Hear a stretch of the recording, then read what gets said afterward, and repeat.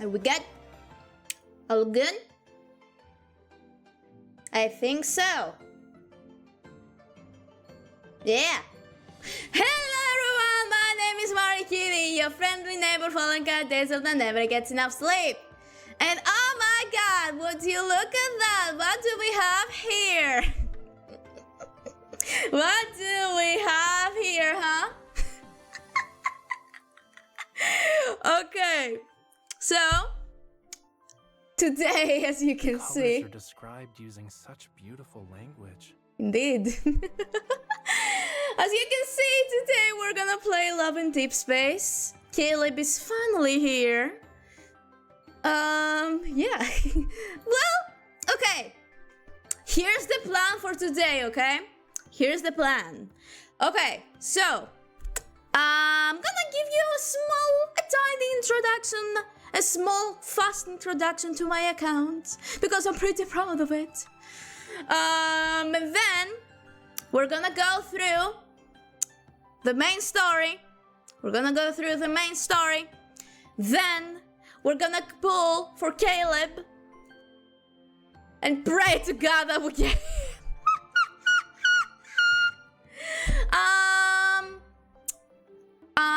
Then actually, yeah. And then we're gonna go to events to see what is happening here. And then, if I have some time left, we're gonna go and look at his myth or any of his cards, okay? That's it. That's the plan for now. We good? We're good. Anyway. Well, I forgot that this is a thing now. What should you remind me of? Are you really gonna keep bugging me when I'm busy working? I might just paint all over your face as revenge, you know. Bitch, you're just reading! You're not working! That's not working! Anyway, here's my main bitch. Raphael. The fistman.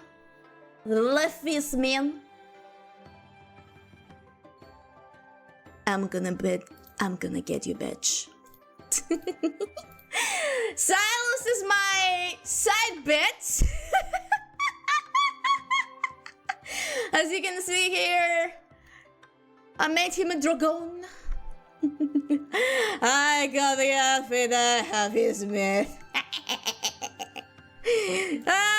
Thankfully, when the banner of his myth came, the game was kind to me. And gave me the cards early. Because if they didn't, I was gonna be so sad. I was gonna be depressed. Anyway, what do we have? Okay, so memories. Got a couple of 5 stars. Yeah, pretty good, I think. Pretty good. Ew. I did not realize. Well, more times for me, baby. Let's go. There we go. Well, as you can see,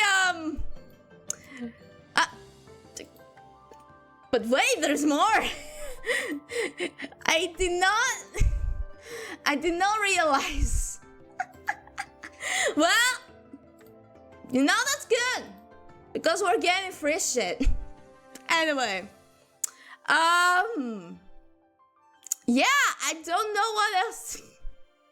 I guess I could show you my room with Raphael over here.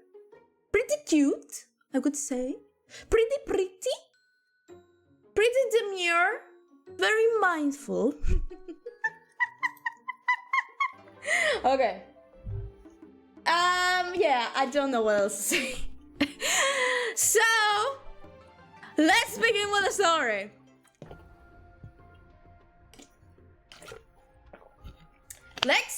Let's drag Caleb home. Let's drag this bitch back home. Because this little shit made us believe like he was dead. For a year. For a whole year. But apparently he's not. And now he's in the military. Look at that shit. What the fuck? Hello shit.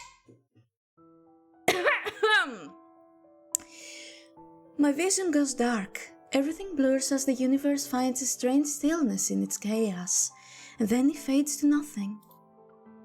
A strong resonance pulses through my body, its tears fragmented memories that drift like fading apparitions.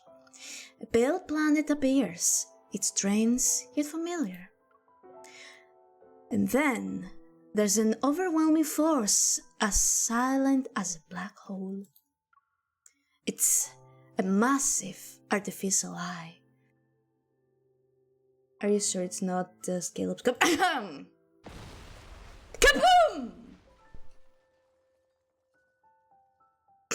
Yeah, that's what we thought Caleb went. We thought he went kaboom, but apparently not. It's been a while since I dreamt about the explosion.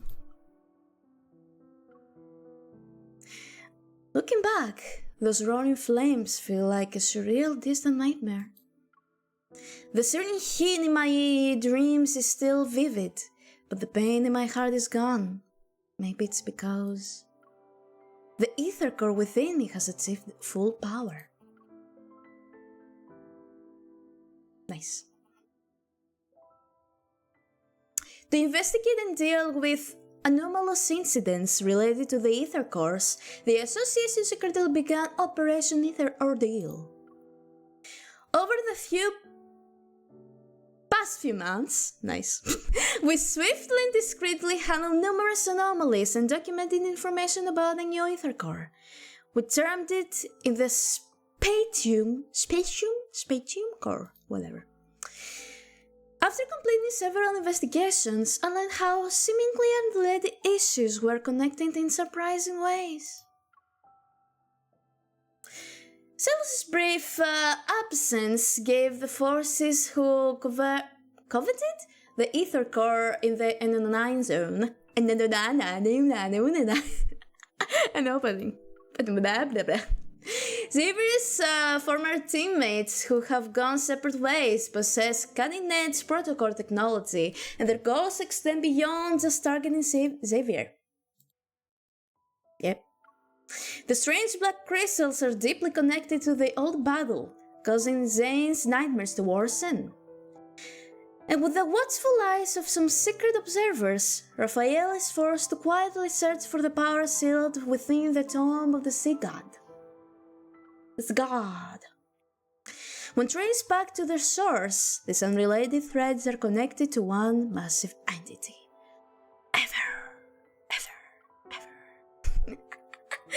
The limited amount of evidence we have also suggests that Ever was the true mastermind behind the Bloomsor district explosion. Fuckers.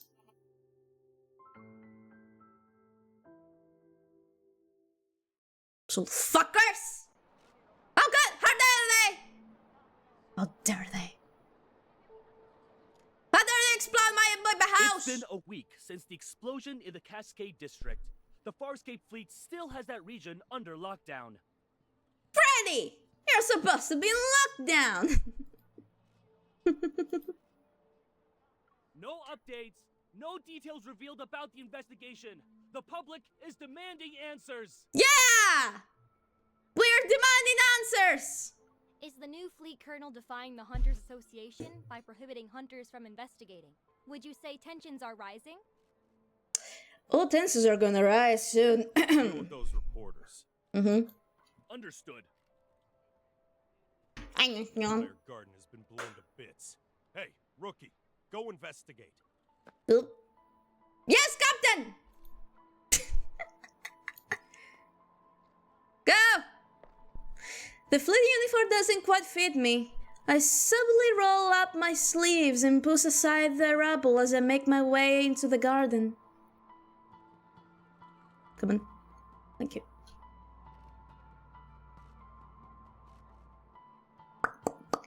The energy trail I can resonate with is faint, but it's similar to the one belonging to an ether core. The source must be over here. It's gonna rain tomorrow evening, and all traces will be washed away. Make sure to be done before then. The garden is in ruins. Thank you. I bent down to dodge the fleet soldiers and crime scene investigators wearing white gloves on the other side of a hedge. Forget hedge. It's right behind these bushes. The burnt vines twist through the vegetation. The silent oppression swallows even the faintest of sounds. Part the veins. Part them. Behind the layer of leaves and petals, it's as if a small hand darts among the tangled branches. I quickly reach out, but my fingers touch another scorched wall. Shit. That brief, vaguely familiar energy fluctuation ripples through the air before vanishing. I knew it. What did I know? 1 week ago. Commission status denied. Handling party. Hunters Association. Sky Heaven branch. Task details. A metaflux explosion occurred at Villa Era 6. Cascades District. Fuck! Sky Heaven. 2 young siblings were home. One was injured and hospitalized, while the other is missing. The parents are unanswerable. I can read, I swear. The explosion incident has already been denied. Hi, Dana. No.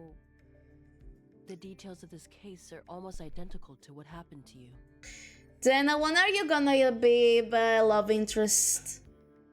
Huh? When are you gonna be a love interest? Leaning against the control desk, Jenna slides a holographic screen in front of my eyes. But rushing to Skyhaven at this critical juncture isn't a wise decision. If I suggested you don't get involved for now, would you consider it?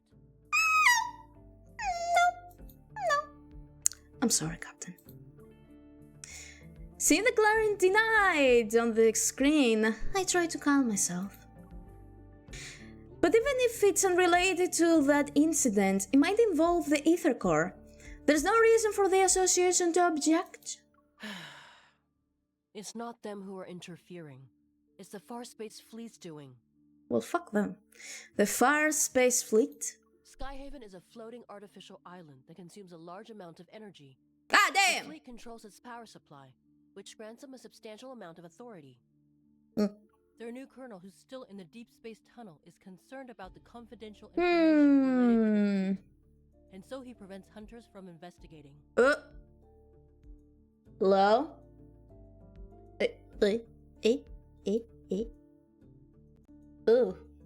Oh, my phone is not doing very well. Understood, I won't go as a hunter. I'll also avoid any conflict involving the fleet. Okay, so, my phone is not doing so hot. So, what I'm going to do is get some ice, an ice pack, and put it beneath my phone. I will be right back, okay? So my phone doesn't explode on sound.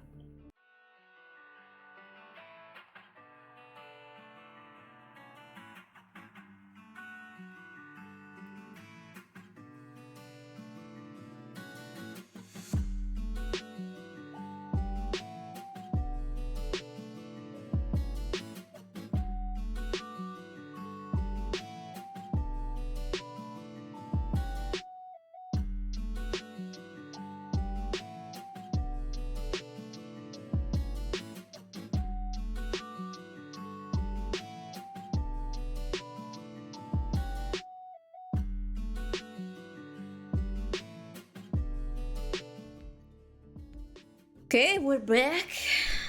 Okay. Let me... it's cold. Let me rub it up. Nah, towel. Oh, it's crackling.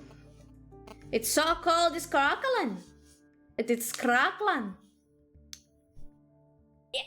Yeah. Alright. Stay there. And stay cold. There you go. That should be fine. That should be fine. See my unwavering determination then shows a rare instance of exasperation. Exercise. In other words, you'll encounter more than just Wonderland should you choose to enter Skyhaven. If you're sure about this, then I can approve your request for a long vacation. Very long vacation. Thank you, Captain. Thank you. The day arrived in. Let me read. In Skyhaven, coincided with now fleet cadets reporting for duty. They formed a neat line along the transfer platform. While hidden in the shadows and thinking about how to blend in, I received unexpected help from a recruit who decided to desert. Sorry? In exchange for my silence, I took her place and successfully moved into the temporary living quarters for new cadets. When tasks were assigned, I relied on these cadets' burning ambition for flight duties, so that I was left with the unwanted ground support role. And it happened. As a result, I was brought to the explosion site in Cascade District. I never imagined I found myself in Skyhaven for a reason like this. Caleb. The gold metal chain touches my neck. It's the necklace I once gave to Caleb. I miss you. I'm gonna slap you so hard when I see you again. Find anything, rookie? With a stern expression, the captain walks over. I come to my senses and shake my head. Captain, I haven't seen anything suspicious. Keep your eyes peeled and give it another once-over. I have my eyes so wide open, sir. If you miss anything, it won't be just you facing the consequences when the Colonel's starship returns. Yes, sir! Yes, Captain. I don't know what's with this new colonel. Since he's butting heads with the association, it's probably better to avoid him. Girl, you might seem crazy, one, but I say... I definitely sensed an ether core earlier. If they blocked off the area because of it, I need to move fast. I have a question, Captain. Usually explosions like this involve casualties or people who are severely injured. How can there be individuals who have gone missing? Yes? Thank you. How did the fleet confirm this? I also heard we weren't sent here to test for traces of... Don't poke your nose in places where it doesn't belong. Mind your own business. I'm sorry! Don't yell at me! As expected, everyone in the fleet is keeping quiet about the circumstances surrounding the explosion. Captain, a suspect just appeared. He showed up in HQ. Did he now? What did you just say? Are you deaf? The Colonel's starship will be on the HQ's runway in 10 minutes. Command issued an emergency order. Hey, We need to head back and deal with the intruder before the Colonel returns. okay. They're already here. If things get too chaotic, I might be able to use it to my advantage. Sneak, sneak, sneak, sneak, sneak. Ooh, hello. Colonel, everything is ready. We'll be landing in Skyhaven without a problem.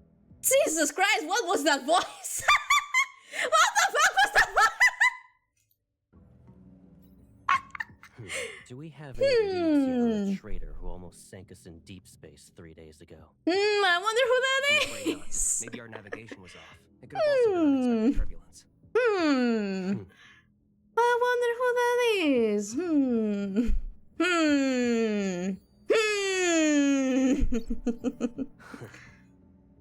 This trip was a test for the new fleet, Colonel. Yeah? The old guard are looking forward to me not coming back. Oh! Oh! Knife? Unfortunately for them, I already danced with death once. That he did, yeah. To be fair. Ooh. Oh, that's so cool. I won't die again. You better not, you bitch. Can you do that to me too? Succeed or fail. You've chosen treason, so the consequences are still the same. Ooh. Ooh, that's hot. You don't need to return to Skyhaven. Ooh. Oh, that was hot. Oh, that was so hot of him. That was so hot of him. Personal space, Caleb! You're too close to my face! You're too close! Well, that was a big start. Well, let's go above the clouds.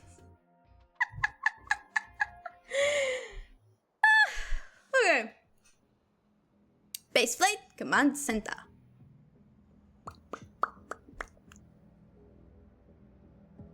The fleet's command center is located in the highest guard station in Skyhaven. The island itself is surrounded by bright sunlight and cold air. A tall, thin man stands at the edge of the runway.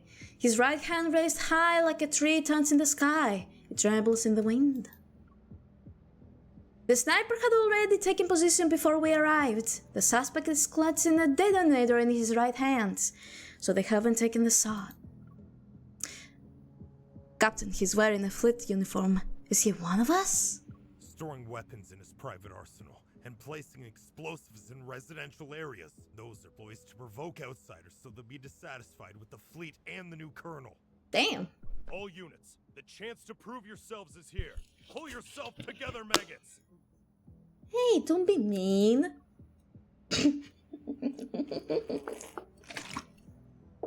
That. I wonder who this suspect really is and if he holds important info about this mysterious group. They made me. The fleet forced me. Uh-huh, sure bet. The fleet made him? Look at the poor bastard. Driven mad by spending too much time in the deep space tunnel. Or he was playing too much gacha games or something. Block all entrances and exits. Make sure no one sets foot on the runway. Yes, Captain! Following the captain's orders, the entire runway is quickly surrounding in a...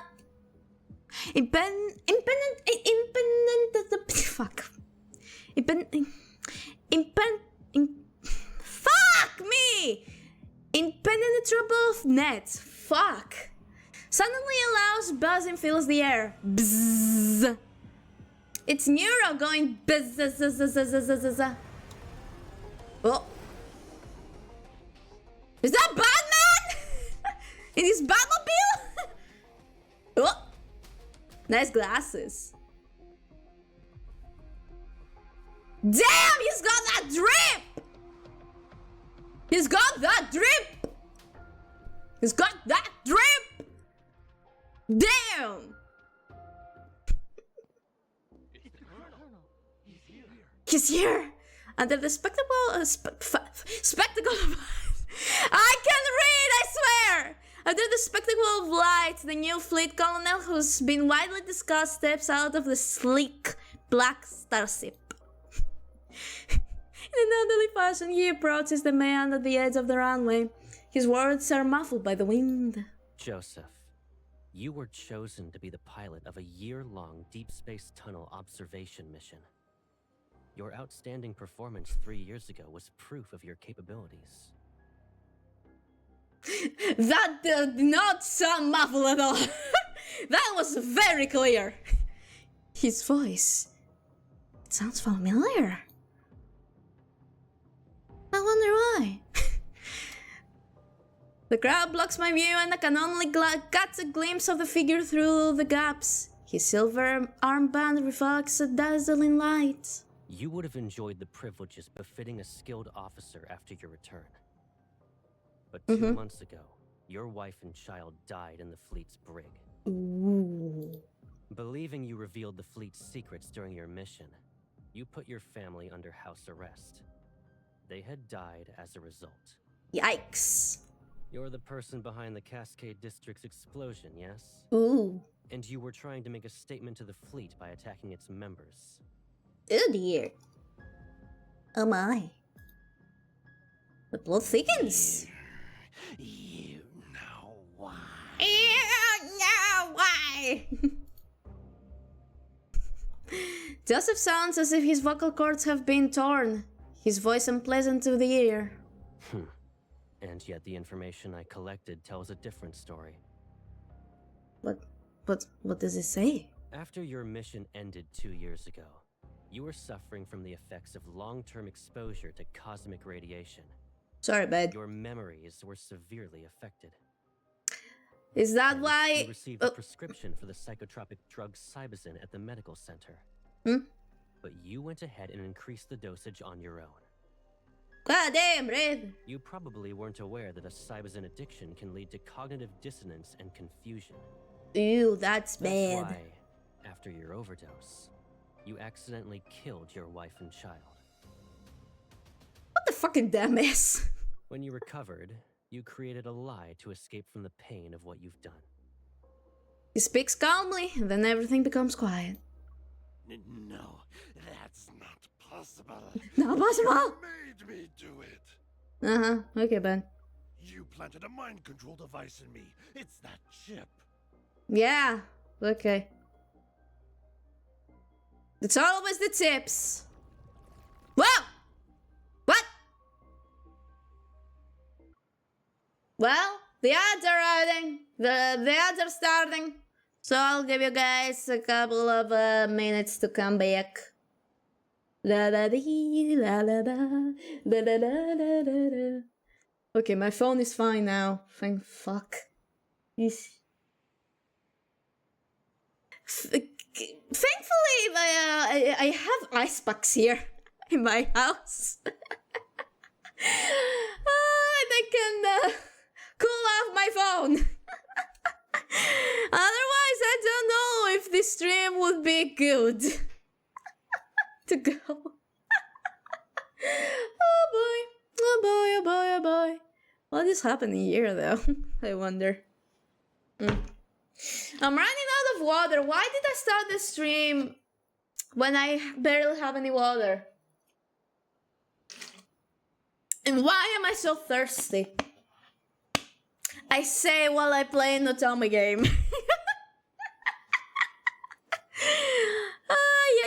Yeah. Okay. Let me check something real quick.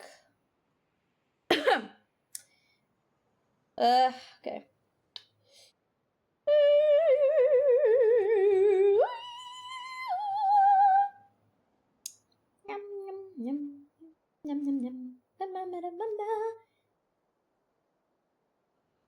Okay. We're back. We are back. Joseph's hoarse voice is interrupted. Reality instantly distorts behind him as a black hole appears. Its edges blurred. Enough. You don't need to defend yourself anymore. Okay. As soon as the colonel finishes speaking, the man and the detonator are consumed by the black hole in the blink of an eye. Did Caleb just yeet him into the black hole? Well, bye! Quickly closes and the clear sky reappears once more.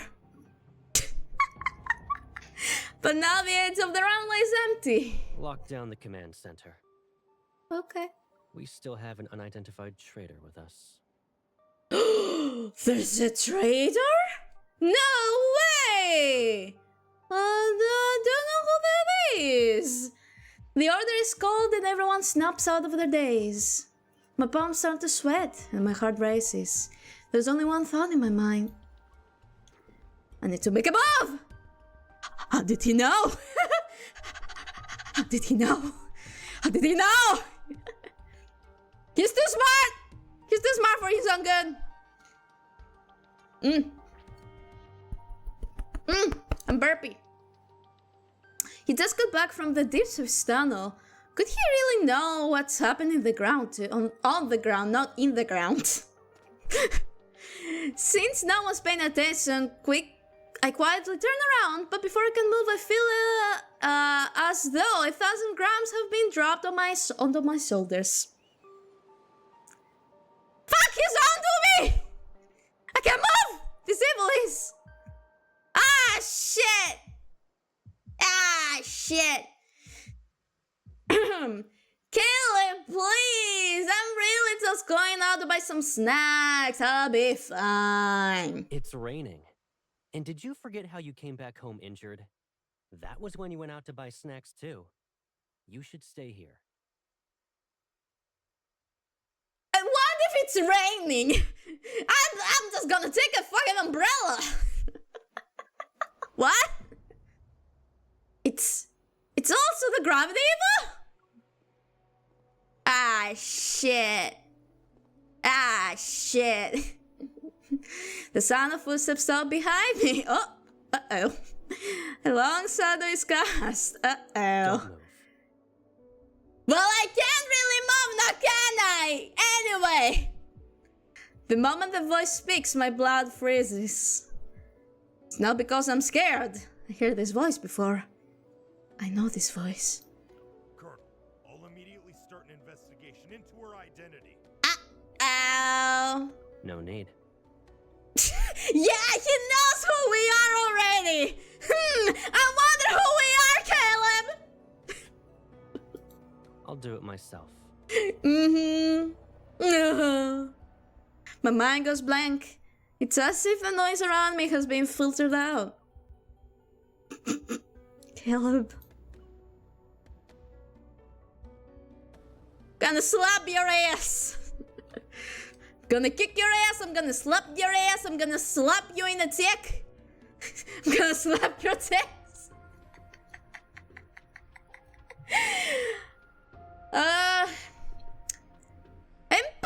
Empathic interrogation. Ew. We cannot even skedaddle.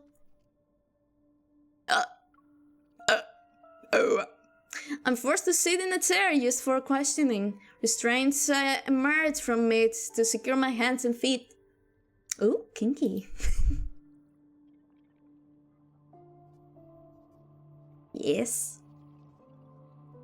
This is the interrogation room of the Fleet Starship. The Colonel will question you himself. Good luck. Thank you. Thanks. After the door closes, a harsh, incandescent light shines down from above. And another light behind the one-way glass window opposite of me turns on. I can only see a blurry figure. I'll start asking the questions. Please cooperate. Fuck you! The icy air in the interrogation room guns at my chest. I take a deep breath and try to calm down. Colonel, I'm a small face. Why are you personally interrogating me? You deceived the entire fleet with a fake identity. Can you really be called a small fish? I mean, I'm pretty small. I'm pretty small if you really think about it. I only have half of my body currently.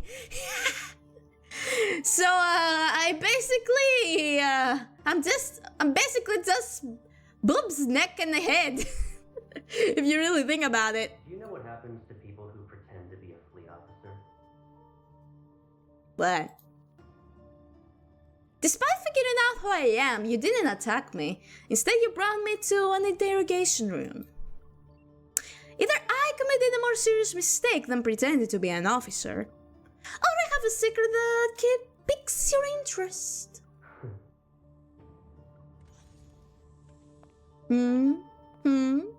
The light behind the glass wall flickers twice, and the silhouette vanishes. He enters the room without missing a beat. His military boots touching the alloyed floor.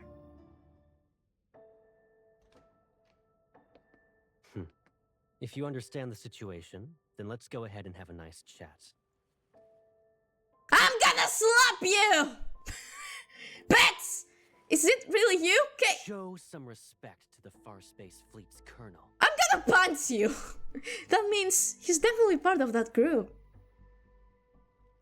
How can a stranger look so similar to Caleb? I can't believe it. Sir, have we met before? You seem familiar. You're wrong. But how exactly? You look exactly like someone. Watch your mouth.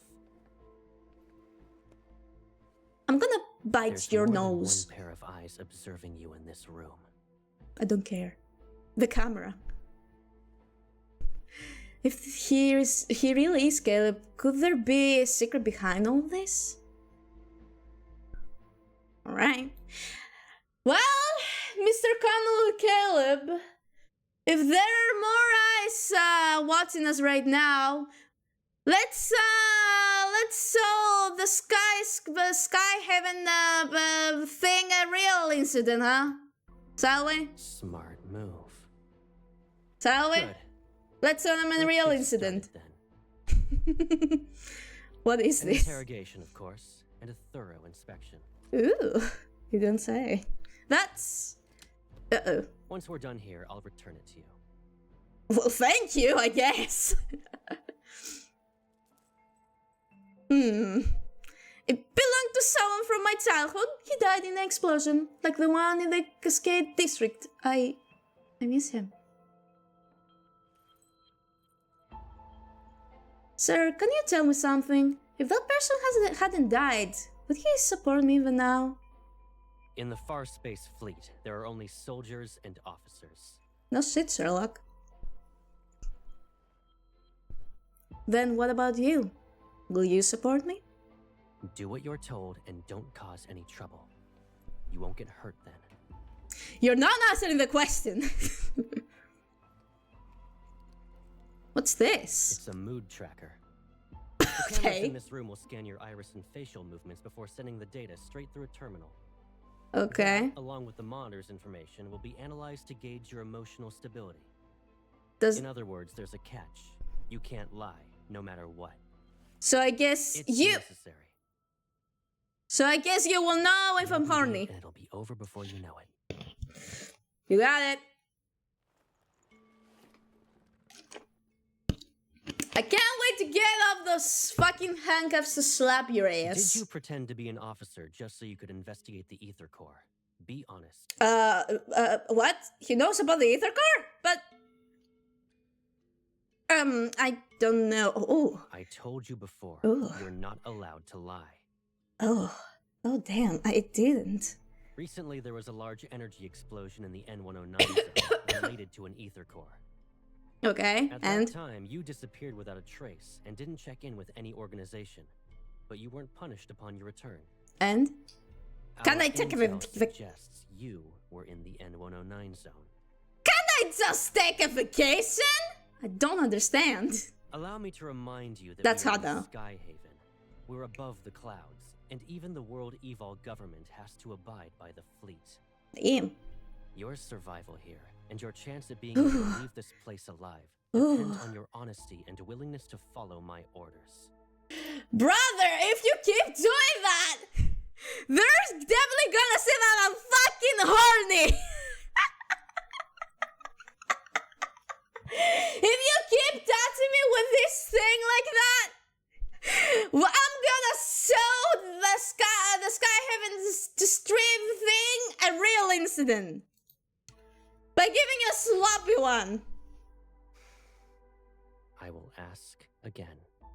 Did you come to Skyhaven for the Ether Core? Is he really Caleb? Answer me. Damn. Remember, the camera is watching. You must tell the truth. The camera, he's reminding me that there's surveillance, so I can't see anything. I'm telling the truth, I'm not related to anything involving an Ether Core. this is your last chance. I don't know anything! What? What? What is happening? Huh? Eh? What? Where? You passed.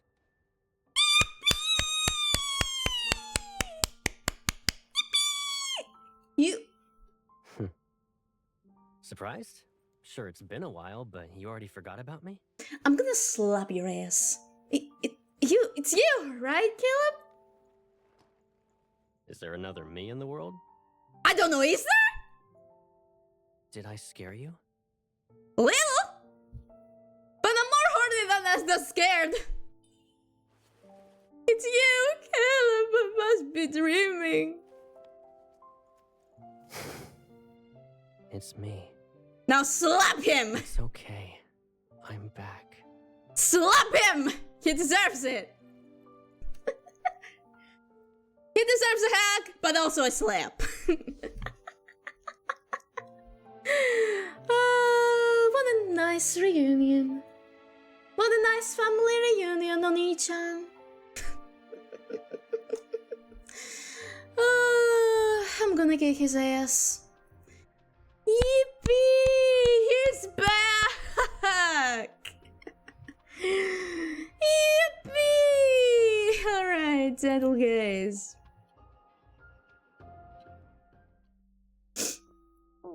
Don't be afraid. It's all right. From Granny. now on, we'll be living together. Does this mean we'll never be alone again? Aww. Yes. Starting today, I'll be your grandma. Grandma. In the empty void I see, everything is like a painting's white background that is seconds away from being drowned in the sea of color. There's one exception, the figure standing before me who's strikingly clear. You. Who are you again? It's okay if you've forgotten. I'll remind you. He holds my hand with a radiant smile. His eyes gleam like sunlight. I'm Caleb. I'll always be by your side. Aww. My mind returns to the present. All I can see is a grayish yellow... That is not yellow, Mari. That is white. A grayish-white glow with a metallic tail. Caleb sits up opposite me. He reaches for the first aid kit as he holds my wrist, which has marks from the restraints earlier. Hi. Most of the fleet's meds work immediately. Nice. It might sting. You need to tough it out. I've toughed out many things before in my life. His standard care is completely different from the cold, intimidated... What the fuck was that?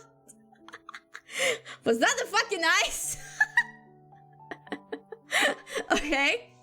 Anyway, as I was saying before I was interrupted, his standard care is completely different from the cold, intimidated facade he wore in the interrogation room.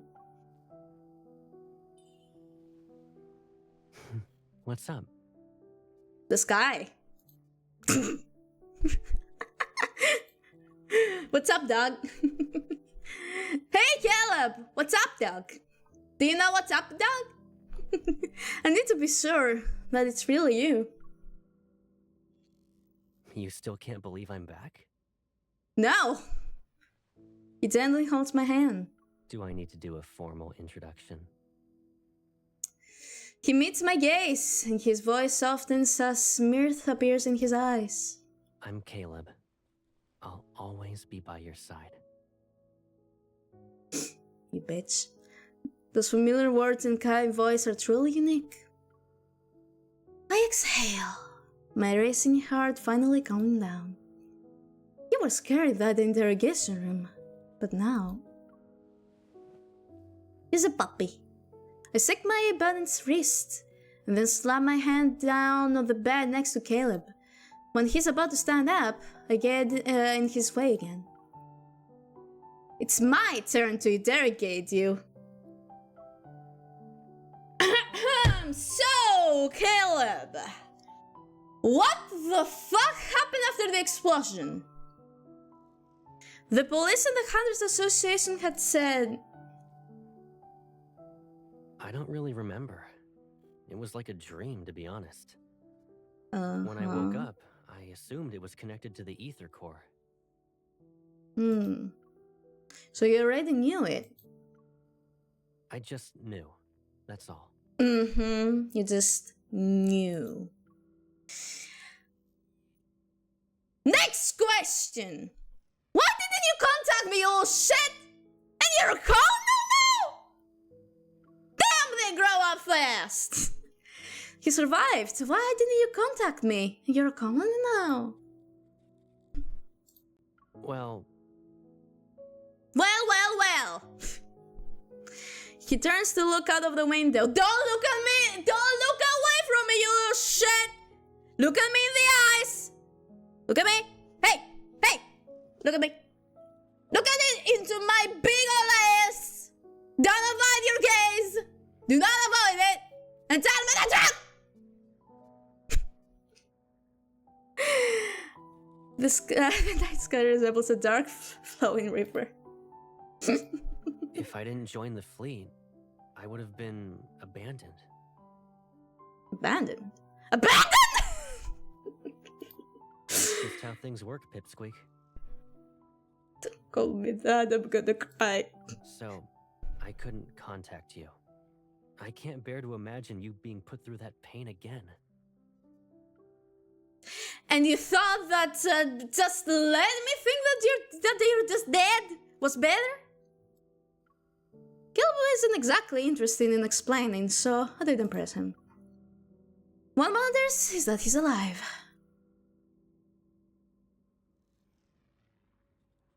So, how's Grandma? If you're here, she must be okay too, right? Yeah, to be fair, she was old. I'm sorry. I couldn't protect both of you. Damn. As Caleb's gaze loses some of its light, the faint hope in my heart breaks. Alright, let's move on. You might start crying again if we don't. I'm out of water. God damn it.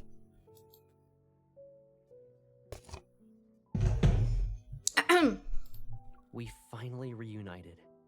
If Gran knew, she'd want you to cheer up. In those circumstances, though, I don't know. Caleb closes the first aid kit and stands up. He returns it to the cupboard. After all that interrogating, surely relax. You've been running around all day and must be exhausted. Kinda, yeah. Let's get something to eat. You know what I'm thinking right now? What I want to do right now is flick that cap off his head. Colonel, I don't know why. The captain of the 3rd Squadron would like to speak with you. He has suggested solitary confinement for the traitor you captured. Who am I, Klee? I don't need solitary confinement. I'm not Klee. Come back to me when the bobble around his neck grows a brain.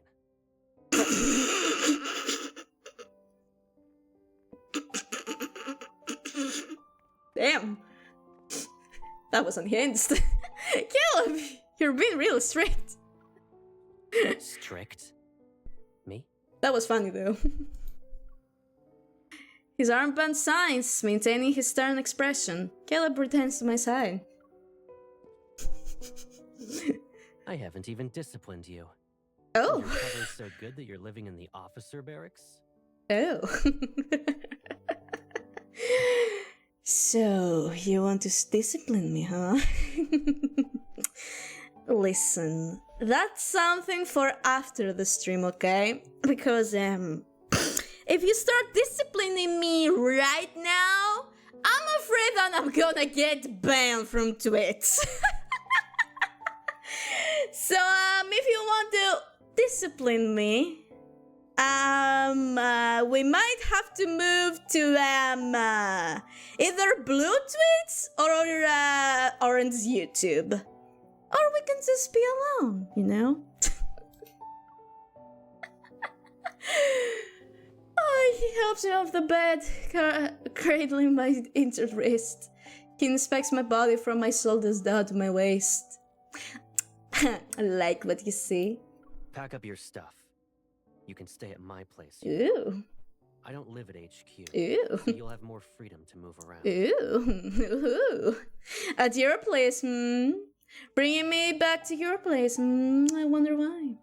What are we gonna do there? I'm sorry. Awesome, but I'm still a treasure to the fleet. It might be weird if I'm suddenly accompanying a colonel everywhere. He lowers my wrist and taps on the other one. What? Okay, sure. Understanding his intentions, I turn around to let him take my bag. It draws even more attention. Some people might even question your authority. Hold on. Are you being considerate on behalf of your fellow fleet mates? Or do you actually want me to prove your guilt so you'll be locked up? Shut up. Shut it.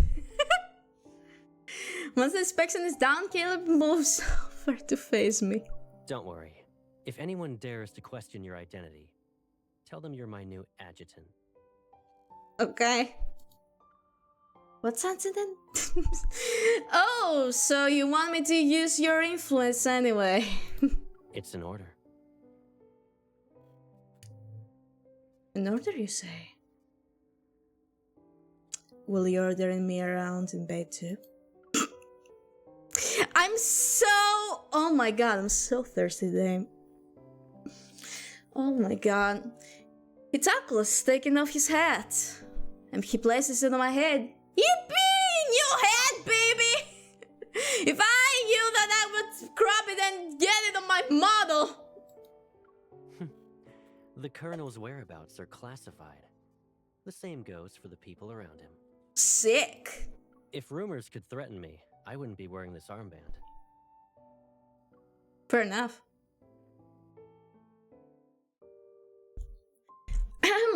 Caleb's personal aircraft carries us away from Skyhaven's main islands, and we go to the surrounding guard stations. Golden sunlight traces the crystalline lines across the viewport. In the cramped cockpit built for two, I tell him everything that happened when we were separated for several months. The researchers been killed one after another, the documents Grandma left behind, and the ether core within me.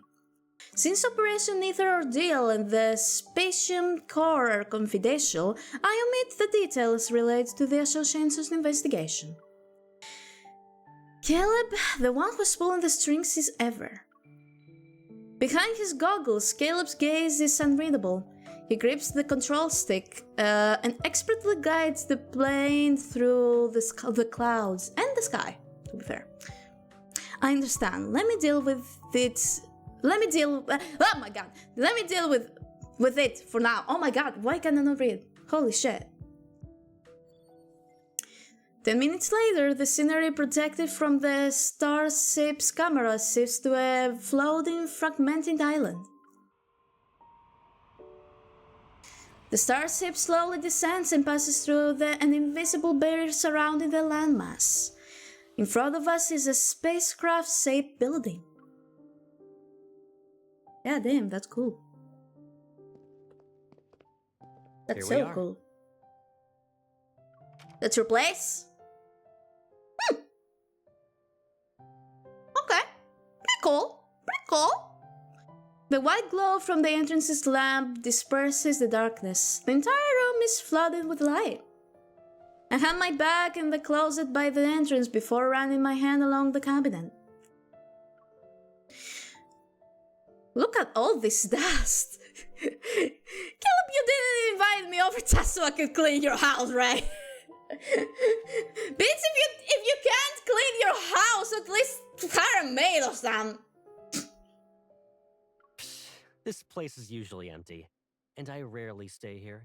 Of course, it's not exactly pretty. Jesus, man, you have a whole house and you don't even use it? Move. Wanna slap his ass. Holding a few ducks he took from my luggage, he lightly nudges my foot. Only the toiletries are left. Go ahead and sort out your stuff. Thank you. Oh, actually, hold on a sec. Ship. To me. What? After tossing my jacket aside, he takes my finger and presses it on the door's lock. How long are you staying in Skyhaven? If you're not in a rush, why not extend your leave for a few more weeks? That sounds like a fucking... Is he like getting our fingerprints into the door or something so we can just stay there whenever we want? Anderson gets summer or winter vacations. Captain Jenna let me take some time off, but it's not because I don't have anything better to do. I almost forgot. You already graduated from Hunter School. Yeah! Entry But... completed. Pick a bedroom you like. How many bedrooms do you have? Thank you! How many does this place have if you're asking me to pick one?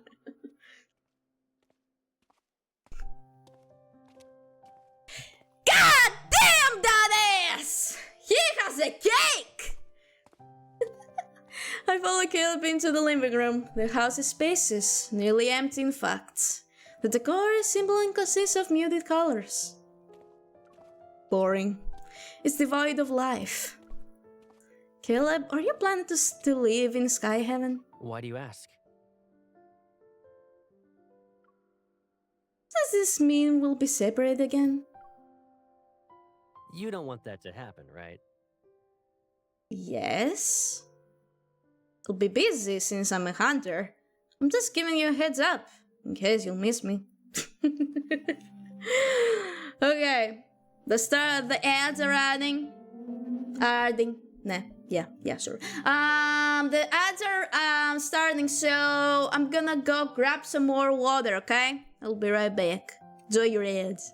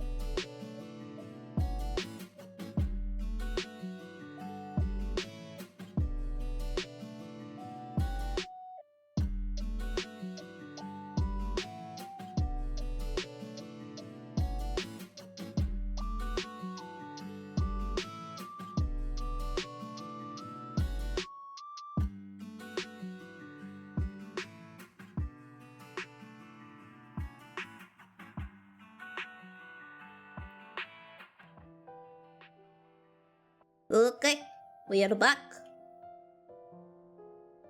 Right? Yes. After navigating through several doorways, I stumble upon a bedroom with comfortable lighting. I stop before it. Yeah. Without our wanderer-chasing hunter, we'd all be doomed. I know, right? Caleb leans against the doorway and looks inside. You like this room? Yes. Seems cozy. Okay, then. Yippee, I have my own room! His lips curl into that familiar teasing smile as he heads towards the kitchen. Think about what you want to eat for dinner, and your personal chef will make it.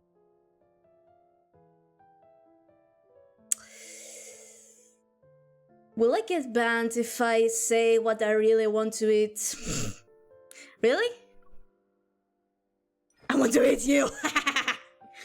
I catch up to Caleb and jump. I wrap my arms around his neck. Make all your specialties, bitch! Braised pork, sweet and sour fish, pork chops, everything! I'm gonna put you to work, bitch! Do you actually want to eat all that, or are you just naming all the menu items? You have quite the appetite. I'm not really hungry, am I? With my head weight on him, Caleb pivots before putting me down. You don't need to help out. Just relax in the living room. Oh, I yeah, don't wanna just help so out. you know, Yeah? that room you claimed is mine.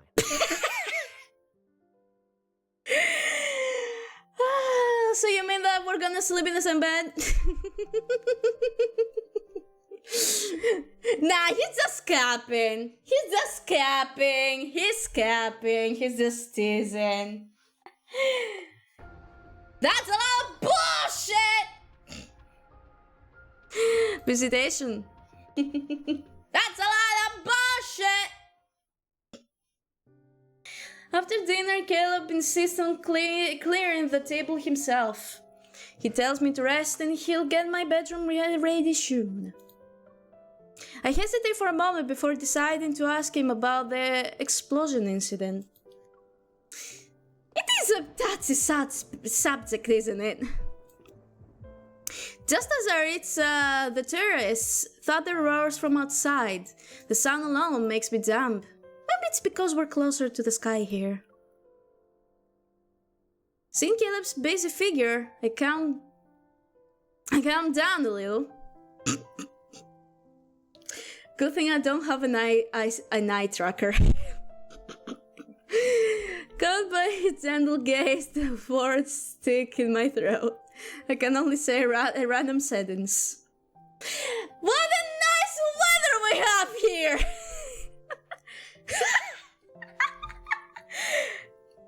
I want soda.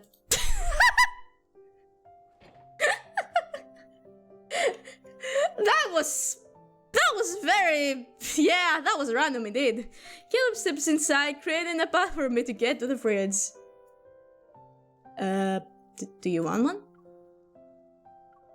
He doesn't decline, so I offer him a soda can. You're gonna move your hand when I try to take it. I'm not falling for that again. No, I would never betray your trust like that. No. Stop acting like a baby. I'm done with those childish antics. MC, do it. Do it.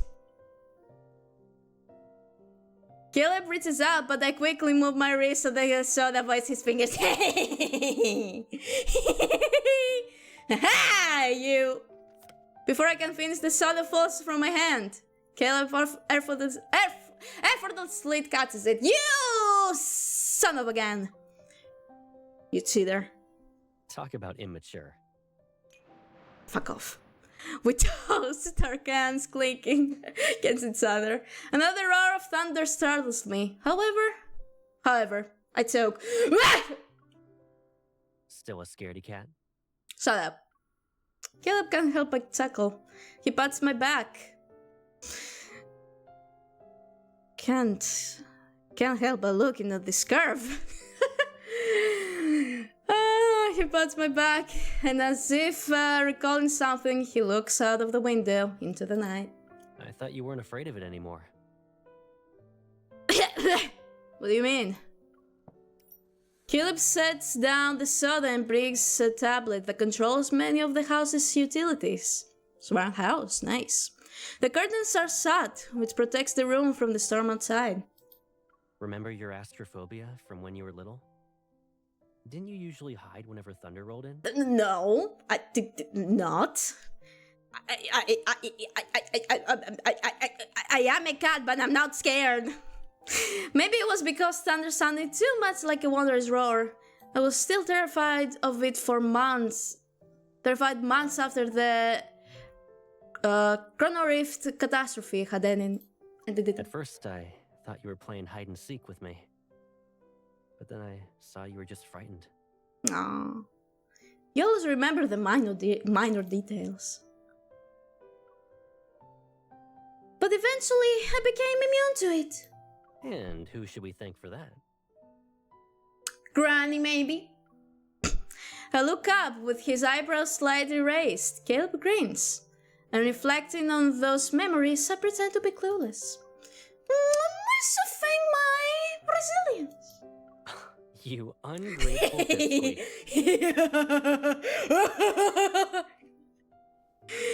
Caleb teases me and beats my nose, chuckling at my reaction. Okay, let's go. Of course, I remember that whenever there was a storm, regardless of whether it was during the day or at night, he always stayed by my side. I didn't care to fall asleep, but Caleb always covered my ears until I dozed off. The thunderstorms trapped him, and the thunderstorms trapped him, the most popular kid on the block, inside the house. So he had to seek refuge with me in various hiding places. No one else knew it was me that was trapped home, and Caleb was the one who broke that magical cage. Caleb, why were you always the first person to find me? It didn't matter whether I hid in the closet or the attic. We probably have a telepathic connection. Maybe we're soulmates. You just got lucky every time. Yeah, and? Doesn't matter if I'm lucky or not. I wish I had body tracking right now. Because the amount of middle fingers that I've gave him this stream. Sentimentality grazes at my heart's surface.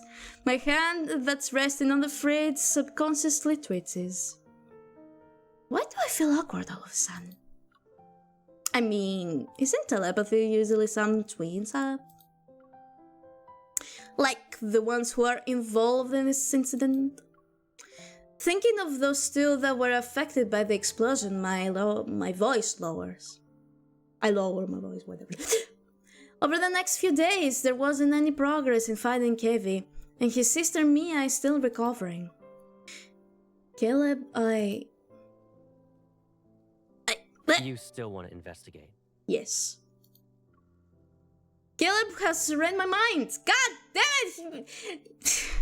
Not only does he control gravity, he's also a mind reader! That's OP!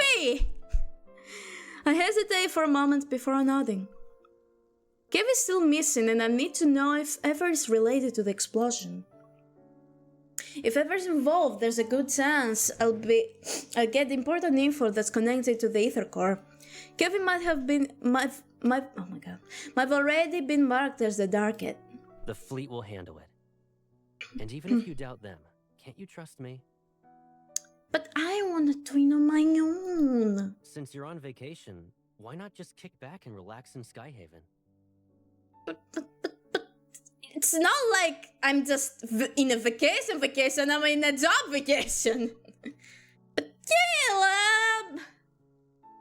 Sister must be worried sick about him right now. She probably wants to be with him, with Kevin. Blah, blah.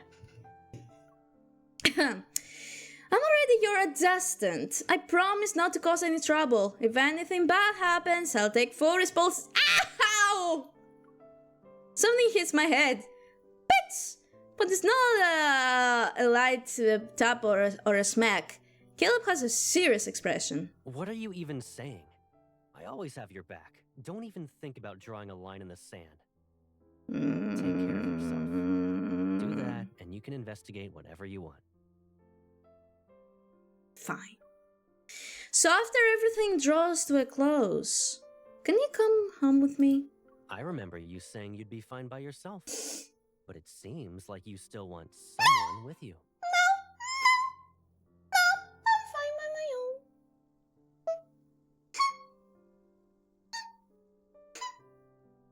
I'm fine by my own.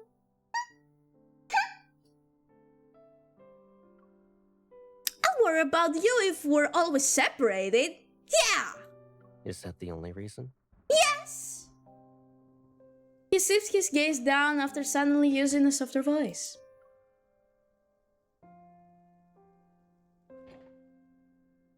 The fridge door is slightly ajar. We are wasting electricity, and Caleb's hand rests on it. I'm seemingly trapped in this confined space. A cold breeze brushes against my shoulders. The faint glow from the refrigerator casts a shadow and shadows in the depths of his determined, steadfast gaze. Is it just because I said I'd always be by your side?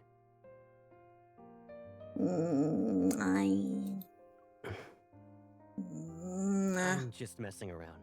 What's wrong? Cat got your tongue?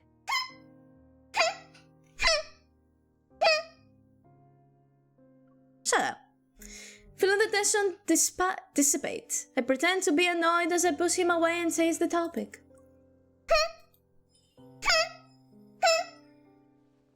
Move! It's so cold being in front of the fridge. If I get sick, it'd be your fault. Amused, Caleb willingly backs off. Alright. I'll keep my distance. It'll be like there's an ocean between us. You stick to your side, and I'll stick to mine. Not that far. Don't worry. You won't have to remind me twice. Not that far! Bitch! Bitch, if you dare leave me again. Bitch!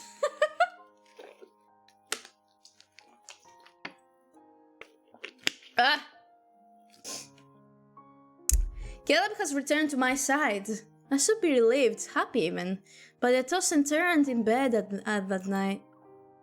As I open my eyes, the bright morning light filters through the curtains. A warm glow is cast on the bedside. After staring at the dimly lit ceiling for what feels like an eternity, I wearily get up.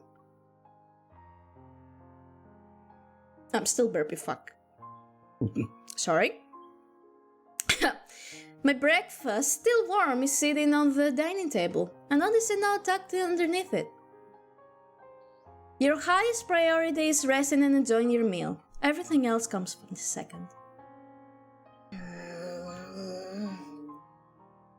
I hate how much of a boyfriend material he is. Fuck you. I smile as I fold the notes. When I sit down, I get a voice message. Did you eat breakfast yet? I'll be sorting some things out with the fleet. I'll pick you up later.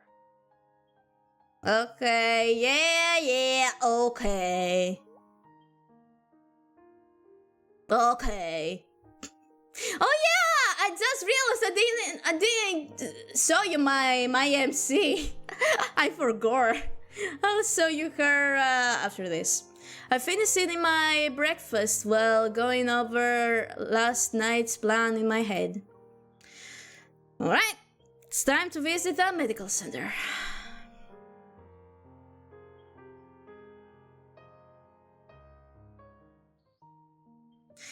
Willow Medical Center, inpatient department, 9th floor, room 903, Mia. Thanks to Caleb's support, I quickly find the place where Mia is recovering in.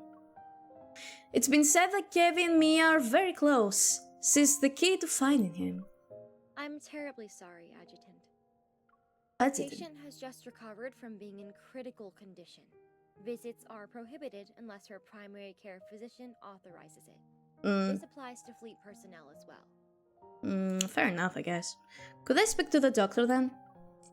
The nurse looks me up and down. There's a hint of suspicion in her eyes. Dr. Jones is busy with meetings with a visiting team of medical specialists. The earliest you now. can schedule an appointment with him is next week. Next week? I understand. Let's break into her room. Mia's in a precarious situation right now, but with the hospital's strict security measures, her safety is guaranteed at least. I find myself walking to the elevator, and my gaze falls on the directory sign. The administrative offices are on the 16th floor. Those are a lot of floors. If Dr. Jones is in the meeting, he might be on this floor. The elevator doors open. While engaged in hushed conversation, several doctors step out. I guess I can only try my luck upstairs now. Just as I'm about to enter the elevator, a familiar voice cuts through my train of thought like a blade of frost.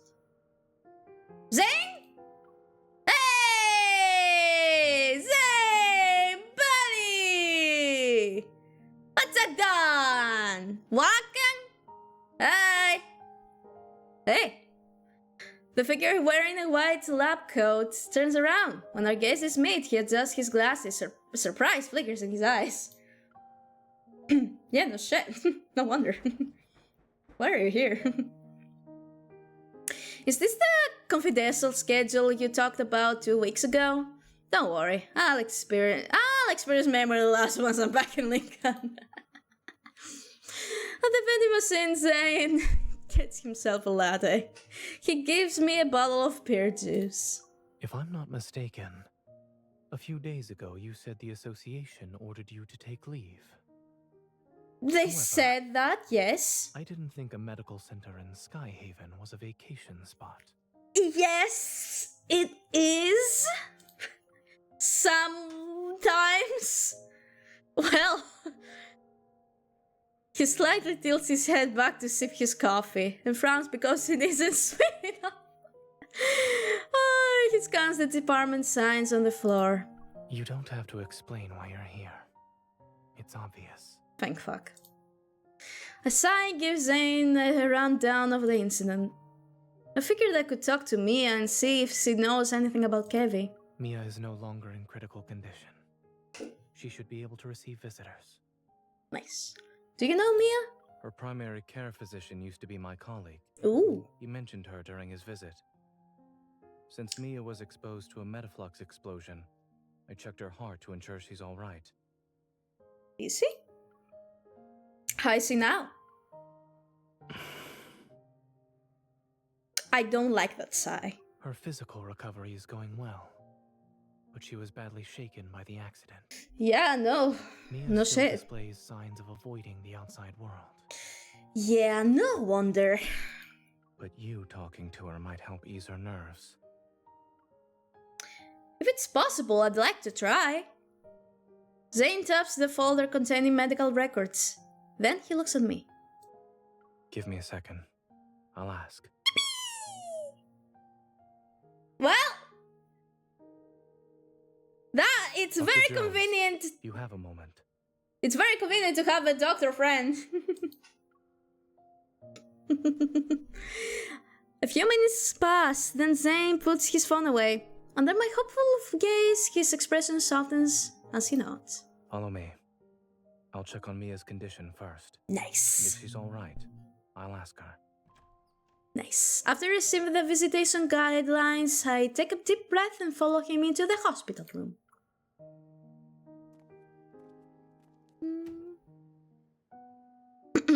In the pristine white room, a young girl around 10 years old sits on the bed. Her face is covered in bandages. Oh, you poor thing. Mia, the nurse said you drank some milk today. That's good. Mia turns her head without responding. With a blank stare, she looks out of the window. Zane crouches down by the bed. He gently touches Mia's elbow. Since you listened to the doctor and the nurse, it doesn't hurt as much now? The little girl slowly blinks, silently acknowledging Zane's words. While waiting for the pain to go away, do you want a reward?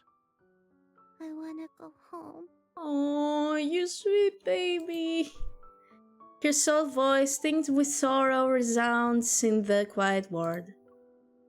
My heart feels a faint pang, as if that voice reached out to me, urging me to move closer. However, I hesitate, unsure of how to start the conversation. Seeing that Mia has noticed me, Zane speaks in an even gentler tone which radiates reassurance. She's my friend.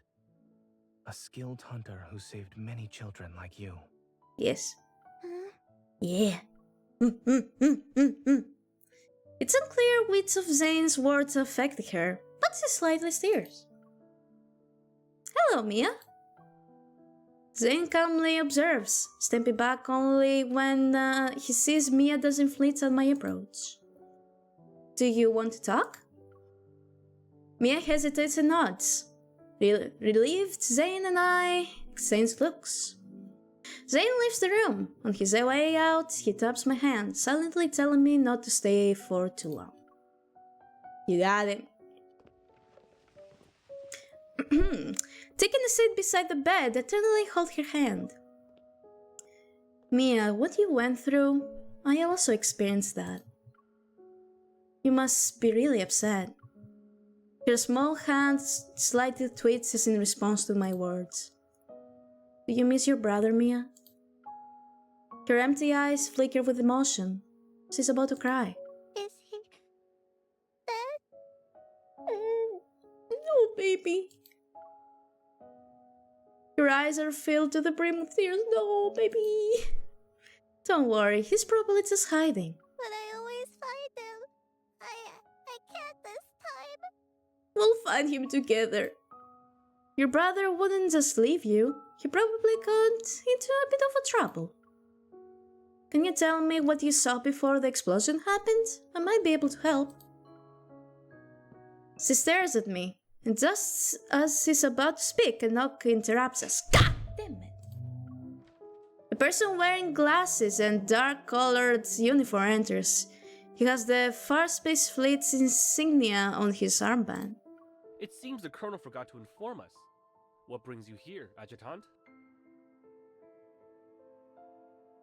None of your business. His scrutinizing gaze washes over me, and I look away. It seems today won't go according to plan. The Colonel has his reasons. Just do your job. I'll stop by next time to avoid any trouble. As I'm about to leave, Mia suddenly calls out to me. Miss? Yeah? Oh, she retrieves a burnt dog plaster from behind her pillow. She sounds nervous when she speaks. Thank you for visiting me. Oh, Can I give you Lucia as a present? oh, you sweet baby! Oh, you sweet, sweet baby! Oh, you sweet baby! Lucia, is this dog Lassie? Sure. Oh.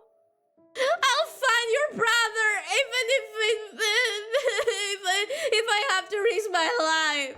I will find your brother, Mia. I promise you. Anyway, I told you guys that I would show you my MC. So, let me show you her real quick.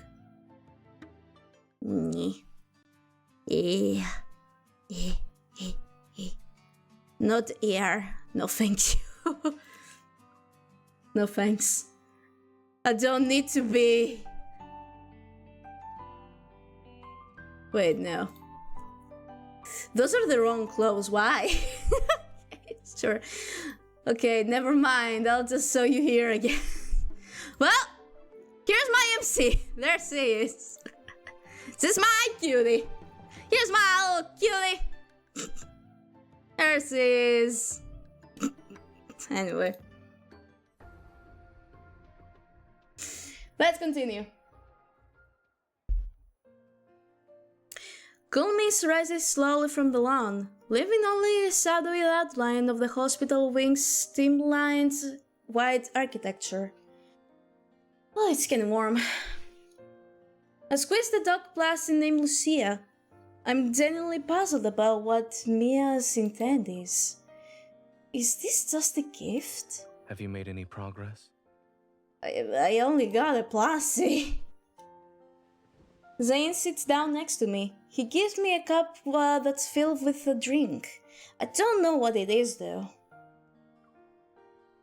Is this milk tea, a healthy drink, or a fruit slushie? Warm water. Warm water? Zane, do you hate me that much? Why would you give me warm water? What the fuck? You want me to drink warm water? He calmly looks over before lowering his head. Then he gently squeezes the dog plastic stick. As usual, he delivers his dry humor with a straight face. Furrowed brows, pursed lips, and a scrunched up face. All symptoms of severe dehydration. I don't think warm water would help with dehydration. I have a feeling that it would make it worse. There's no way my face is. I quickly relaxed my expression, but my brows furrowed again upon seeing Lucia. Mia clung to this plushie from the site of the explosion at the medical center. Now it's with you. What did she say? I said I'd help her find her brother. Kevy? Yeah. Zane pauses, his thoughts drifting for a moment before he shifts slightly. His tone becomes more solemn. Something or someone must be behind his disappearance. Yikes. However, by getting involved, you'll have to confront people who are also searching for him. I know. While the Fast Space Fleet dealt with the culprit behind the explosion, the whole thing feels too similar to what happened to me. I'm not sure, but Ever must be involved somehow. Kevin must have something thereafter. Or there's a secret there desperate to keep hidden. The closer you are to the truth, the closer you are to danger. And? If you truly thought this through. Yeah. Once they make their move, there will be a second time and then a third. I can't just stand there and watch the same tragedy repeat itself with these two. Aside from Ever, there's another curious matter. Yeah? I studied in Skyhaven and worked at Willow Medical Center for a while.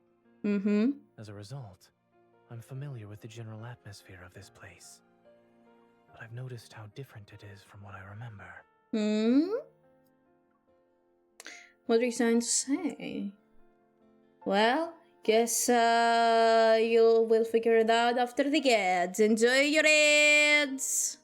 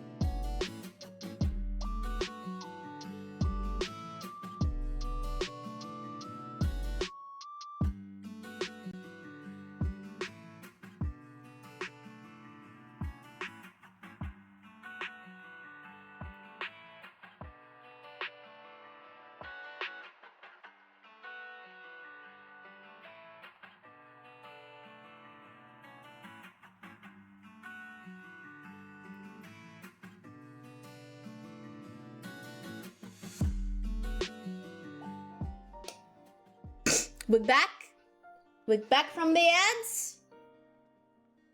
Welcome back from the ads. So, what are you trying to say, Zane? The fleet. Oh boy. Back then, the fleet wielded a considerable amount of influence beneath a modest facade. Yeah?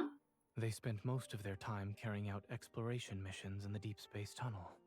Mm-hmm. A majority of the people who worked here for 7 to 8 years had never seen what their vessels looked like. This sort of large-scale operation where their forces have been deployed on the ground is unprecedented. Well, it is strange. Yeah, it is strange. It's also something that wouldn't be noticeable unless you lived in Skyhaven for several years. Captain Dana mentioned this before I left Lincoln. The fleet's response to the explosion is different from what they've done in the past. I'll keep a close eye on the situation, but for now, I need to find Kevin as soon as possible. He's been missing for a while now and could be in danger. Zane nods and looks up at the dark clouds in the sky. Did you find any leads?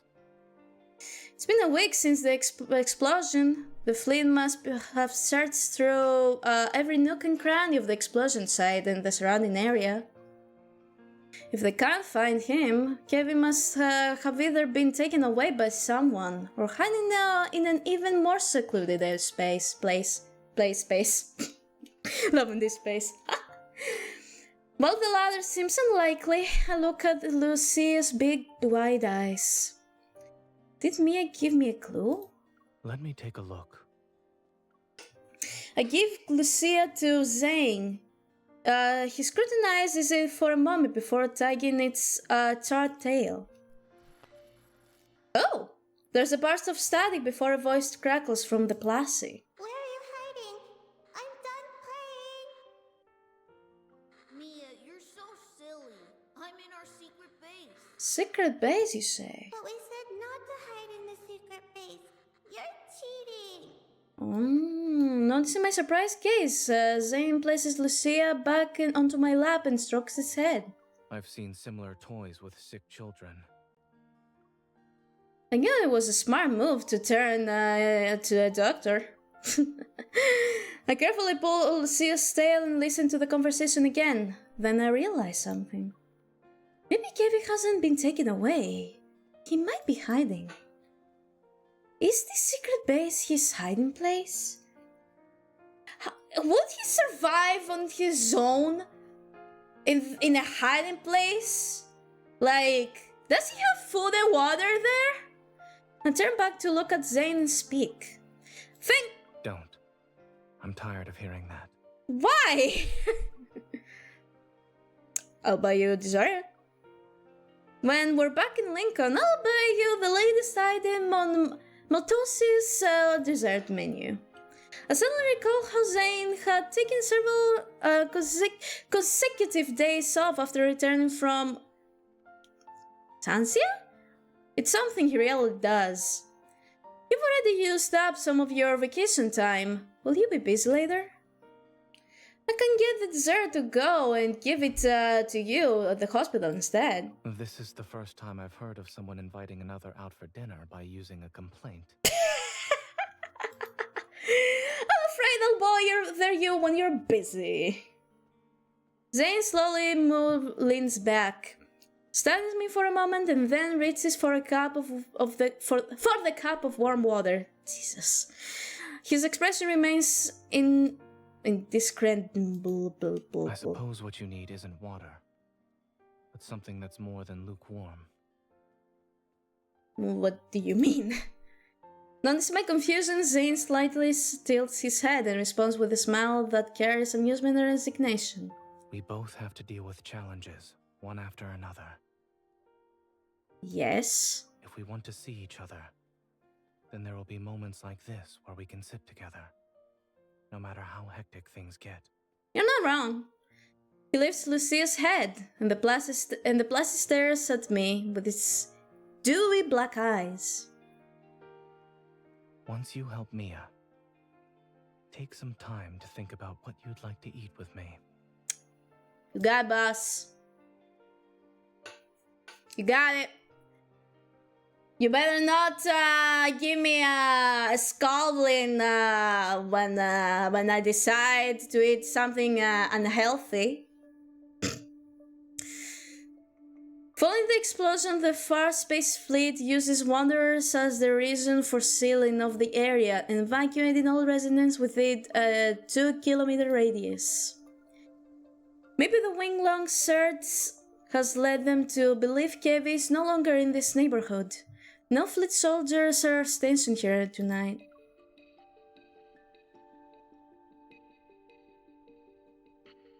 Hopefully we'll find him. The dark ground reveals several sets of footprints, all disorderly. Many have passed through this place. Heavy. As I enter a backyard, I see a scored swing and a slide that's been reduced to a metal frame. I pause before carefully tugging Lucia's tail. If Kev is still around, he might hear this. After a few minutes, I notice faint sobbing. Suddenly, a familiar energy fluctuation ripples through the air. Behind the shrubs, a tear in reality, around half a meter wide, materializes. A timid little boy emerges. He's hesitating. Realizing I'm not his sister, he tries to run away, but I quickly call out him. Wait! Mia sent me! The boy freezes. He turns around, but his head is still lowered. He's unwilling to meet my gaze. You shouldn't come any closer. Don't look at my face. Oh no, what is happening to you, little one? Have I become a monster? No. Oh, sweetheart. Granulated crystals seem to be growing around his eye sockets, almost engulfing his whole face. A few months ago, I saw this sort of phenomenon in the unknown eye zone, with those monsters in the Tansia city. Maintaining my composure, I touch the crystals on his face. A sharp pain shoots through my palm, but the growth stops. Just as I thought. I've seen this before. You're not a monster. You're just ill and need to get treated as soon as possible. She's recovering in the medical center, and after the surgery was over, there haven't been any problems. I take Kevin's hand and wipe away his tears. Right now she's worried about you, Kevi. Kevi, can you tell me what happened on that day of the explosion? How did you manage to stay hidden? The secret base you have with Mia. Comforted by my words, he stops sobbing. Slowly he withdraws his hand and reveals something to me. Oh, in the center of his palm is a tiny crystal fragment. This is... A familiar energy reverberates in my heart and I slowly exhale. This is the last spatium core fragment we've been looking for. When the explosion happened, Mia and I were playing hide and seek. I was in our secret base while she was outside. She couldn't find me. I was hiding for a couple of minutes. Then I heard a loud bang and blacked out. Oh, I'm so sorry. I was protected by this thing that Mom and Dad left. Interesting. Kevin looks down at his palm. The protocore fragment emits a gentle, soft glow. Your parents left this? Yeah. They also said I need to take care of Mia. And that I shouldn't be found and use this to hide whenever I'm in danger. Interesting. So this fragment can create a space. Then secret base you and Mia talked about? The secret base. Lowering his head, he nods. After the explosion, I slept for a long time. And when I woke up, I wanted to find Mia, but there were people outside looking for me. Who were they? I don't know, but they were dressed like Mom and Dad. Mom and Dad said that when they're not around, I shouldn't trust those people or go with them. I can't trust anyone. Interesting. This must mean Kevin's parents knew there were people in the fleet who wanted to harm them. I bet other groups are also involved. At this point, leading the fleet and find Kevin might not be for the best. I toss the black crystals on Kevin's face. He slightly flinches from the pain. But even if we only consider his health, Kevin can't stay here anymore. Maybe having him leave Skyhaven temporarily is the only way to ensure his safety right now. In that case, the Hunters Association, which has been kept out of this event since the beginning, will be a reliable, safe haven. I know you're in danger and that you really want to see Mia now. But you need to keep this fragment safe and hold on for one more day. I'll make the necessary arrangements and return to you as soon as I can. Kevi is quiet for a moment. Then he pats Lucia's head and nods. Can you tell Mia something for me? Whatever you want. I'm okay. Tell her not to worry. I'll make sure to tell her. I'll make sure to tell her, honey. Don't worry. Well, we found a child. Good job to us. Mission accomplished. Alright. Next up we have... What do we have? What do we have? After leaving the area that's under lockdown, I call Zane. Zane! Don't rush. Speak slowly. Did you find Kevi? Yes. When his voice comes through the phone, it's almost as if a warm hand is soothing my troubled mind. Yes, he has a spatial core fragment. He's been using his power to hide himself. He's also infected with something that involves those black crystals. Better than yeah. Oh no, fuck. But his condition seems slightly better than what we saw in the patient at Tansia Hospital. In Tansia Hospital, Zane and I arrived at a preliminary conclusion. The ether cross power doesn't cause transformations like this. Someone is responsible for creating this crystal-related disease. And assuming that's the case, they're deliberately turning people into monsters. After I revealed this conclusion we never really discussed before, the other end of the line is silent for a few minutes. A few years ago, I witnessed something similar. That person was my friend. Recalling my conversation with Zane in the Arctic, a guess forms in my mind. Was it the one who died in Mountain Eternal? It couldn't be because... Yes. Ooh. After that incident, we Yikes. learned that under extremely special circumstances, when Wanderers strike, their attacks cause energy crystals to grow in the afflicted area. Oh, for fuck's sake. Corrode the human body and grow a sort of shell over it. That sucks. Once that happens, the victims can lose their sanity within seconds and uncontrollably lash out at anyone around them.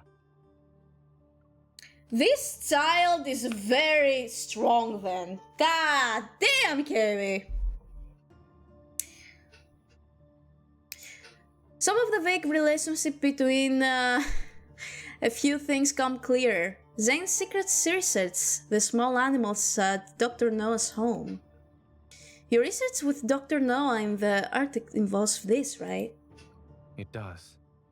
Based on your description, Kevi's transformation hasn't truly started. But it's hard to say if we should delay our attempts to treat it.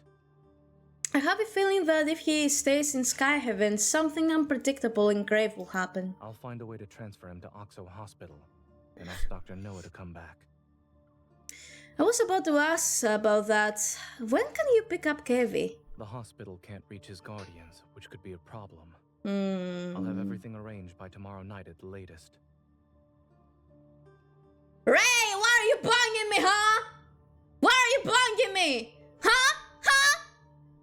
What's the reason for you to... No horny? Let me be horny! Let me be horny! I'm horny and I'm proud!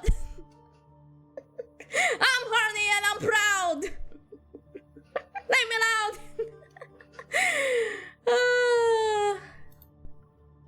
Then I'll bring Kevi to you at that time. How are you doing, by the way, Ray? It's been a while. There's one more thing. A necessary reminder, so to speak. What's up? He pauses before lowering his voice. Since Kevi has an ether core fragment, it's possible Ever will keep looking for it. Yikes. And caring for others. You must be mindful of your own safety. Sure. Before coming here, I thought I had grown stronger. I thought I'd be capable enough to handle the challenges that awaited me. But I didn't expect them to become even more difficult. Fortunately, I've never had to face them alone. Perhaps I'm also doing this for myself. After the call ends, my beating heart finally begins to calm down. I look up at the moonlight hidden behind the dark clouds. The night is still, with no wind or rain, and the stars shine brightly. You can see the stars through the dark clouds? I suddenly wonder, is Zane also looking at the same night sky right now? Is he? The lieutenant's appearance at the medical center today means the fleet is keeping me under close surveillance. Leave the poor girl alone! I need to avoid them if I want to bring Kev there. Which means I need to keep this from Caleb somehow. During my trip back to the station on the floating island, the previously peaceful sky suddenly becomes dark and gloomy. Thunder rose in the distance. May it start raining again. It will be a terrible day for rain, huh? My phone has several unread texts from Caleb. Ah, shit. Where are you when... Why? That was too fast!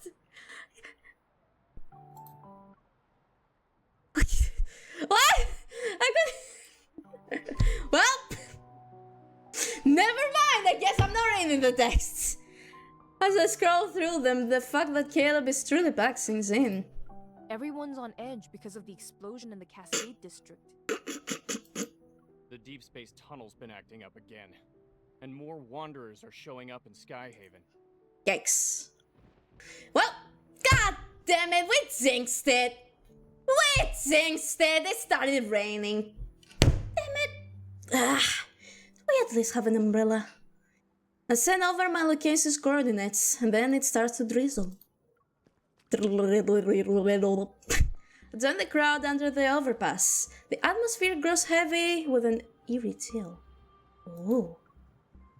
A figure clad in black, half their face concealed by a high collar appears. Their greenish gray hair is loosely tied. Excuse me? It looks like a snake. Excuse me? But they don't move. Something's off, so I move to the side. Can I help you? Yeah, you can. Run away! Oh my god! Stranger danger! Stranger danger! What? Oh god! Oh my god! The moment he said that you can, the moment he said you can, my abyss just went to red. Oh god, what is happening? Oh god, he jinxed it! Oh my god, he jinxed my internet! He jinxed my internet! Help! He jinxed my internet! What is happening? Shit. What is happening? Shit! Are we good? What's happening? I'm scared. Are we okay? I think we're good. This little shit jinxed my internet! This fucker! I'm gonna kick his ass! Oh! Well... All of a sudden, there's a small explosion nearby. The scorching heat throws me back a few meters. God damn it. It's a wonder! Ah, shit. I steadied myself, covering my nose and mouth with one hand and waving away the smoke with the other. The stranger is still there. He pulls down his collar to reveal his face. With a fork... So he really is a snake! With a forked tongue and wide slit pupils, he grins mysteriously as if knowing this would happen. Has anyone warned you that a unique hunter like yourself could get into some real trouble around these parts? Well, did you know that you're a little bitch? He moves like a grayish-green serpent, his fingers changed into blades as they swipe past my tick. God damn! I barely managed to sidestep him. He attacks again, aiming for my throat this time. Damn, dude! Chill! He's stuffing quick! Oh, shit! I instinctively lean back and narrowly avoid the silver blades. I pistol whip him. The gun landing a decisive blow on his head. Hearing the satisfying sound, I know I did a good job. I turn around. From the broken remains, wires and metal bits burst out along with the bands of tiny bolts. You're annoying. I can't hear anything now. You're more annoying, dude. You're even more annoying. Now I kinda regret that I didn't start recording the stream. Because what is going on here?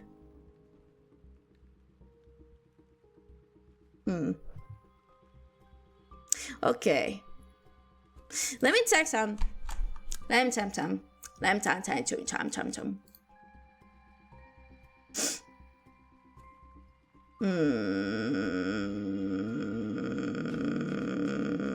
Why are you doing that?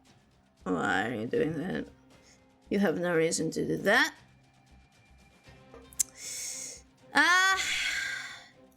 Give me one momento, please.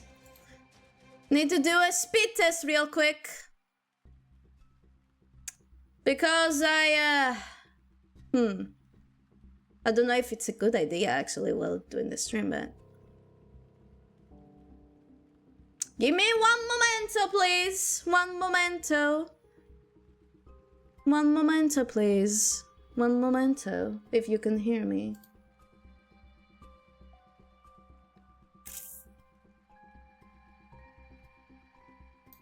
Upload is fine, then what the fuck is your problem, OBS? The upload is fine. The upload is fine, what the fuck is wrong with you, OBS? What is wrong with you? Anyway. Don't do that again. The man touches... Oh. Sorry, I'm good. As of 1 minute ago, I got a new job! Good job! I'm happy for you! Let's go! The man touches the broken part of his ear before tossing the short-circuiting implant into the drain. If I take the ether core from you, I can trade it in for an ear with some nice bass. What ether core? What ether core? You're delusional. You're delulu. The scattered electrical equipment is sucked into a metaflux surge as it spawns several strange-looking waters. Oh well, let them have some fun. What the fuck? Is this some kind of transformation? My hand moves behind my waist. Amid the dirt and rain, a bright red flash materializes. A wanderer that has glanced forward is sent flying back several meters. What attack it was? An apple! An apple! I'm sorry, I know it's Caleb, but it's so funny. An apple. Having found its mark, the apple continues on its gravity-defying trajectory. I turn my head. Hey! What's up, man? Cradling his phone between his ear and shoulder, Caleb grabs an apple from the paperback he's holding. He was just out sopping! You ruined his sopping spree! He throws it up and catches it in his right hand. The supermarket wasn't having a sale on produce today, and my bullets aren't exactly cheap. Fair enough. Caleb! Come on! There we go. I raise my gun and swiftly position myself beside him. I keep my eye on the waters approaching us. This isn't a game. I won't let you charge in alone. Aww. Don't underestimate me. I can pull my way to the battle just like you now. Boom, bam, boom. Boom, bitch. Get out the way. Will I be able? Oh God. Okay. Okay.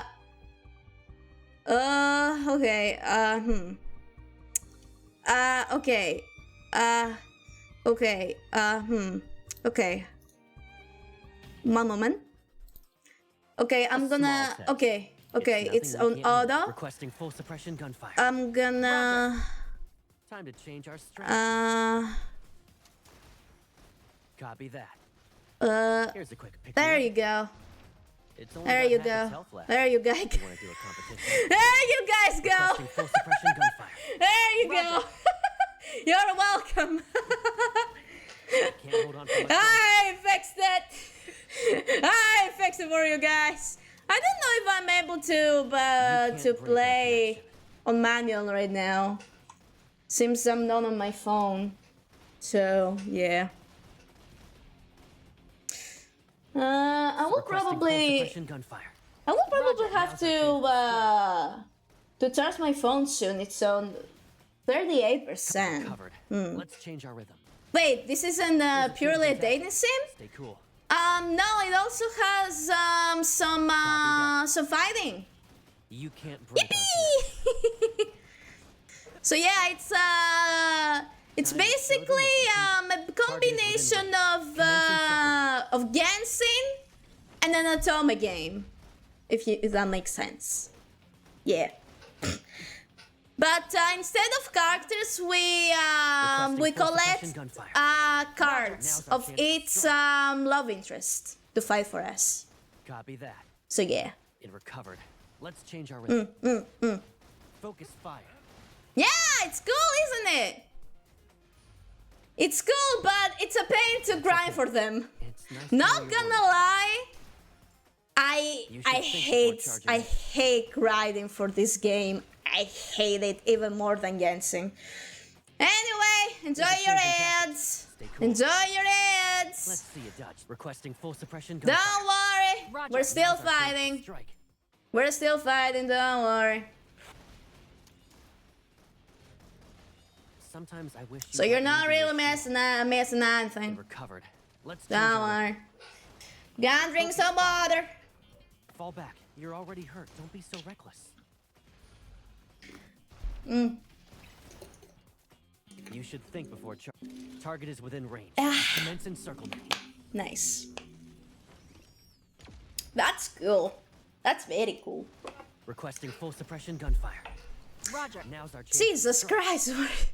Oh my God, I'm gonna have to do it manually when I finish the stream, goddamn. It recovered. Because that fucking sucks. Requesting full suppression gunfire. To be fair, now's our chance to strike. I need to level up cards to get this, so there we go. It's over. Indeed.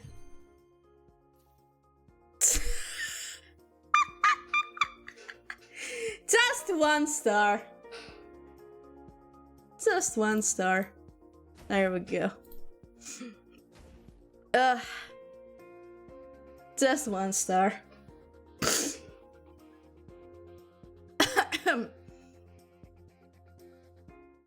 Okay.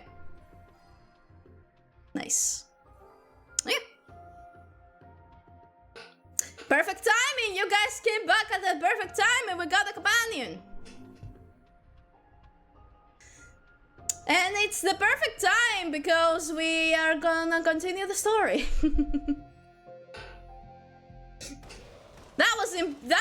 That fight was embarrassing, not gonna lie. Bang! The last wanderer is flattened by the unseen force and stutters debris in all directions.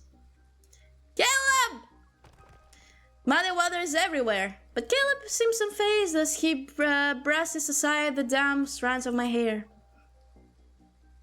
Are you hurt? No, I'm fine. I'm good, but that person is getting away!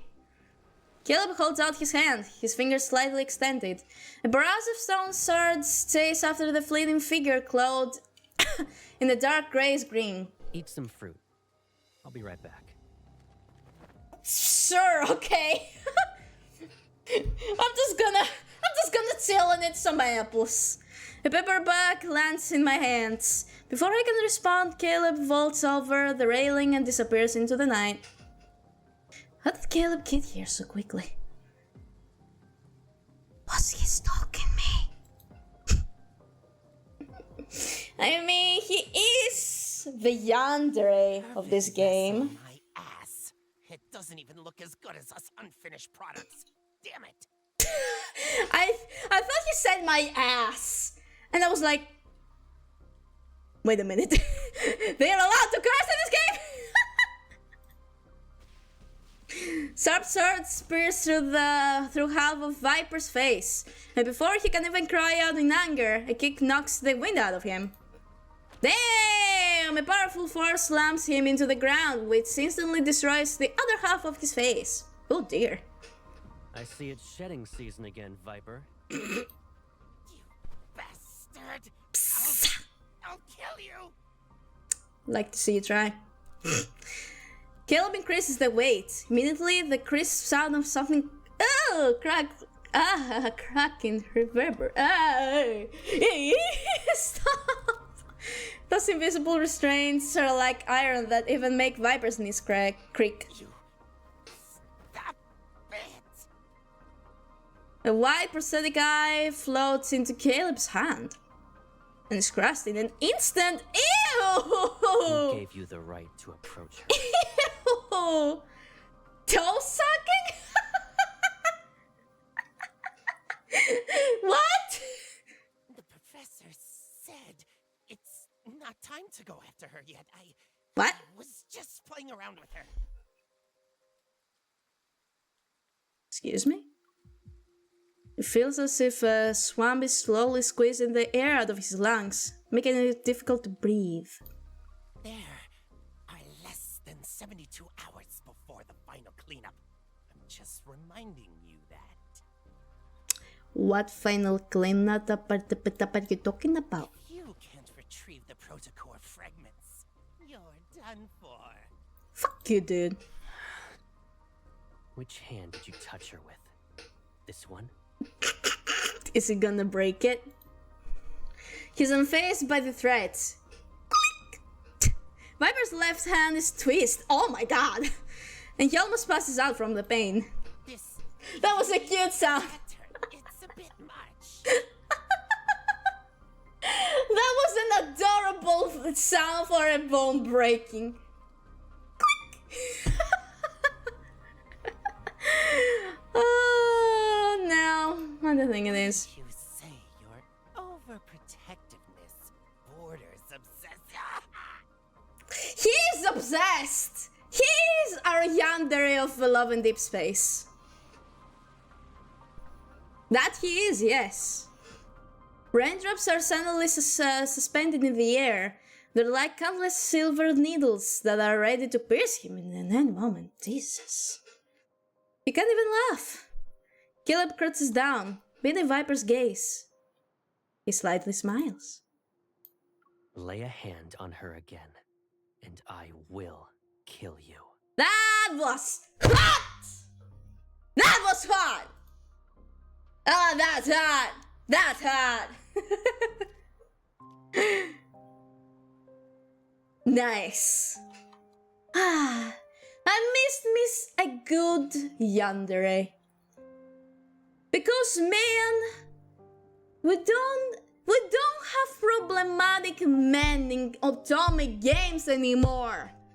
Everything is sterilized. Everything is sterilized because if they're slightly, just a tiny bit toxic, they're problematic. And they're gonna get cancelled on Twitter. Finally a good yandere. Unable to find Caleb, I have no choice but to retreat to the overpass. The sock part of the paperback I'm holding leaves a chaotic pattern in my hand. It almost resembles a winning labyrinth. The person knew I had an ether core. Is he an assassin sent by Ever? But he wasn't planning to kill me. It seems like he was testing his prey. Why are you standing here in the rain? Where did you get that umbrella from?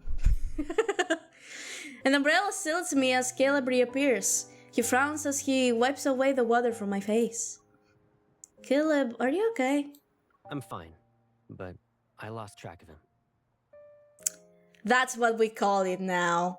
Losing track of him. That's what we call murder nowadays. Having checked Caleb's hand over and over again, my anxiety only dissipates when I confirm he's unarmed. Unarmed. Unarmed.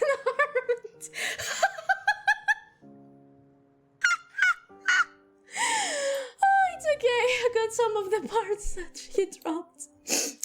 I'll take them back to the data analysis. Hopefully there will be something to learn. We'll talk about it later. Let's go home. Okay. He takes off his coat and drapes it over my head. What a boyfriend material. With his arm around my shoulders, his warmth quickly envelops me. Give me a heads up next time you go out. I can't help but worry about you when you're all alone. Well, sorry. Sorry, I'm an adult. I am an adult. I'm an independent adult woman. I do not need to give you a heads up.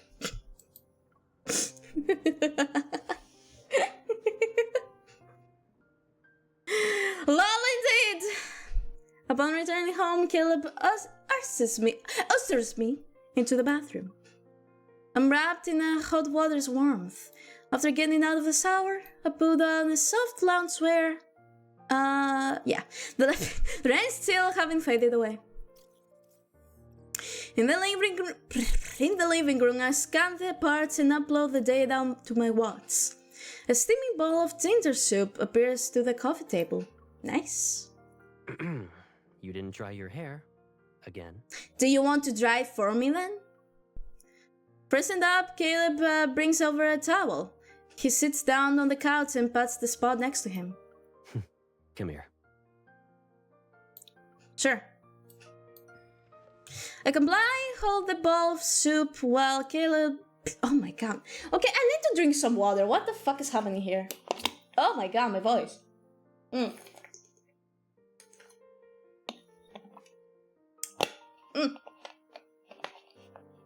Sheesh. Lock in, Mari. Lock in. You need to read. I comply and hold the bowl of soup while Caleb towel dries my hair. It's very soothing, and I can't help but narrow my eyes. It's been a while since I received your service like this. Oh, so you know it's a service. And that's why you always plop onto the bed to play with your phone while your hair's still wet. Indeed. It's because I know you'll help me. Okay, Pipsqueak. Okay, Oni-chan.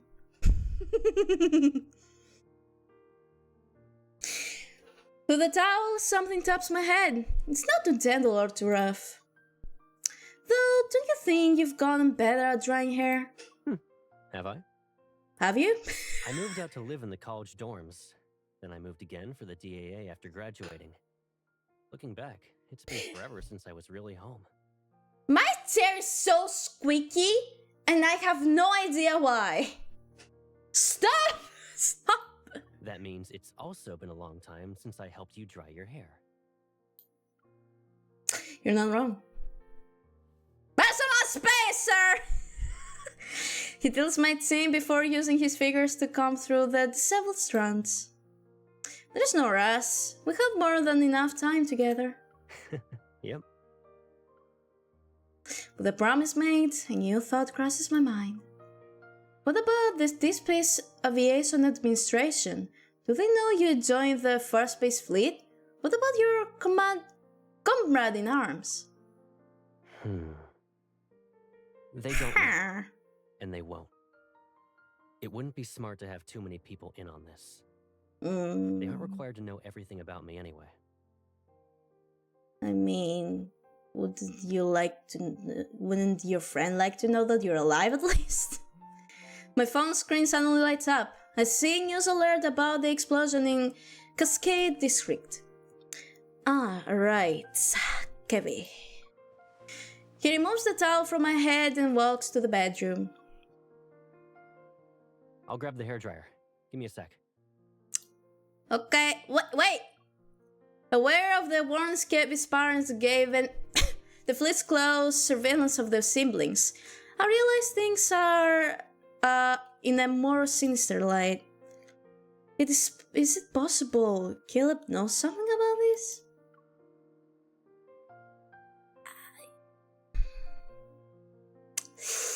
Are Kevin's parents important? The fleet has used a considerable amount of resources to deal with the explosion incident and their search for Kevin. Is it because Kevin's parents are important to them? The perpetrator and victims are fleet personnel.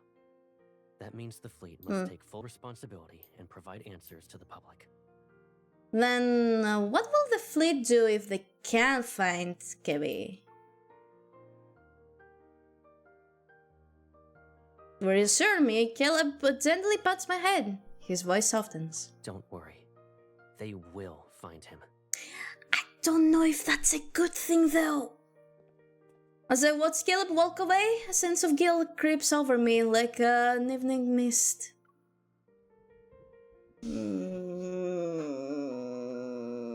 I don't know, man. Work is work. I don't know. I don't know if we can trust him with the information about Caleb. I don't know about that, man. I don't know. I don't know. I don't know.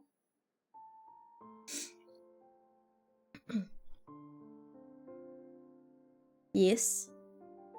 When I wake up the next day, my head feels foggy and my throat is itchy. Did we get a fucking cold? Oh man. Maybe it's because I got caught in the rain yesterday. Oh, fuck. What are these for? As soon as I enter the living room, I stop in my tracks. Boxes of various sizes that weren't there before are now here. Huh. Caleb rolls up his sleeves. He sits down on the floor and pieces something together from the scattered parts around him. This place has been empty for too long, so I bought some stuff. Oh, cool. Take a look. Do you need anything else? It's okay. I'll only be staying here for a few days. Anyway, I need to go. Why? You don't plan to visit me anymore? Do you want to spend the whole day together? In bed? Is that what you want? No, of course not. I rub my stuffy nose. Content, Caleb smiles, wipes his hands and gives the assembled robot a pat on the head.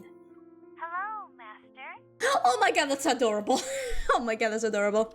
The little robot scream forms a smile as its movements produce a series of clink-clanks. Clank, clank, clank, clank. When you're on the bed and glued to your phone, it can bring you snacks and drinks. Great! Now I can be even lazier. Sure. The warmth in Caleb's smile makes me feel even more guilty. I'm sorry. If the fleet is just trying to protect Kevin, then I'll make it up to you when he's safe, I promise. I sit next to him and attempt to mask my nervousness with a pleading look. Caleb, I agreed to have a dinner and watch a movie with some classmates in the sky heaven tonight. Can you give me a ride? It's not far. You can take me there since your plane can just zoom. Kevin agreed to meet at midnight, but after careful consideration, I decided to head out early to avoid any problems. I made that suggestion to Caleb so he wouldn't overthink things. You shouldn't go out. I can tell you're coming down with a cold based on your voice alone. Again? I was sick for almost a month! Focus on resting today. so you can recover. Boo! Caleb opens another box and pieces himself again. Fuck! There's a weird energy fluctuation in the deep space tunnel. Yeah? All the Wanderers in Skyhaven are riled up because of it. That's not good. To ensure everyone's safe, Skyhaven will be under lockdown tonight. We'll be doing a cleanup. God damn it. Isn't eliminating water supposed to be a hunter's job? What kind of threat could possibly warrant a large-scale response from the fleet? Doesn't matter. Since the fleet is in charge of Skyhaven, safety is our highest priority. That's a little inconvenient to me, though. He pauses and looks up. I won't be around tonight, so don't even think about going out. Got it?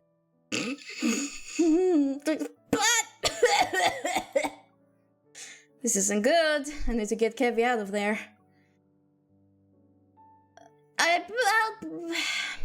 He will know. He will fucking know. He will know. He will know that I'm going to lie. I promise it'll be quick. But if I have any emergency, I need to go out. You can't. Come on, please.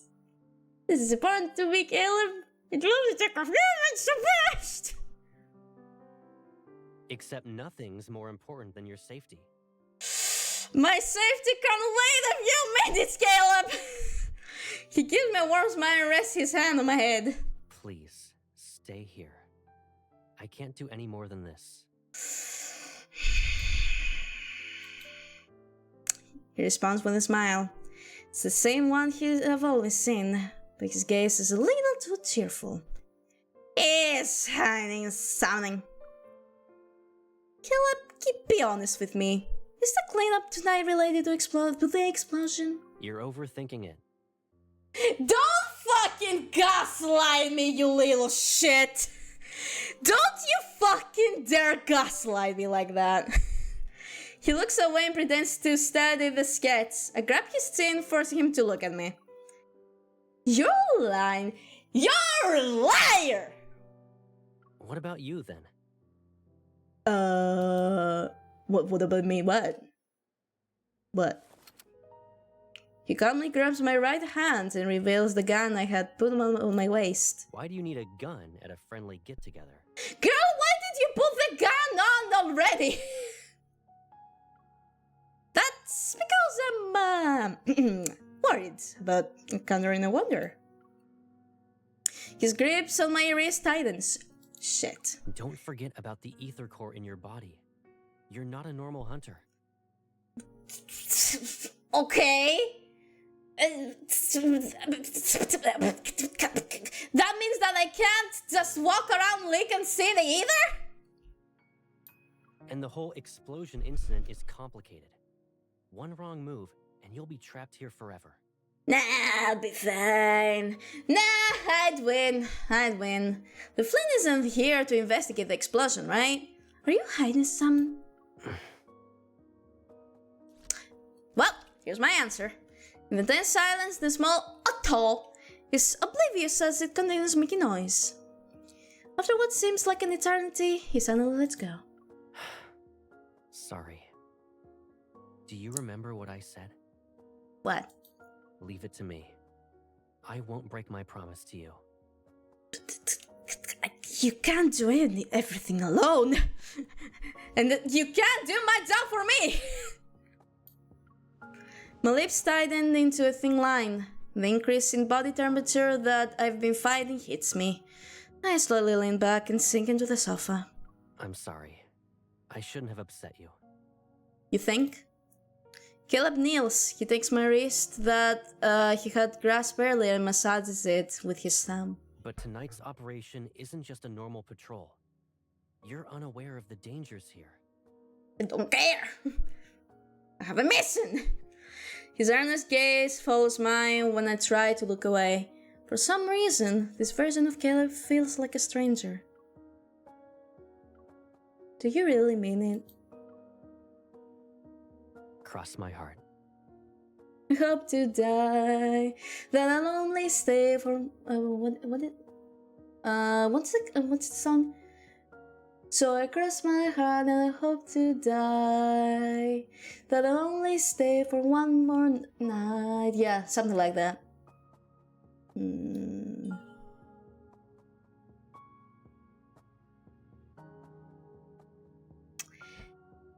If you break your promise, I will break your pinky. You made a promise to me, don't forget it. I'm gonna break your pinky if you do. As the day draws to a close, I still haven't found an opportunity to leave. I hope the around-the-clock shuttle service won't be affected by the cleanup. Oh my god, my throat. Only when my phone gives me a no-service message do I realize how thorough Skyhaven's lockdown is. Outside, darkness cloaks the scenery with the tree shadows. When it's 11 p.m., I hear the faint creak of a door opening inside. Outside. Not inside, outside. After silently counting to 30, I quietly get out of bed and go to the living room.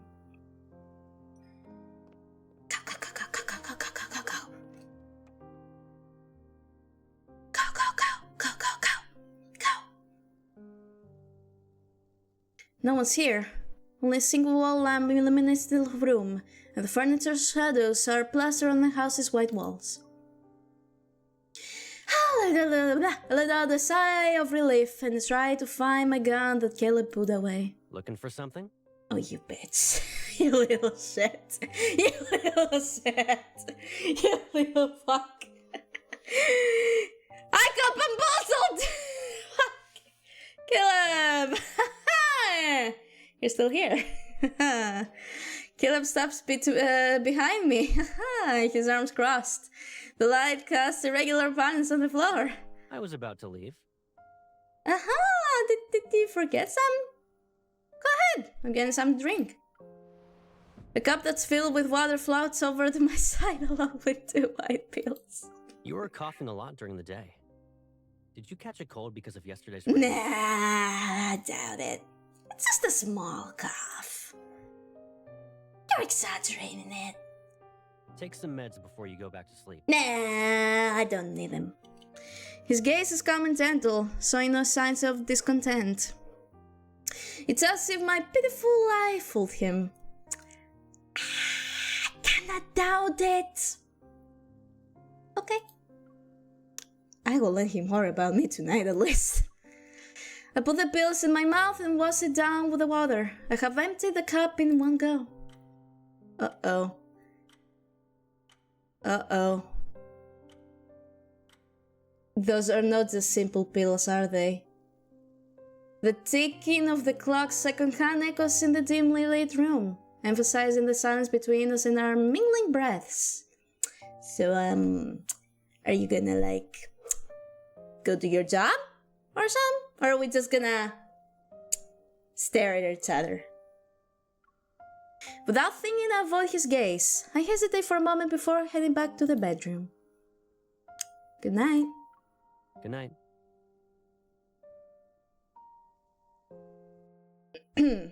Yes. Well. Bye. Cutscene.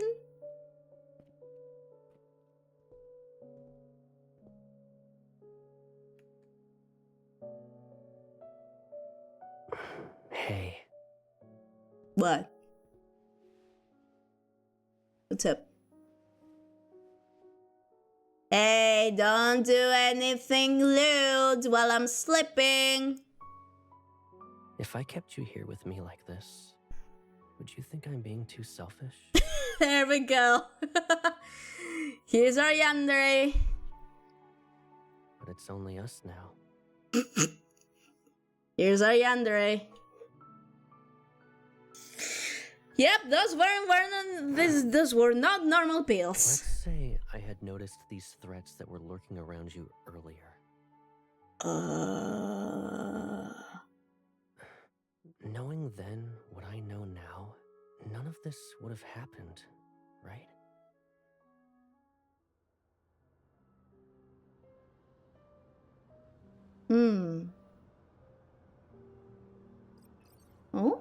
Cleanup operation being...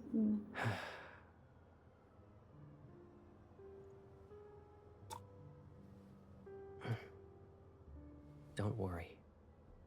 This nightmare will come to an end. I promise. Good. Thank fuck. One day. One day. One day. Will this atomic game ever end? Yep. Well, more fighting. Hey, I can at least, well, that's gonna be fast. Let me redo. There you go.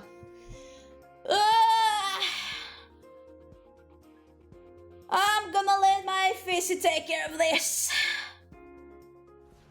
Yeah. Lemuria's seas will never dry up. Come, my shark, here's our chance. Yes.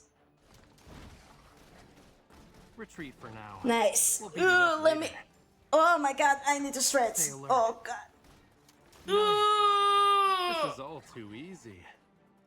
There we go. We're fast as fuck, boy! Fast as fuck, boy!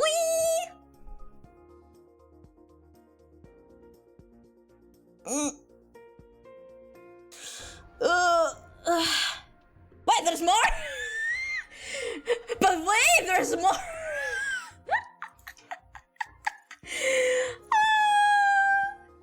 Okay, sure. Okay.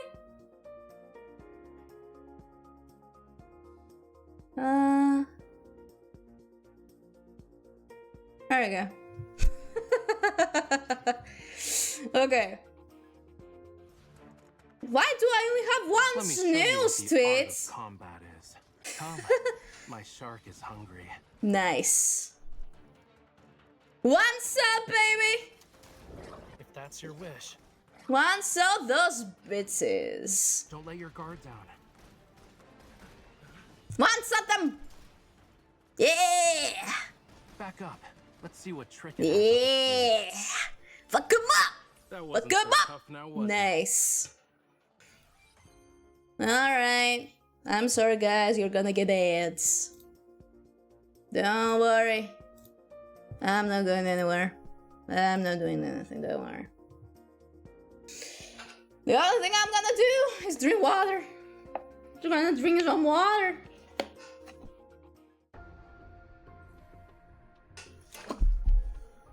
There's more? Fuck me! Fine, I guess. Don't worry, you're not missing anything.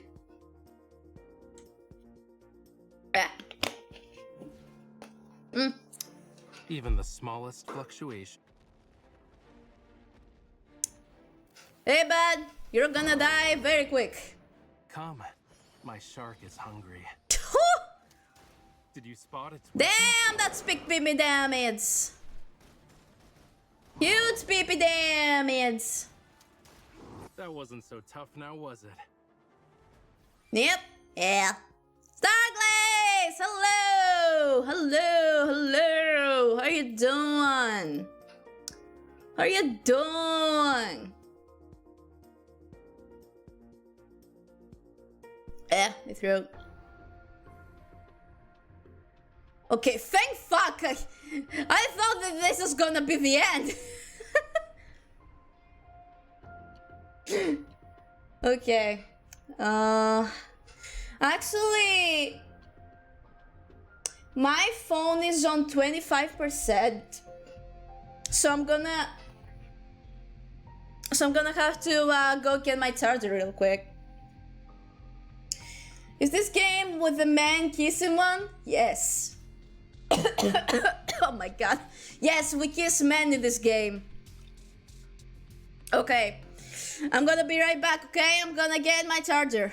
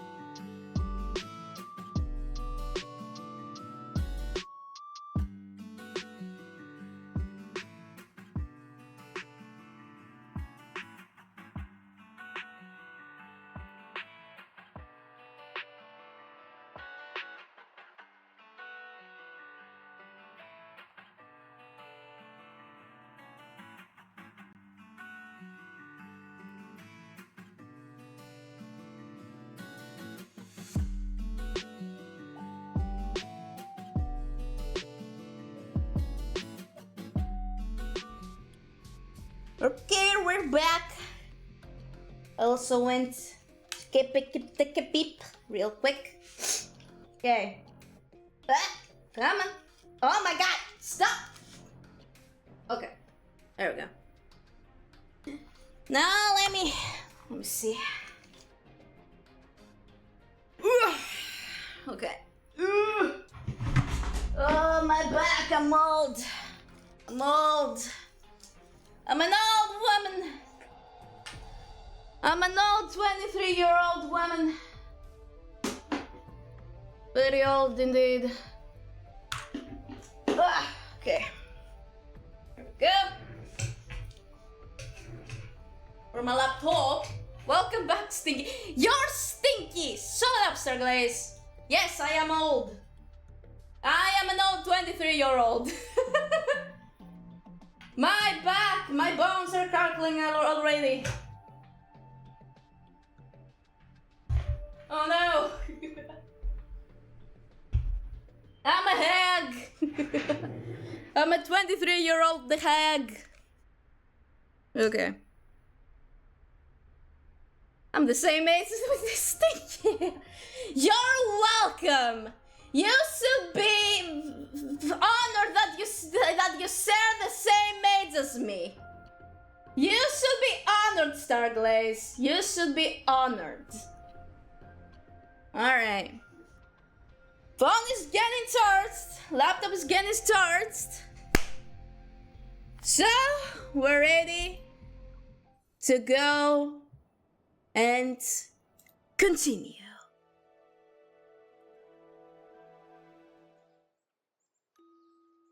Why are you staring off into space? Mission's over. But hide the blood on your sleeve before heading inside.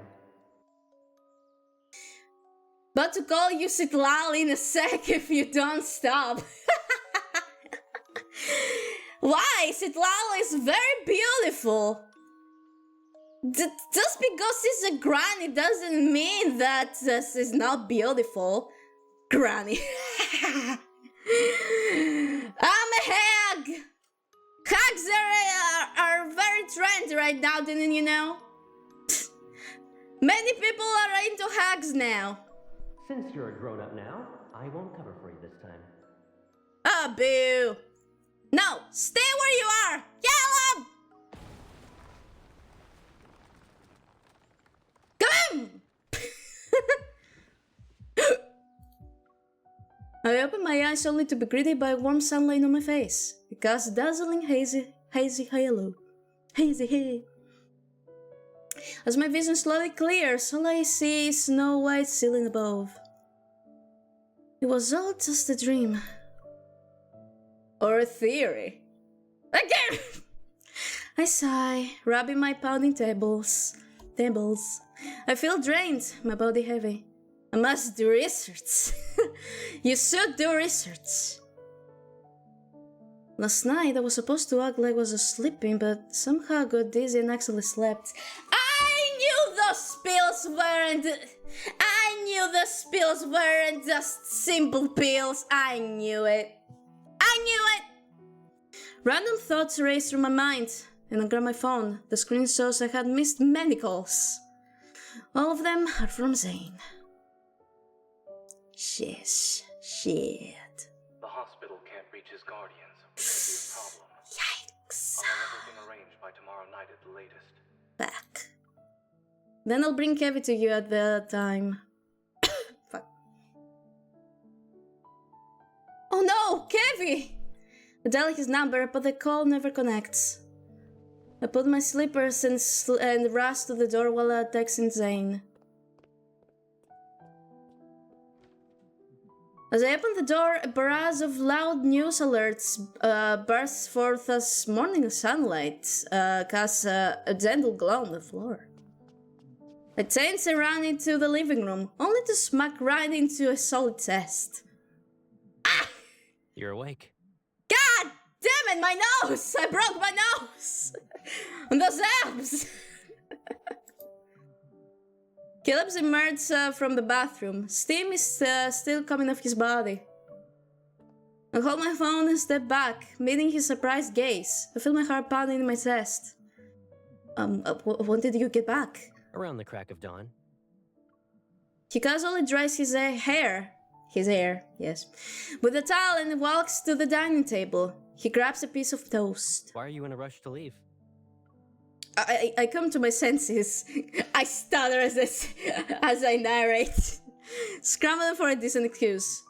Oh, something came up. I won't be back in time for lunch. Need a ride? No, thank you. No, I'll be back before the sun sets.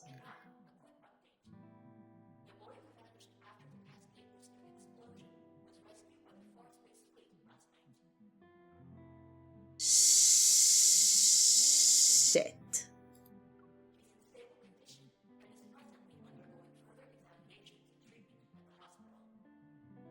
Fuck. I freeze, staring someone incredulously at the screen in the middle of the living room. That missing kid has been found? Yep. Uh-oh. I'm sorry, Mia. I failed you. He takes a bite of his toast as he approaches me. He places one hand on the back of the couch, his eyes looking over the news. During last night's operation, they found him in a small garden, not far from the blockade. Oh, no. Oh, and he was holding a fragment of what appeared to be an ether core. Shit. He's okay, and the fleet's currently holding onto that shard. If you're really worried, I'll keep a closer eye on his medical updates for you. I see. Technically speaking, I should have felt relieved that Caleb found him. But there's this weird tension in the air still, weighing down on my heart like a dark cloud. Since Caleb's condition stabilizes, this should allow visitors, right? I want to see him. Sure thing, Pipsqueak. But why the long face? Oh, no. I just had a nightmare. Caleb used to be against me getting involved in anything related to the explosion, yet he's suddenly cool with it. Oh no, what did they do to the poor kid? Oh no. If this whole thing really was just an accident, a series of coincidences, then I should feel okay about it. I'm worried about him. The question I still want to ask remains in my mouth. I take a deep breath to calm myself and notice a faint scent of something metallic. Almost drowned out by the fragrance of his sour gel, it reminds me of blood. I grab his hand. Did you get into a fight during the last night's cleanup? Are you hurt anywhere? I'm A-okay. You're suspicious! I thoroughly tuck his hands to ensure there are no injuries. Really, I'm fine.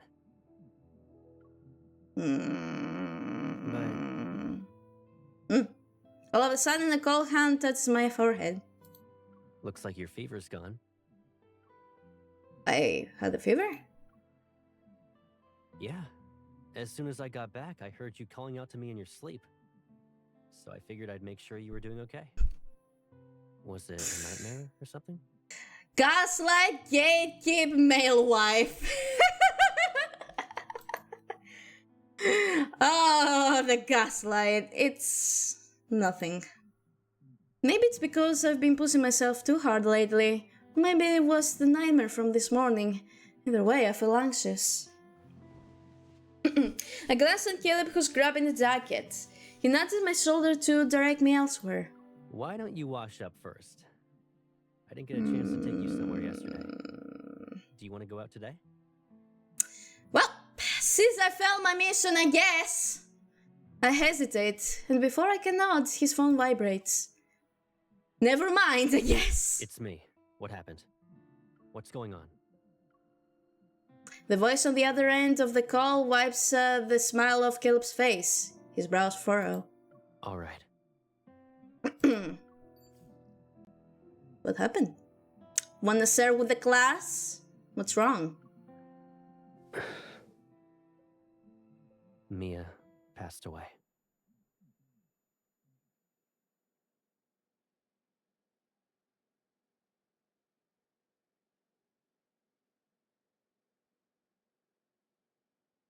I'm sorry, Mia. I'm sorry, honey, I failed you.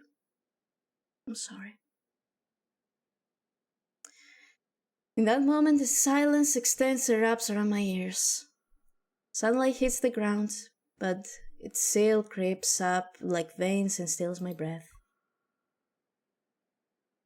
I'm sorry, Mia. And I'm sorry, Kevin. I failed you. I failed those children. I'm so sorry. According to the documents I read, Mia went into a septic shock because of her burns. They couldn't save her. Zane examined Mia's emergency treatment records, which perfectly matched the fleet's public statement. The medical records are too thorough. It's almost as if they're hiding something. Besides, no one actually witnessed Mia's death. Oh no. After the academic conference ended, Zane retrieved the classified file and departed with the medical team. He took these mysteries with him. And once he confirmed my safety, he didn't ask any more questions. As for Kevin, whoever went to such lengths to find him clearly wants him alive. For now, at least. Don't be too hard on yourself. But the story doesn't end there. The remains of the siblings' parents were found abroad the small vessel Joseph had taken, which further proves his involvement. The Far Space Fleet stepped in to address public concerns and quickly arranged an adoptive family for Kevin. Everything progressed at an unnaturally rapid pace. Their flawless response is too perfect. That smells right. That not just smells. That reeks of corruption. It's like watching a chess game where every move has been planned in advance. Is the explosion incident a result of the fleet's negligence? Has the fleet taken any steps to reflect on its actions? With the full-scale lockdown fast approaching, are there any new protocols in place?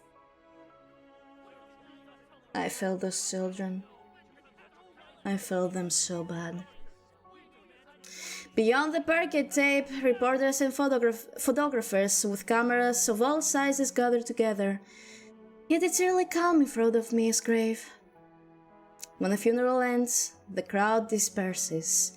Kevin stands alone by the tombstone, fiddling with the back armband that continues to slide down. His face is smooth and boyish. There are neither crystals nor grief. Kevin, are you okay? Miss? He looks up at me, studying my expression before revealing a smile. Yeah, the professor has been very nice. I'm moving to a new place soon. The professor? Is he the one who adopted Kevin? I'm sorry, I planned to show up that night, but if I had found you sooner... It's okay. The fleet found me in the end. I don't think that's a good thing. He speaks before I can continue, his expression almost devoid of emotion. He's composed. The poor baby's disassociating, isn't he? But I thought you said you didn't want to go with the fleet. Something's still off. Kevin managed to avoid being detected even when they did thorough searches. The fleet didn't find him right until... Don't worry, miss. I'll be okay in my new home. I'll miss my sister. He speaks as if he's taken it in a fact. And why would a person be sad about something that already became fact? It's as if I'm the one who's not quite ready to face reality yet. I push down the sun is bubbling inside me and give him Lucia, who's been cleared. Here's the plastic meal left behind. Needs to stay with its owner. Kevin frowns. He glances at the photo on the tombstone, surrounded by flowers and toys, as if trying to figure out who the person is. I I don't like toys. But because it's from you, I'll take it. Oh, you sweetheart. The confusion in his eyes only lasts a moment. When he looks up again, he has a serene smile on his face.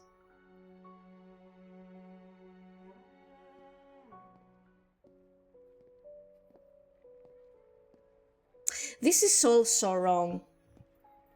Oh. I just realized, I'm so sorry, Starglaze. I just realized the hydrate. I was so focused here. I'm so sorry. I'm hydrating now though.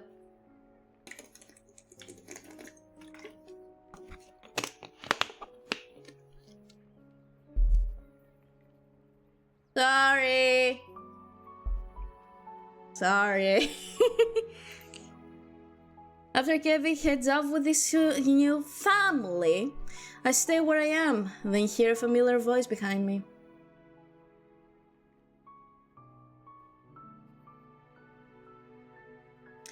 Caleb tips his head and sets down a fresh bouquet by Mia's grave. I'm sorry. Some fleet business got in the way. It's okay. As your attendant? How is that fucking thing pronounced? It's normal for me to represent you when needed. For a long time, we stand there, silently observing the bright smile on the tombstone. How's Kevy doing?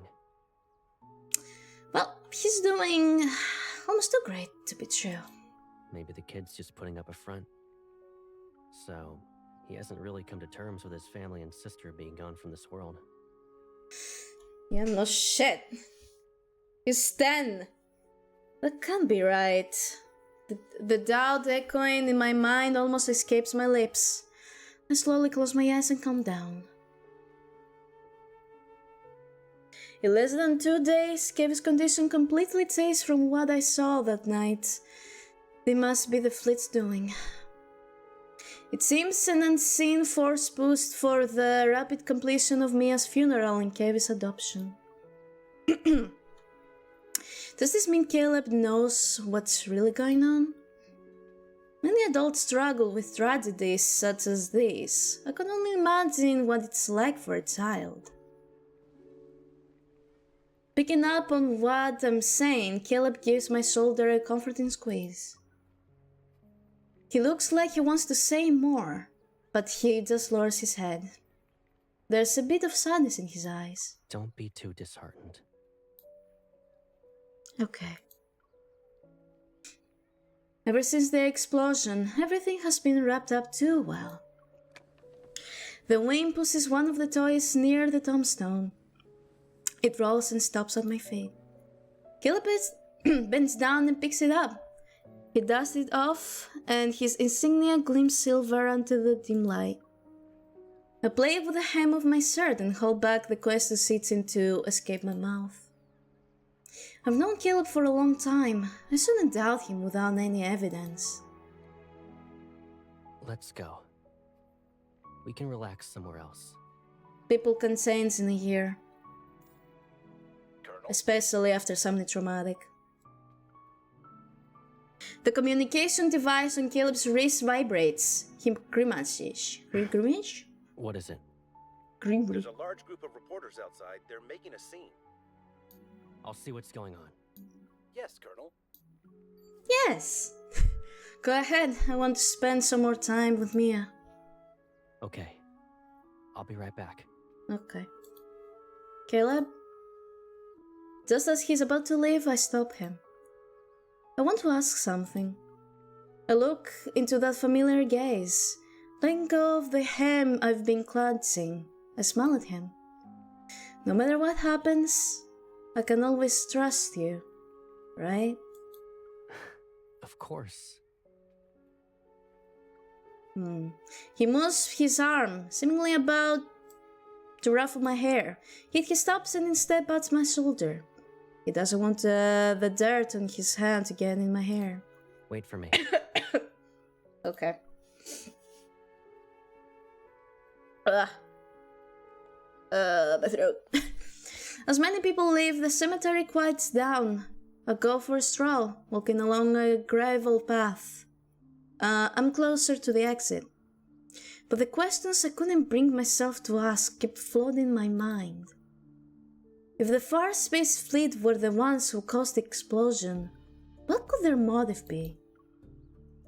How much Caleb actually know? Is there some untold story to how he became part of the Far Space Fleet? Is it related to the Ether Core fragment? Is that why the fleet was desperate to get their hands on KV?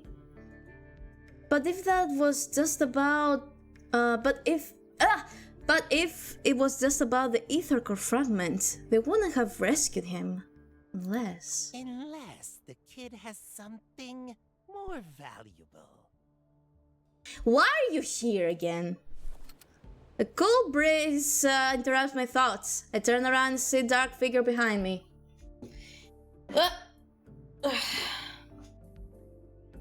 He leans against the tombstone, his tongue darting in and out like a snake.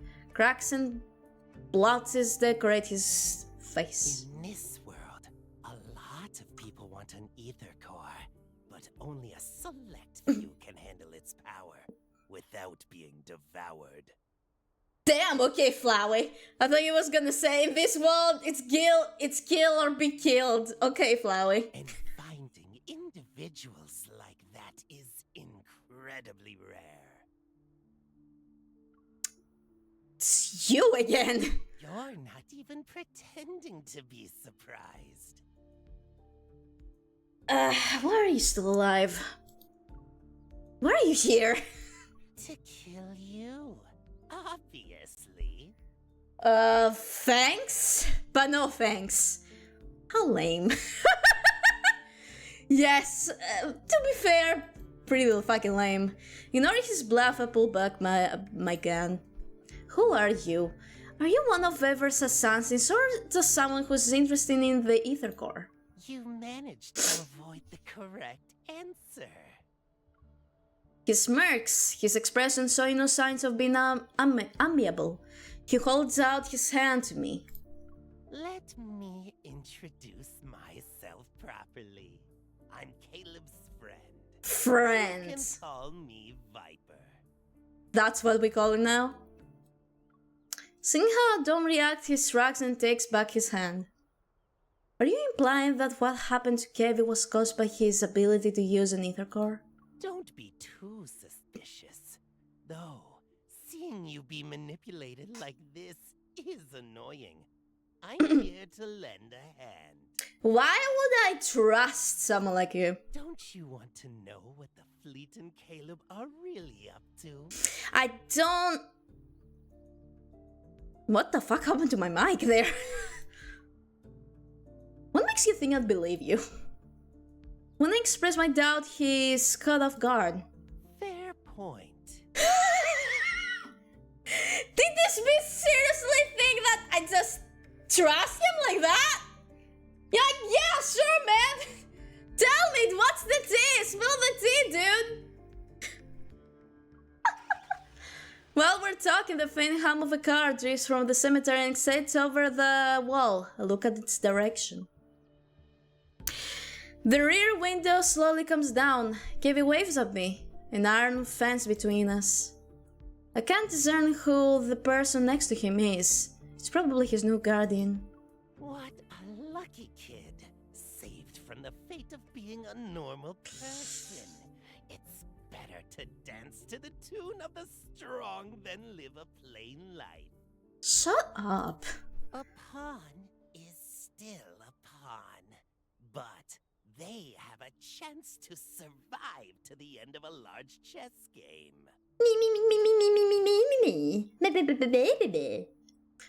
What have you done to him? Finally, you're asking the right questions. A hint of mockery flickers in those grey eyes that are fixed on me. Don't you care about him? Go and see for yourself. Without realizing it, I catch a small shiny object that was hurtling toward me. I open my palm and see a uniquely shaped disc. Tomorrow afternoon, Shell 7. 93rd Azure Way Road. See you later. Don't want to trust him. The figure sways with the wind before instantly vanishes like a mist.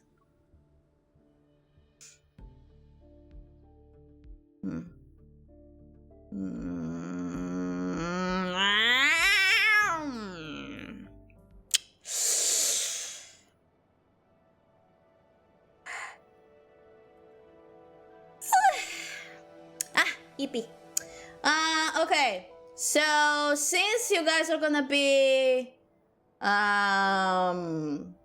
you're gonna have ads in 20 seconds basically. I'm gonna leave you enjoy your ads. I'm gonna rest my throat for 1 minute because my throat hurts. Alright, BRB.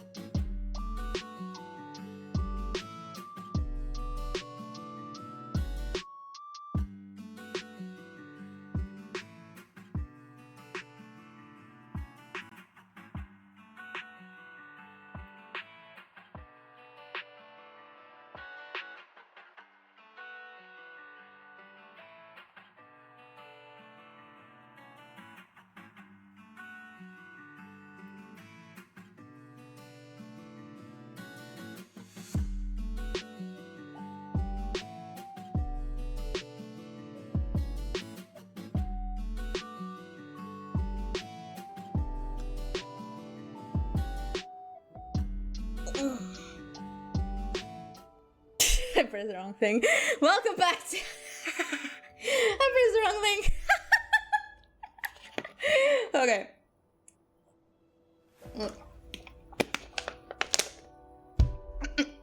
Okay, let's continue.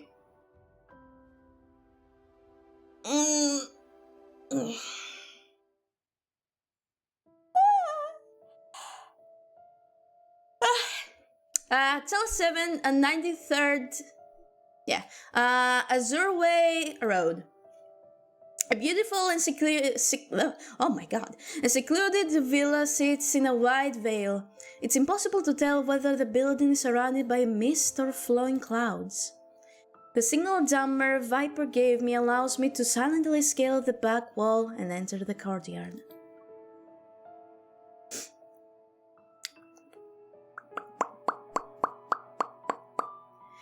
The three shadows cast diagonal lines across the grass and meticulously trimmed shrubs. The wrought iron fence enclosing the entire space resembles a carefully crafted prison. What exactly does Viper want me to see? Walking around a tree shadow, I noticed a familiar figure standing in the center of the garden. Miss, you're visiting me. Oh, hi! He smiles, seemingly unperturbed by my sudden appearance. It's nice to see you again, Kevi. I respond with a grin that holds an equal amount of warmth to his smile. Is this your new home? Is everything okay? The professor said I'd finish my coursework here.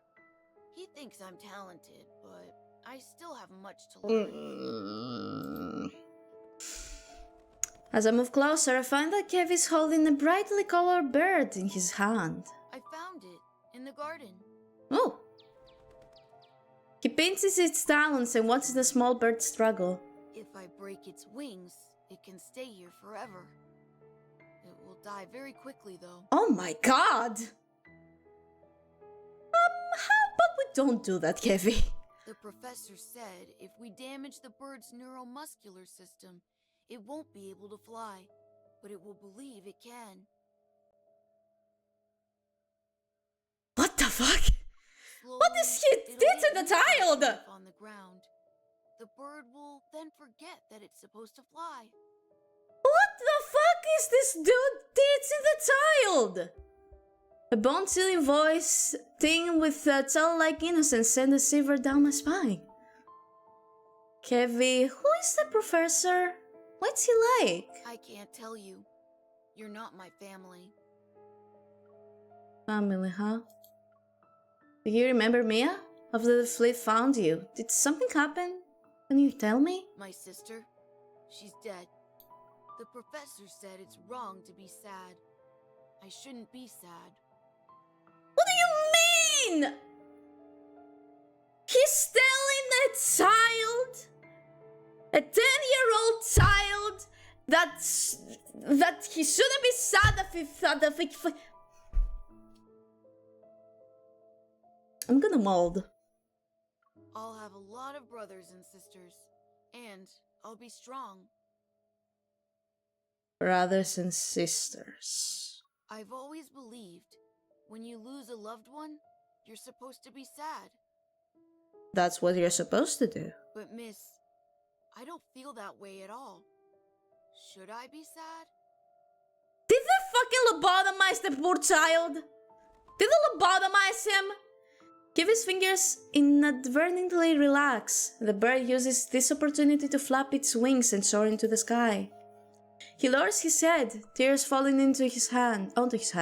A confused expression appears on his face again. I touch his shoulder, ready to speak comforting words, but a faint mechanical noise catches my attention. System error. Attempting a second reboot. What the fuck? The primary personality is attacking the control program. Excuse me? My gaze flickers to a thin metal bracelet on Kevin's wrist. Uh-oh, it emits a faint blue light. Uh-oh. No, it shouldn't be like this. What? Kevin, are you okay? Can you hear me? But no matter how many times I call his name, Kevin doesn't respond. He stands still. I shouldn't No. be. No. I shouldn't forget.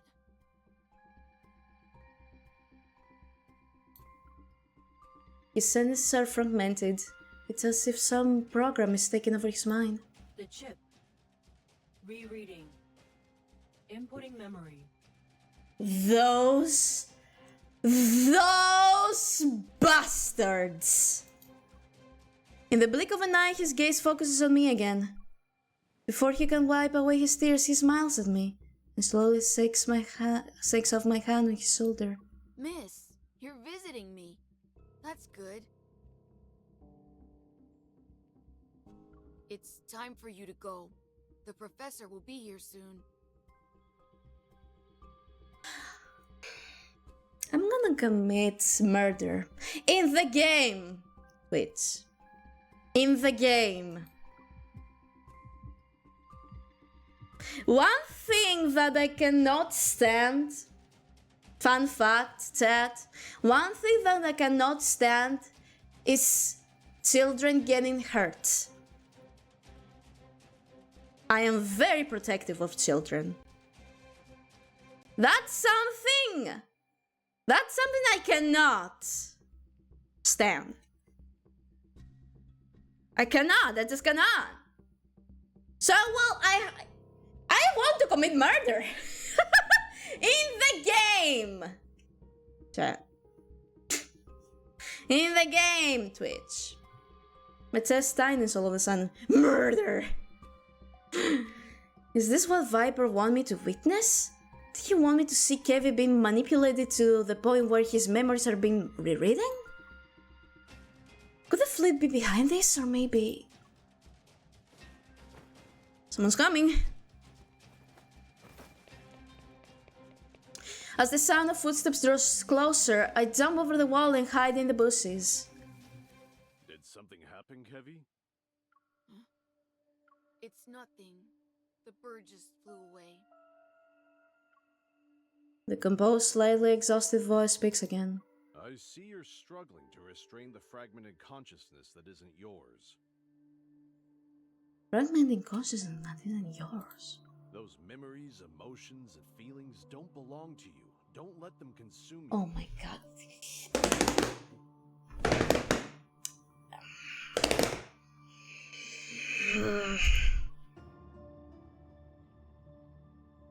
I want to kill this guy.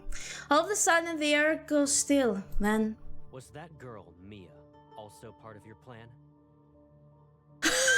Okay. Okay, Caleb. My heart races all of a sudden. I wonder why. Just from beyond the wall, I hear Caleb's voice.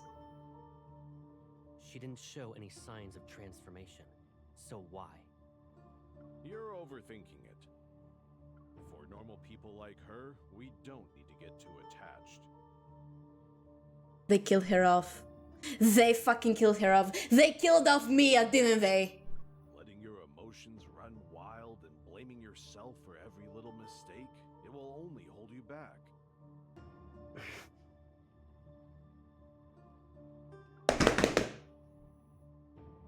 Caleb is here. I'm sitting a little bit. It feels like I've been splashed with the cold water. Cold water. One. It still runs down my spine as I try hard to stay calm. I am trying hard to stay calm as well. Like in real life. How is everything going on your end? We'll soon be done with cleanup. As for the salvaging process, we'll pick up the pace. What's that cleanup you're talking about, huh? Starting again. You must ensure she doesn't interfere with it. Otherwise, I won't be able to keep this a secret for much longer. She won't. Yeah, I will. I'm nosy. They say that curiosity killed the cat, but the satisfaction of knowing brought it back! Stepping outside the gates to the garden, Caleb senses something. He stops in his tracks and turns around. All the windows lining the corridor reflect the reddish sunset as they converge at a single point. What's the matter? You. It's nothing. You. The fleeting figure appears to be a trick of the light. He averts his gaze, observing the layers of fog which cover the outer wall. If that day truly comes, and she discovers everything, I'll keep her hidden. What? She'll be in a place where no one can find her. Okay. Listen, I get that you want to be Thelma from Omniscience so bad. I get it. But, I kinda have a job to do, you know? I am a working adult. Just so you know. Kinda have a job. Despite my extended leave status, my urgent message doesn't raise any eyebrows among my colleagues in the special operations. After requesting support regarding Kiev's condition, I also informed Captain Zena of my deduction that the stadium core fragment had likely fallen into Farspace Fleet's hands. In response, he repeatedly emphasized Skyhaven's complex situation and would rather miss an opportunity than allow me to attempt a risky reacquisition mission. I promised multiple times not to act rashly. Soon enough, Andrew's search yielded preliminary results. Unsurprisingly, looking up Farspace Fleet and mind control chips gave no good results. Of course, I understand. As I end the call, the clamor of traffic fills my ears. Above me, interwoven orbital tracks gleam like flowing streams of stars. The bustling scenery around me feels surreal. The moment I stop focusing on work, all the thoughts I've been pushing down start to rise up. Caleb wasn't just aware of the fast-paced fleet's actions. He also might have been involved in this scheme. Could his consistently vague whereabouts and highly classified cleanup be part of it? And what happened to the siblings was definitely not an accident, as the profession claimed. One thing's for certain, even if Mia's death was an accident, the fleet deliberately took Kevin. The fleet must be using some kind of chip to control Kevin and Joseph. They probably have goals that extend beyond obtaining ether core fragments. I lower my gaze and notice a metallic glint from my pocket. The necklace I had gifted Caleb still adorns my neck. Amidst the chaos these past few days, I forgot to return it. And in my coat's hidden pocket is a new stealth monitoring chip I brought from Special Operations, just in case. Forgive me, Caleb. After a few minutes, I finally pull out my phone and dial Caleb's number. Jesus.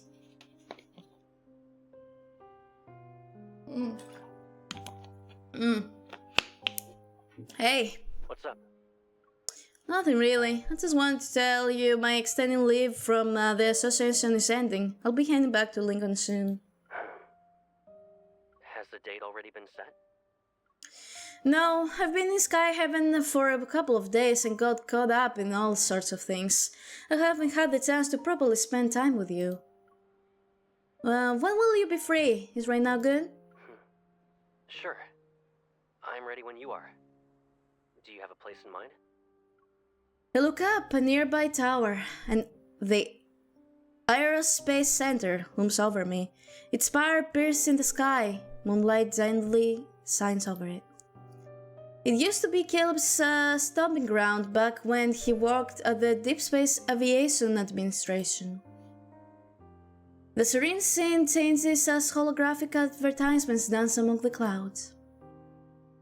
Head over to the Sunset Promenade on the Aerospace Center's outer ring to witness a typeless supernova thousands of light years away. What the fuck? I heard there's a supernova today. It's not very every day we get to see that, right? Let's check it out. Meet me at the Sunset Promenade in an hour.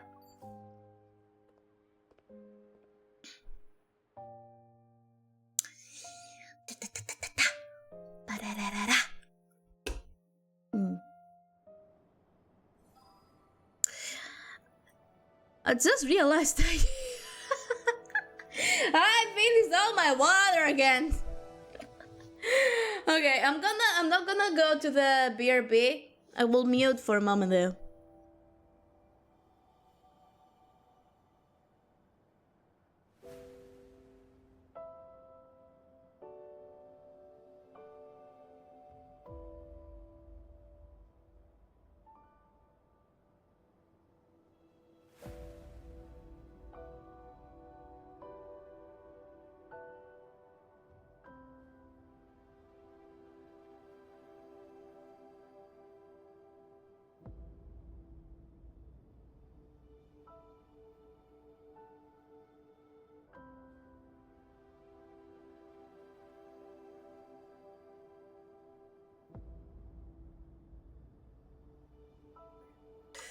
Has returned. Okay. Annihilation. Oh boy, what are we annihilating? My mental health?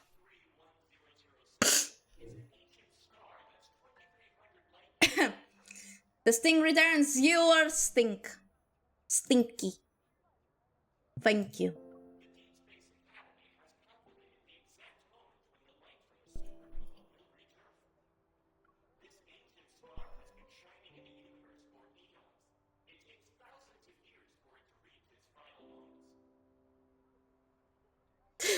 just realized that I just realized that I was supposed to be reading here. Oh, okay. Stepping off this as I was bad for my the scenery of the main island involved before me. As night descends, the ring-shaped net encircling the tower glows like a planetary ring.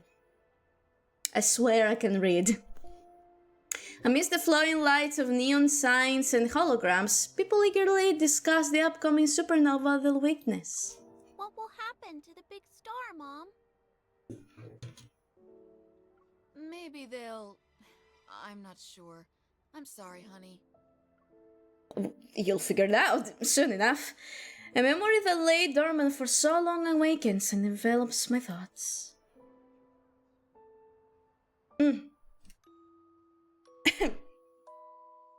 Caleb, you have another project? My science teacher wants us to build models. Everyone's either doing the solar system or a black hole. It's boring. Do you remember the supergiant Gran showed us? The one that's 2,300 light years away?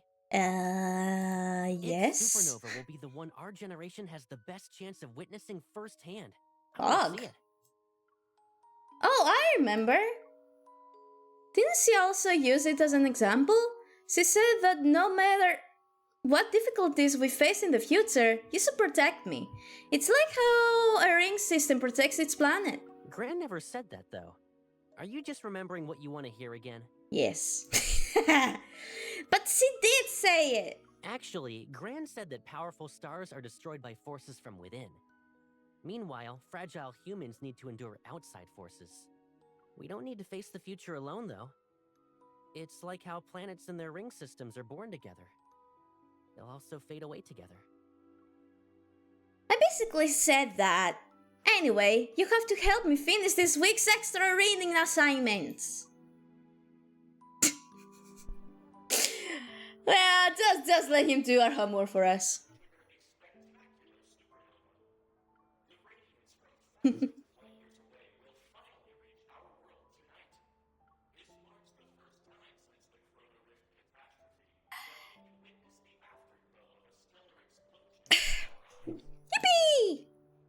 I come to my senses. This place is crowded. And everyone is trying to find the best spot on the sunset promenade. Someone steps on my foot. Ow! As I try to step to the side, I lose my balance and stumble into an unexpected embrace. Sorry for the wait. You better be sorry. A hand grabs my wrist. I look up and see Caleb's slightly amused expression. Caleb. In Skyhaven, you can catch a glimpse of cosmic wonders every now and then. Wow. Though this is the first time I get to see a supernova.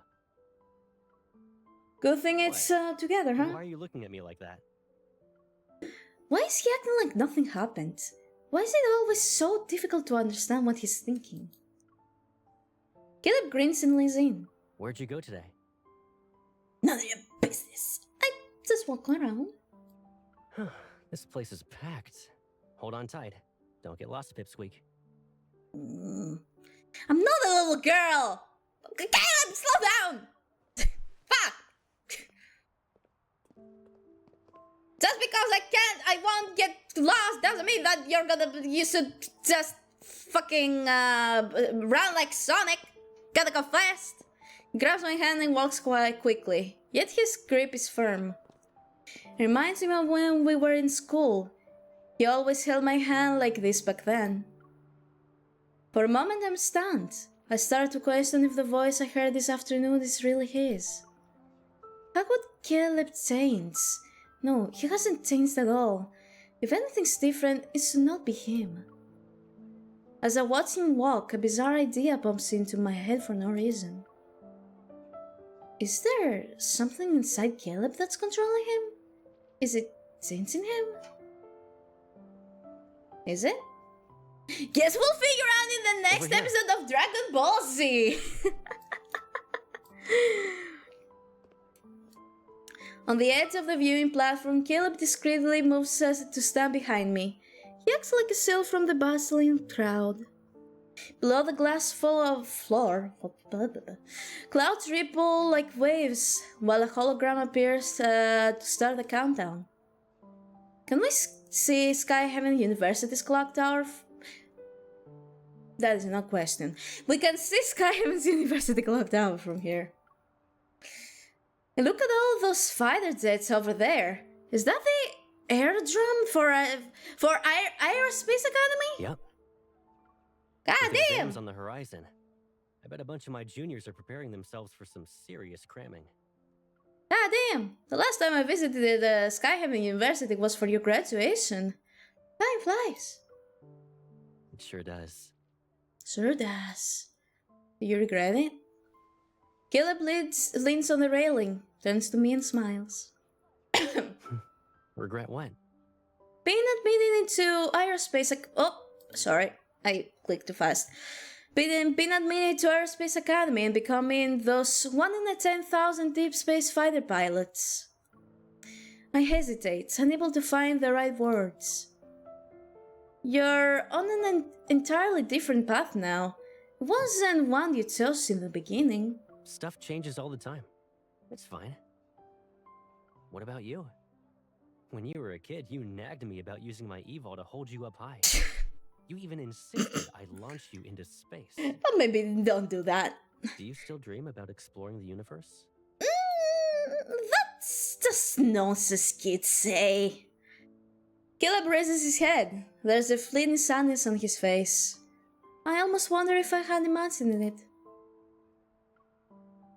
Back at the shelter, I remember you said your home was beyond the stars. But we couldn't even get past the walls and barbed wire. Yeah, the teachers always said the outside world is dangerous. We were too little to get out. Though when you're cooped up in one place for so long, the outside world can be more appealing than ever. Yeah. Yet all we could do was hang out on the rooftop and count the fighter jets flying past us. I also asked you about why they would crash and if the old railroad by the shelter led to the sea. The fighter jets crashed because they got attacked by wanderers.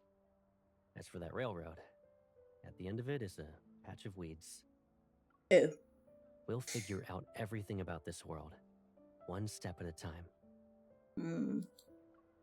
Really? I'm starting to think some people's hearts are more mysterious than the world itself. Like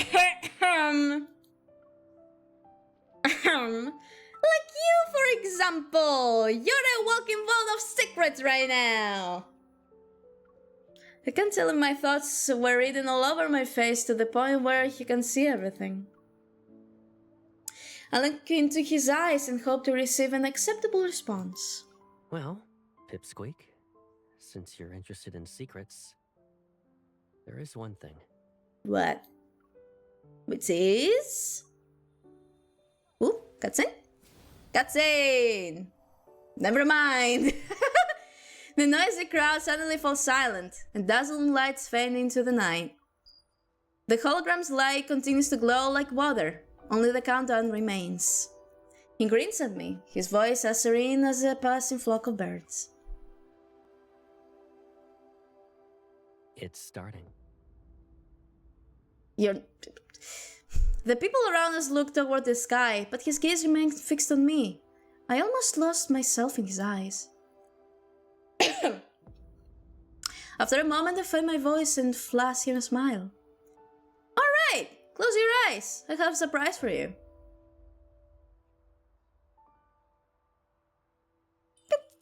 I pull out the necklace from my pocket and put it around his neck. Who gives the same gift twice?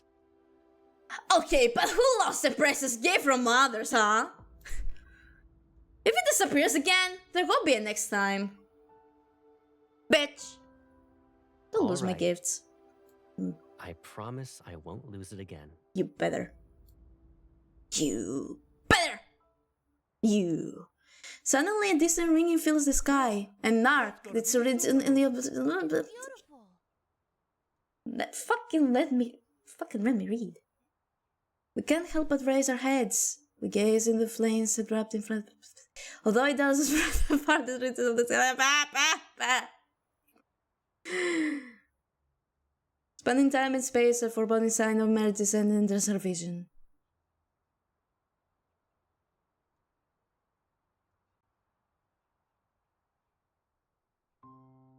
Okay. An electromagnetic radiation from the supernova will persist for some time.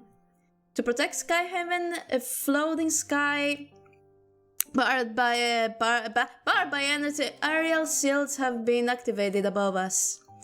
After we witness this brief brilliance, night descends into the skyscape once more. Tonight, Caleb will go out again. According to him, Skyhaven's lockdown will be over soon along with the cleanup. I said goodnight to him in advance, then I entered my bedroom, drew the curtains, and forced myself to close my eyes and as I rest on the bed.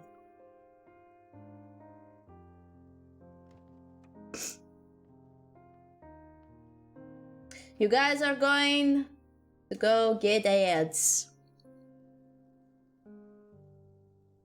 So enjoy your ads.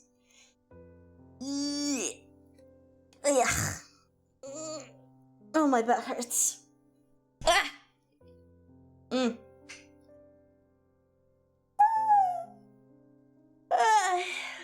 Let's wait for a minute. For people to come back.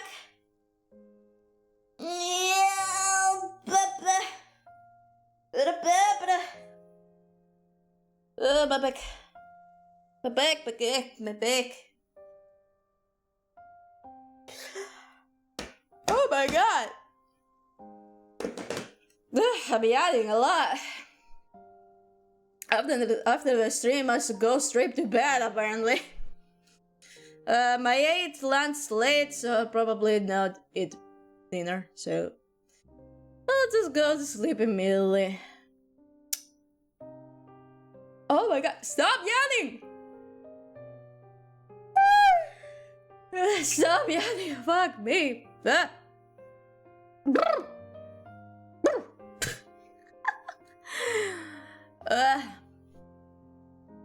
Fuck man, my throat. Why does my throat hurt so bad today? Oh my god.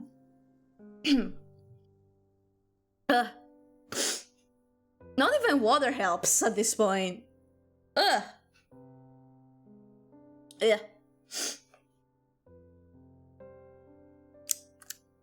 We back? Alright, welcome back, Sam. You need tea? I don't like tea. I don't like it. I don't like tea. Well, I could make a hot choco, but it would take quite a bit, so oh well.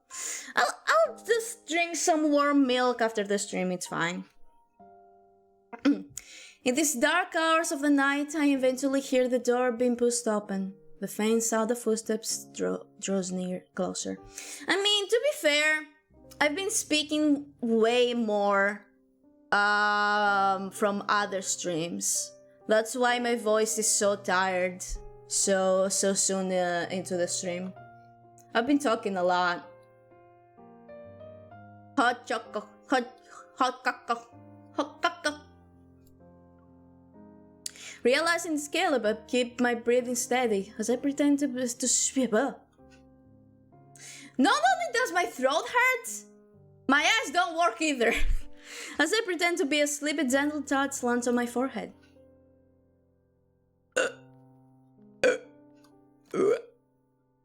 He's gone. Why did Caleb? My mind is in turmoil. I press my hand against my chest, trying to stop my heart from pounding too quickly, and slowly get up. I look out the window and see the night scenery. Then taking a deep breath, I activate the tracking feature on my hand wristwatch. Target is being tracked. Target is being targeted. It seems Caleb hasn't discovered the tracker embedded in the necklace. Or has he? With these complex leads, only Caleb can unravel these mysteries as he's burdened with countless secrets. And I whoop. When I try to leave, I notice the lock doesn't budge. You lock me in! God damn it! God damn it! Throat hurts and ass hurts. Mari, break time? What? My ass doesn't hurt. My back hurts.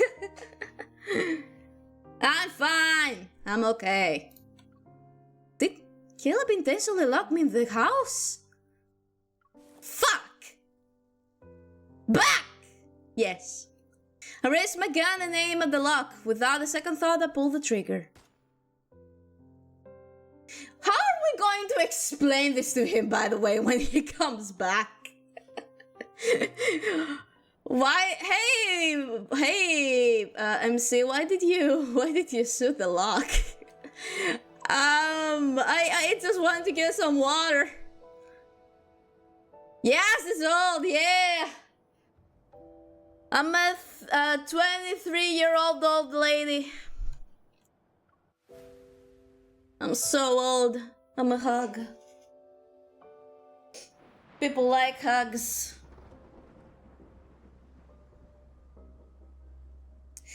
Flares illuminate the night sky. They're bright enough to make it seem like daytime. Meanwhile, destroyed street lights sway in the wind. Jesus Christ. Grandchildren? No, thank you. I won't even have children to have grandchildren. The only children that I will have is a kitten.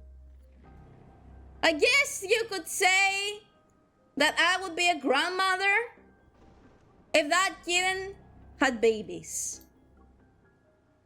Then I'd be a grandmother. 2 to 3 story steel structures cast looming shadows on the cracked pavement, a palette of dark, cold hues surrounding them. Amidst the desolation, the only source of vibrant color is the orange barricade tape. How could there be a place like this in Skyhaven? Thick wild grass covers the ground, a testament to the years of having been abandoned, yet the pieces of metal shine as if they're new. Beyond the bars of steel, the faint outlines of various aircraft hint at this place's history. The signal from the necklace abruptly vanishes here. There must be a signal jammer in this area. Fictional character. But to be fair, I could get pregnant by a fictional character. I could get pregnant by Caleb. I could get pregnant from Silas. I could get pregnant from Raphael. To be fair. Test Site 5 has been cleaned. We will now advance to the east zone. The fuck you mean, What was that? Just your fart. Shh! Quickly now. They won't find us here. What the fuck? Before I can react, I'm pulled into a makeshift shelter made from discarded equipment. It's just the rain. We need to keep moving. Yeah, just the rain. What the fuck do you mean? I turn around and pull out my gun, only to see a young girl's face illuminated by the light reflected off the paddle. Crystals adorn her skin. She wears a thin dress, but she's unperturbed in such cold rain. In the distance, officers wearing Far Space Fleet uniforms move closer. They're armed on high alert. Isn't it weird how these monsters are getting more aggressive? The contamination levels here are extremely high. They're That's probably bad. indistinguishable from wanderers now. See. Stay frosty. Frosty. This batch of specimens is on the brink of transformation. Salvage value at 0%. Requesting confirmation to do the cleanup. Okay. Sure. Specimens. Is she one of them? The crystalline growths on the girl's body are similar to Kevi's, but far more severe. She's almost completely transformed into one of the monsters from N109 zone. Hey, can you check if I'm still alive? Is my heart still beating? I guess I can do that. Urging the girl grabs my hand and presses it to her chest. I look down. A fist-sized cavity covered in crystals is in her chest. Within it, a large crystal pulsates and eerily glows in the place where her heart should be. What happened to you? Her skin, drained of all its color as it stands in the rain, betrays the weight of her memories as she cowers. As I was dying, someone whisked me away from the ward and took off the white cloth on my face. Uh-oh. They made a promise. After one experiment, I could live again. Who wouldn't want that? Uh-oh. As she speaks, the crystals creep further up her neck, yet she appears oblivious to them. It's a shame. If I passed the test, I could have been the professor's daughter. Oh no. Oh no. Oh no, Kevin. Oh no. Curling up into a ball, she hides her face and muffles her sobs. The rain covers her anguish. The professor. He's the one who took Kevin under the pretense of adoption. Professor, who gave us a second chance at life. He's our father. Shut! He's not. He's not. Me for real, crying. Now I know for sure he was the one walking next to Caleb at the villa. He's definitely involved in this experiment and he must have something to do with the Farspace fleet. The lockdown and cleanup are just the cover. The fleet's true targets are these. Your power. It's warm.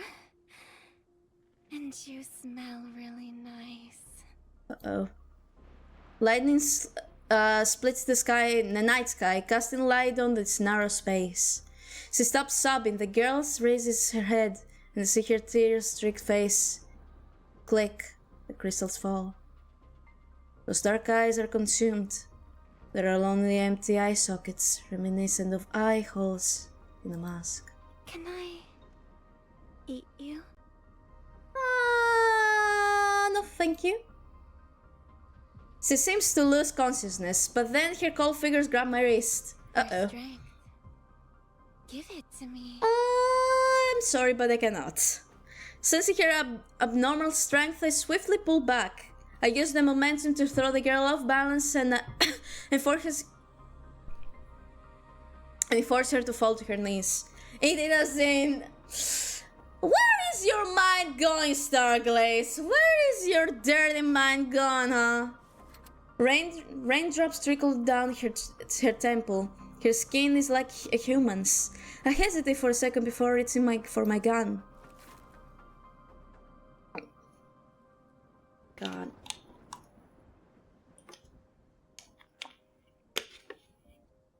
That single moment cost me, and the sharp pain shoots up from my knee.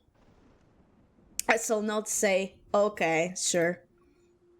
The crystalline spikes protruding from her shoulders pierce my left leg. My blood mixes with the rain. I said you should let me eat you. And I said no thanks. It's as if a silent signal has been given. Several figures emerge from the shadows and stagger towards me. Ah, shit.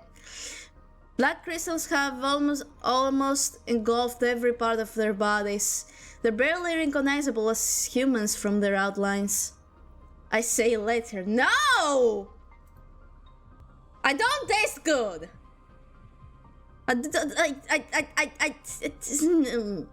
The crackling sound of burning flesh resounds in my ears again. Their silhouettes blur with the ones I remember from the end of the 9 zone. Just see what goes on the other scene. Shush. No, those things are already here. Range! Range! They're all here for the Ether core. Ether core. As they close in, I have no choice but to fight through the pain. I push the girl away, holding my hand. I struggle to stand. If Mario wants to see men kissing, we want to see... No! This is not a game with men kissing. This is a game of us kissing the men. Not the men kissing each other. It's us kissing the men. But what do you mean, Boo? It's an Otome game. What do you mean that? What do you think an Otome game is? This is not a yaoi. This is not an Otome game. Not men kissing. If you want a game with men kissing, you should go up and play. What's its name? What's the name of the game? Fuck, what's the name? What was the name? Dramatical Murder. Go play that. Or what's that? Bullets cut through the rainfall and pierce the legs of two figures at the front of the group. However, they don't stop. She have dementia too. What do you mean dementia? Gritting my teeth, I aim for the shoulders of these people. Another shot rings out and the girl's twisted convulsions come to an abrupt stop. But I didn't pull the trigger. Okay. My throat is hurting very bad. So I'm gonna go warm some milk. Because we still have quite a bit to go through. So I will be right back.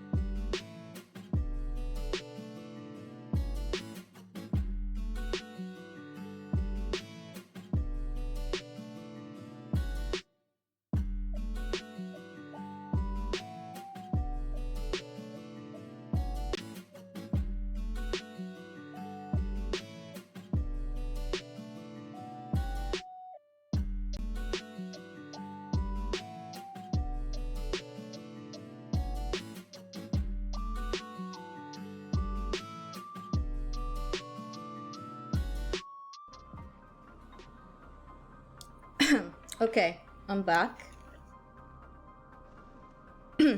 I think my throat is a little better.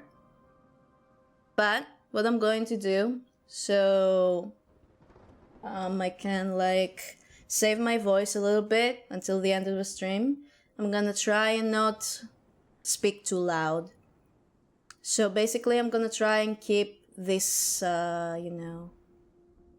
this tone, because, oh my god, my throat hurt really bad. Okay, so yeah. Until the end of the stream, or until at least we get to the Oasis, I'm gonna try and keep it down. The stink is back. You're the stink. Shut up. But anyway, yeah, I didn't pull the trigger though. The figure before me dissipates into energy particles.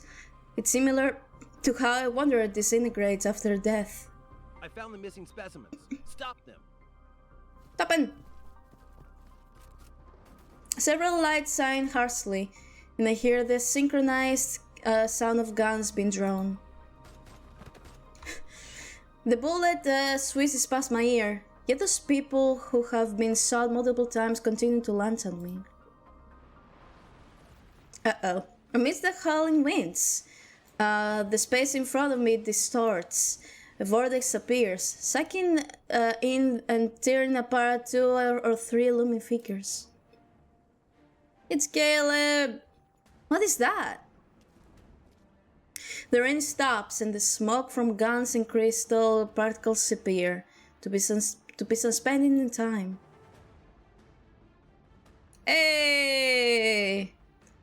Through the veil of raindrops, an indifferent face gradually comes into focus. Raindrops are reflected away. Hey, Caleb. Hi! Uh-oh. You mad. Uh-oh. Frozen in place, I don't know if I should call out his name. What are you doing here? I just wanted to get some snacks.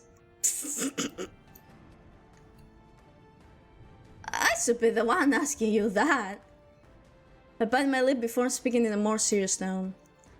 These monsters and wanderers are actually what you're cleaning up, right?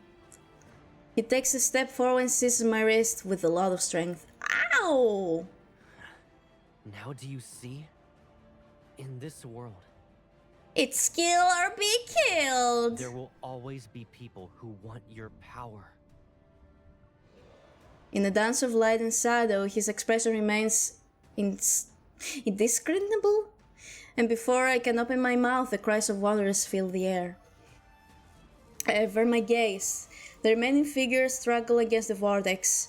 The metaflux slowly dissipates. As the wind screeches, the wind particles coalesce into a larger wanderer. He roars before advancing toward Caleb. Caleb, be careful! You're the one who needs to be careful. Shut up. With a stern expression, he grabs my shoulder and pulls me behind him. Are you trying to prove you're strong enough to trespass into restricted zones by yourself? At night? Yes. You should only do that sort of thing when you're not throwing yourself into danger. Shush you. Shush, shush. Shush! Shush, I say! Shush! Hey, we're back at the thing again. There we go. There we go. While the fight is happening, I want to search something.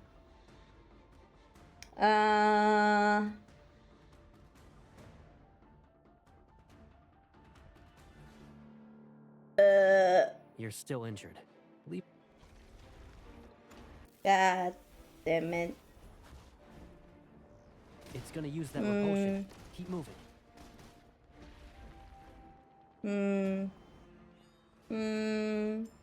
Smart. Now I can relax a little. Take cover.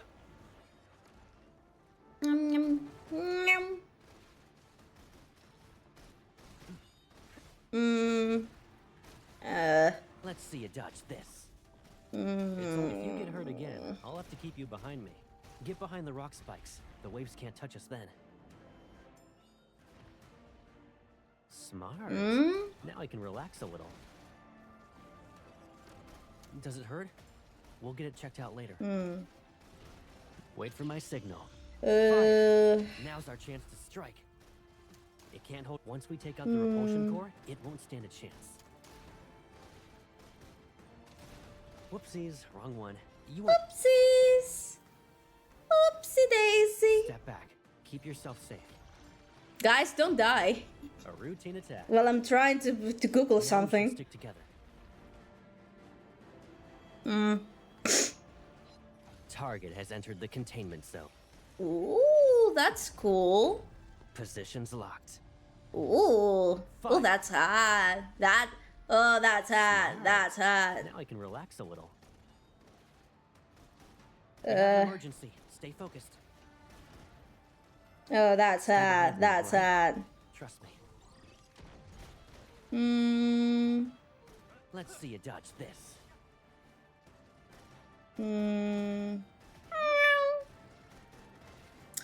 Guess not. I was wondering if I could like chew some gum. It's okay. You still have me. To help with my throat, but Now's our no. chance to strike. No, does not help. Does not help at all. You've got me. Oh! We'll win together next time. Oh dear. Oh. Covered. Let's change our rhythm. Ah, shit. Okay. Okay, I guess I have to see if I can actually play like this. Okay. Can I actually fight? Let me see. God damn it, the other battle fucking sucked me. God damn. Okay. Fucked me over. God damn, we're almost at 4 hours? That's crazy, dude. That's insane.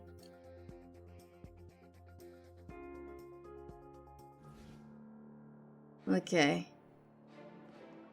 Okay. Let's see. Can I It'll move? keep trying to pull you in. Be careful. No. Okay.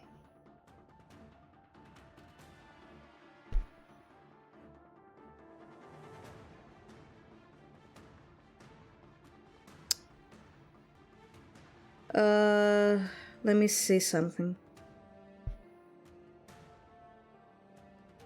Open! Open! I say open!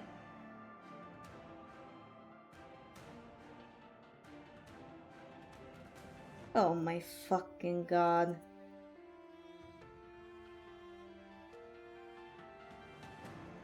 Were you not doing the thing that I'm trying to do?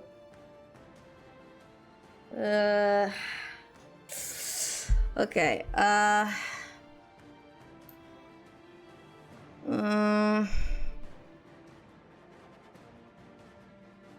fuck.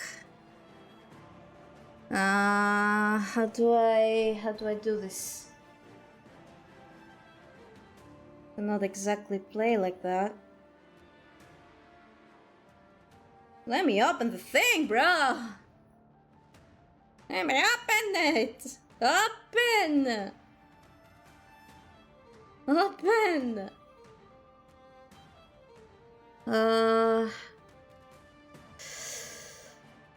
Okay. Does it hurt? It's Okay. You still have me. But You I can't break our can't. connection.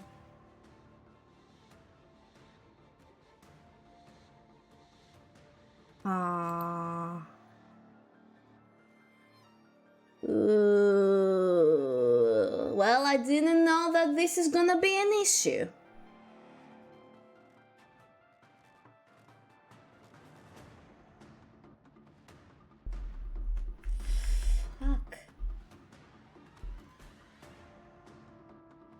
Okay. Okay, new plan. New plan. Hang with me for a moment.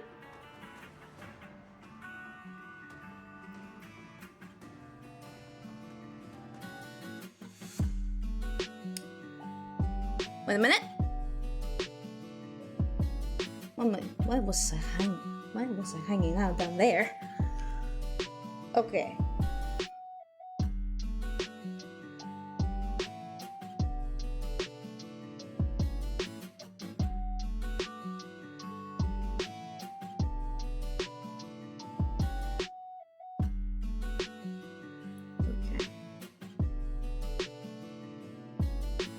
What?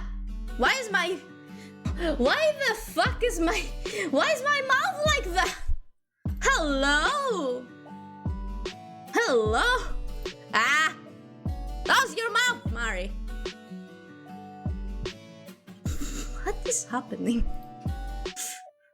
What is happening right now? I'm scared.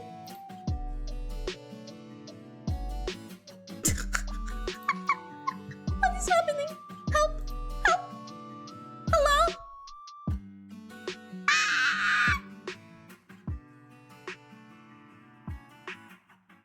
What is happening? Why is my mouth like that? Why is my mouth like that?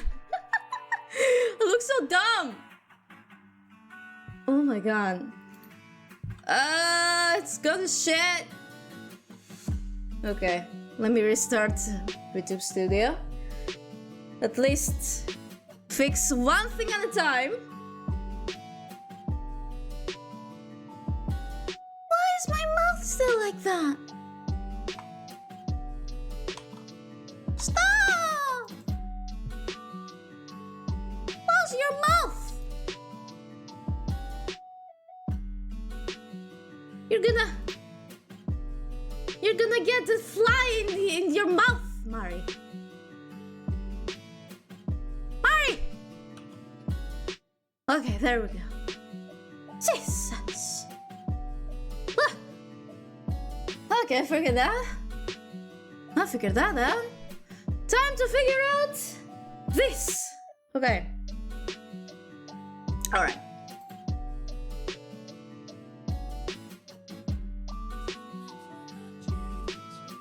Okay. Let's see.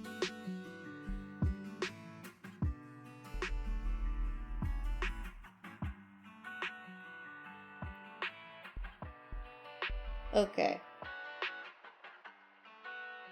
Okay, this is not going to work right now.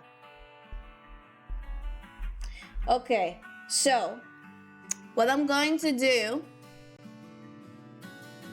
Okay, what I'm going to do real quick is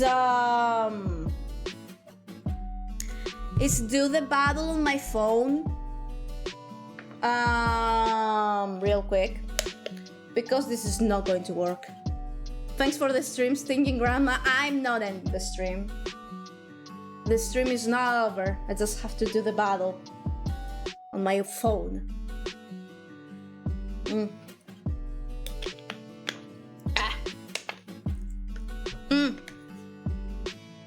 Okay. Come on, open. Open, we don't have all day. Come on, don't have all day. And I do not want my voice to completely give out. Okay. Guess I'll give you guys some sound from my phone. Did it crash? No, it didn't. It didn't crash. It's just that the auto battle does not work. The auto battle does not work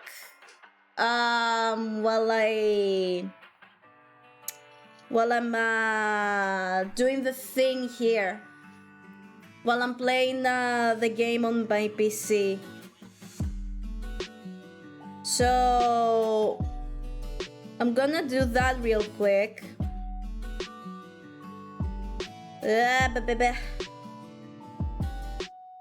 At least, let me at least pass the states so we can fucking continue the stream.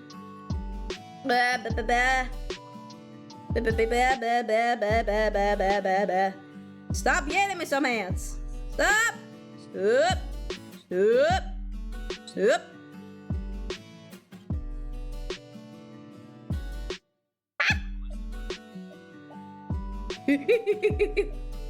Okay. There we go. But there's more? There's more?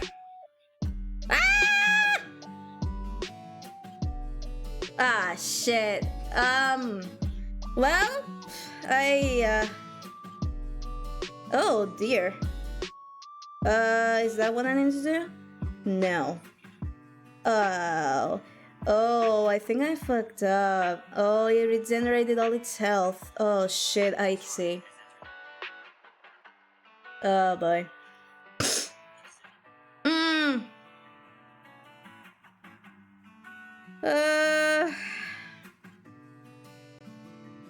Oh man. Da da da da da da da da da da. What the fuck is happening? Leave me alone, leave me alone, leave me alone, leave me alone. Okay, good. Fuck off. I don't have lots of health left. I do not like that.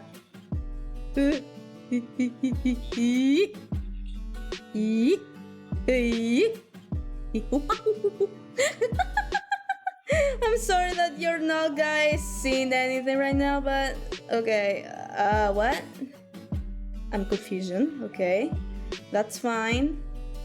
I don't need to understand. Okay, there we go. Fuck me. Okay. Okay.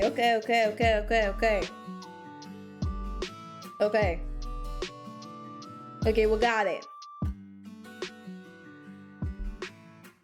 Okay. All right. So then. Okay.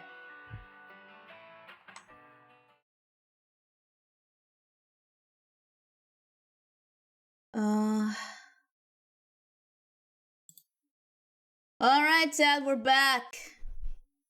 We did it. Just let me to transform the thing real quick. Fuck. I'm messing up. Okay, there we go. There we go. We figured it out. We figured it out. We're good. We're fine. We're just pitsy. Okay.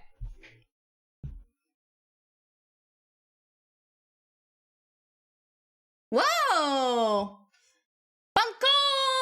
Thank you for the raid! Thank you! Welcome, raiders! Hello, hi! My name is Mari Kitty, your friendly neighbor fallen candidator that never gets enough sleep. And today, we are playing some Love and Deepspace. Bunko, if you want to stay, you can. If you want to leave, you can. Grab some water, some, you know, some food. If you need to rest, you can go. But yeah, yeah. By the way, Mari, there's no sound. Is there sound now? Hey, Heiko, how are you doing? Have a good stream. Thank you. What did you guys play today?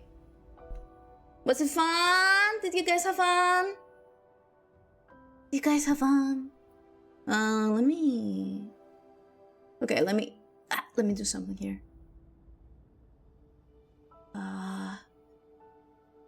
Okay. Need to fix that now. Oh my god. Okay. There we go.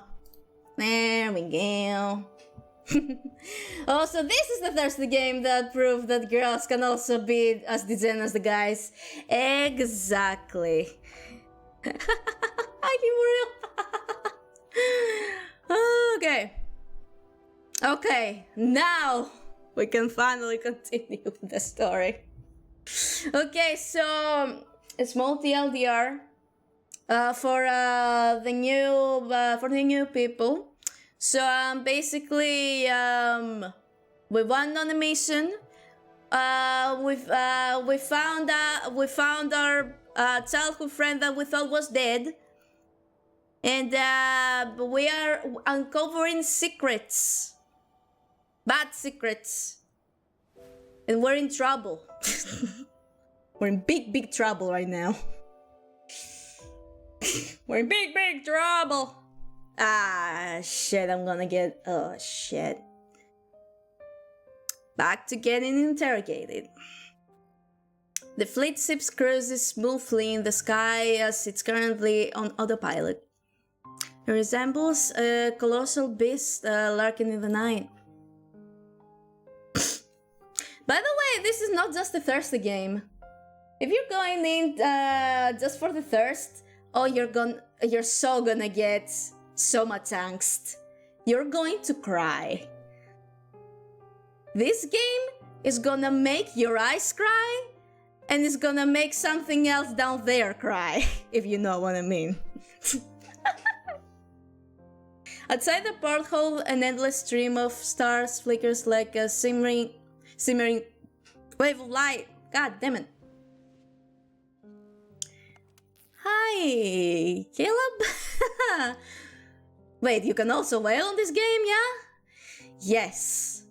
I'm not gonna whale though. I do not have the money to whale. The aircraft gabbing, Caleb puts me on the bed, retrieving a first aid kit. Well, that's... Déjà vu? It sets it down and carefully removes the bloody fabric from my knee. From my knee. I still want to be devoured, but Mari said no. No. Yes. And the answer is still gonna be no. Under the harsh light, blood continues to flow. His gloves are dyed a bright crimson. I look away. Well, that's awkward. Does it hurt? Are you mad at me? Yes. No, apparently. As I hear him take out the medicine and equipment, I start to turn around, but then his hand covers my eyes. A fine needle pricks my skin. Ow! And then searing pain instantly dissipates. Caleb. I raise my head and look into his eyes. The explosion in the Cascade District was just a convenient excuse to justify the cleanup. Well, yeah, Mari, have you tried playing Infinity Nikki? I feel like you'll also enjoy the game. I did try it one time. I don't know if I'm going to continue it. I kind of left it in the middle of something because I had to join a collab. I'm not sure if I'm going to continue it because I'm already playing Love and Deepspace, Genshin Impact and Honkai Star Rail. So I don't know if I can handle another gacha game. Like, both in my wallet and in grinding. So yeah, I don't know. I like Infinity Nikki though. It's very good. Then there's Kevin, me. What the fuck? Why? What? There's Kevin, Mia. Those were manufacturer accidents too. What have you been doing behind my back? Yeah, I get you. Yeah. Caleb wipes away the blood from my knee and disposes of the syringe. He retrieves a surgical skin scalper. What do you think could have happened if I hadn't been there tonight? To be fair, I would be in trouble, yes. Click! The surgical skin scalper. Yeah, okay. Stapler leaves behind a faint mark. I can't bear going through the same pain again. Or do you want me to re-experience that loneliness because I left you? That's not... You shouldn't throw yourself into danger anymore. That's what hundreds do, though. Click. His finger touches the stitch area and wipe away the tiny droplets of blood. Whether those people live or die tonight, it doesn't matter anymore. You can't just say who dares that. to wield power that isn't theirs must pay the price. Didn't the fleet give them the power, though? The explosion was just an opportunity for the fleet to intervene. You arrived in Skyhaven at the wrong time. Why didn't you tell me sooner? Would anything change? Would it even make a difference? He sets down the surgical skin stapler, oh my god, and bandages my wound. Then he calmly meets my gaze. So you kept me in the dark to stop me from doing anything. Did you really think I wouldn't question such protection? Caleb remained silent. I licked my dry lips, suddenly tired of arguing with him. Fine, once your fleet ship lands, I'll leave. No, you won't. Yes, I will. Since you managed to escape once, we'll be going somewhere else. What do you mean? Where? He lifts his hand and cups my tick, yet his fingers are freezing cold. I will protect you. Okay, but that doesn't mean that I do not have my own agency. Until everything is resolved, I need to make sure you're safe and sound. Ugh. Who did the Colonel bring back? Your mom! Sorry. Who knows? But since he ordered us to take good care of her, she's probably not a nobody. With the mission over, Caleb takes me to the special care unit on the first space fleet ship. I can't even step outside of it. The walls, white as snow, are adorned with all sorts of medical devices. Their multicolored indicator lights dancing incessantly. Fuck. Okay. I don't know his rationale or how exactly I'm being kept here, though I wouldn't care less right now. Maybe she's also getting sent to Colonel. How is she? The medical examination is done. We're just waiting for the analysis. But because of the rain, the equipment indicates her vital signs are abnormal. What the fuck? Colonel, who's the injured? An important target for observation. Target? No problem. Bits! No, I was curious. I've never seen her before. Did these pizzas call me a target?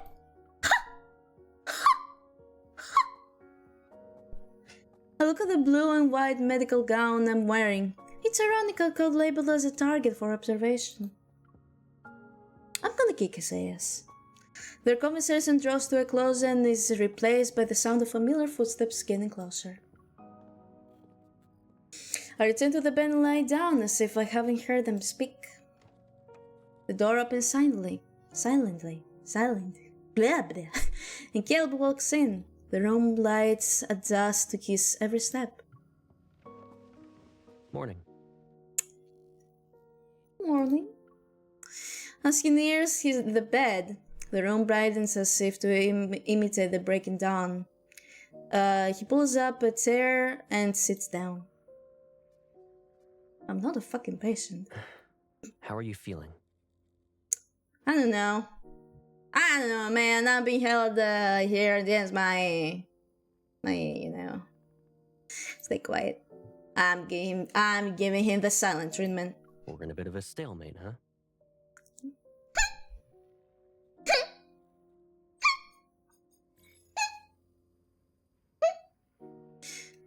Caleb taps the vital sign, the signs monitor on the wall, and various data values appear in midair. My heart rate, my breathing rate, everything but my current mental state is right in front of him. Caleb, I need to leave. You'll be out of here soon enough. When is that soon gonna be? He meets my gaze, his words seemingly admonishing me. When's that? Depends on when your vital signs return to normal. Since last night, I've heard the same response 3 times now. The question takes hold of me. He senses shiver down my spine. Caleb? It's been a while since I said his name like that. Touched, Caleb's gaze finds mine. Yes? When you made me take cold medicine that night, it wasn't just because you were concerned about my health, right? You already figured out everything, right? Aren't I pathetic? Well, I'm not stupid, to be fair. Tolerate. I ask. And this is all just an excuse. You never planned to let me go since the beginning. I've had enough of him not telling me the truth. I take the cup from the table and throw it at him. The cup collides with his body and then shatters into pieces. Did that help you calm down? No. The water droplets fall and drench his immaculate uniform, yet his gaze remains unfazed. The person before me stays composed. The Caleb I once knew is gone. Get some rest. It'll help you relax. I'll check in on you later tonight. Bitch. Bitch. Bitch. Oh, man. Oh, man. I really love Mari's accent sometimes. Thank you. Really appreciate that. I'm sorry I'm not very energetic right now. My throat hurts from talking too much this stream. So yeah, I'm sorry. Reminds me of an angry grandma, but it's actually younger. Oh, I love that. Oh, that's so funny. No, that's fine, okay. If you catch on other streams, I'll be more energetic. It's just my throat hurts. I'm yapping too much. Groggy, I open my eyes again. The world outside has already descended into darkness. A few lights twinkle like fireflies in heavy mist.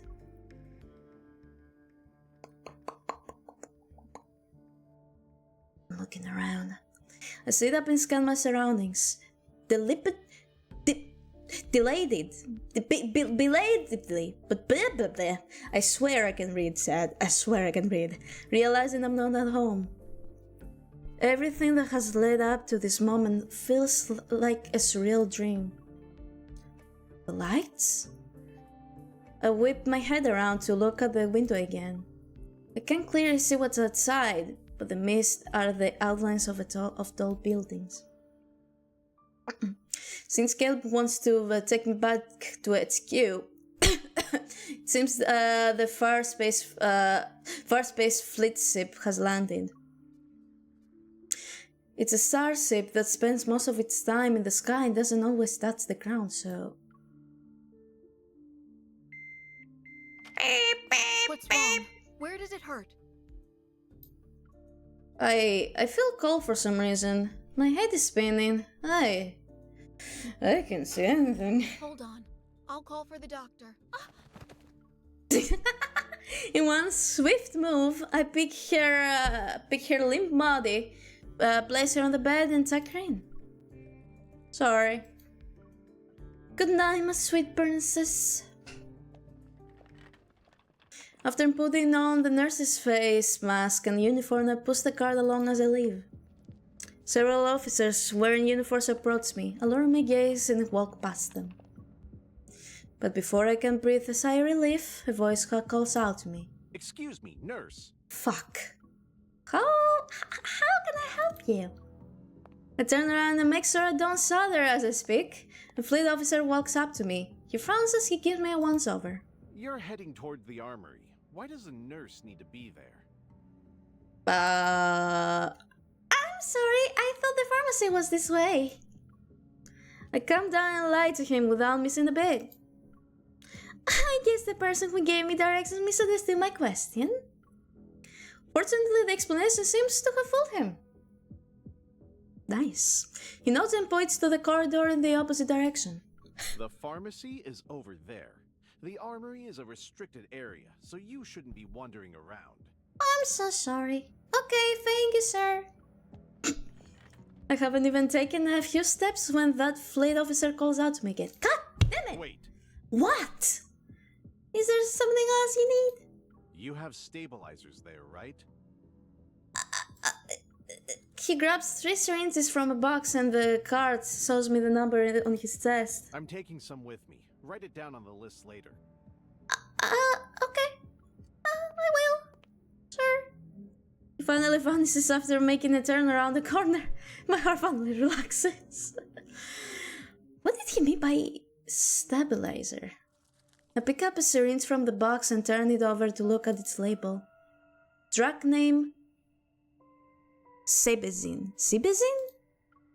It can be used to combat emotional outbursts, enhance cognitive functions, and help patients stabilize their mental state. Only those with torn chips may use this. This drug should not be used daily. You planted a mind control device in me. It's that chip. The chip. Rereading. Inputting memory.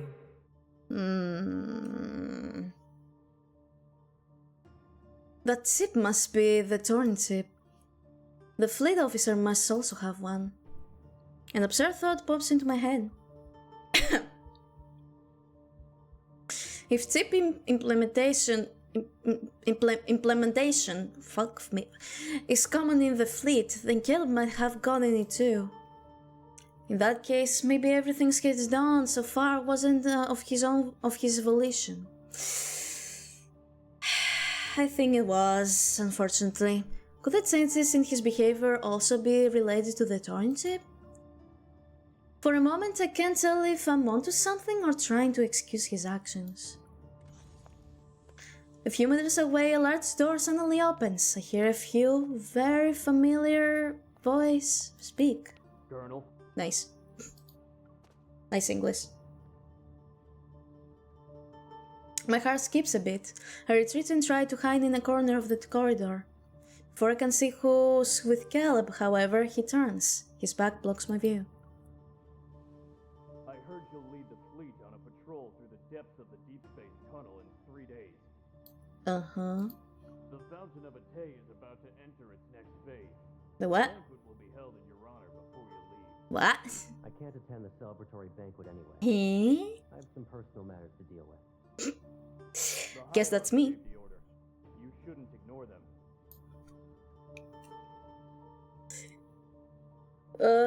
Caleb doesn't speak for a moment before he responds in a lower voice. Speculating on other people's thoughts isn't my forte. And since I've taken your place, I can order you to leave. Now. Oh, did he take his place as a colonel? Is that it? Caleb reaches out and presses the sensor on the wall. The door rises. The man grabs it as he leaves. Come here. What? In the empty corridor, Caleb suddenly turns around and looks at where I'm hiding. God damn it! He's way too good at hide and seek. God damn! He's way too good at it. Fuck me, dude. God damn. He's way too good. Stop that. That's not fair. I freeze and don't move. A few seconds later, a shadow looms over me and grabs my wrist. God. Playing hide and seek now? Did you really think you wouldn't be noticed? There are eyes in every nook and cranny. Does it look like you can escape? At least humor me. You were brave enough to bring me to HQ. That means no matter who's suspicious of me, you'll have my back, right? He stares at me for a long time, then he laughs. For some reason, an ominous feeling washes over me. Let go of me. You want to go home, right? I'll take you there now. Okay, he's going unhinged. He's going unhinged. He's going unhinged. Ah, shit. From the Far Space Fleet's headquarters to his home, Cable remains silent. Click. The door is now locked. What are you going to do to me? So, this is what you mean by 7 stone? Lowering his gaze, he says nothing. Following his gaze, I found the wound on my knee has reopened. Ow. Doesn't it hurt? The pain in my heart hurts more. Answer my question first, Caleb. He suddenly picks me up and walks into the living room. Oh? Cutscene? It's the sexy cutscene? Not yet. Okay, this should be the sexy cutscene.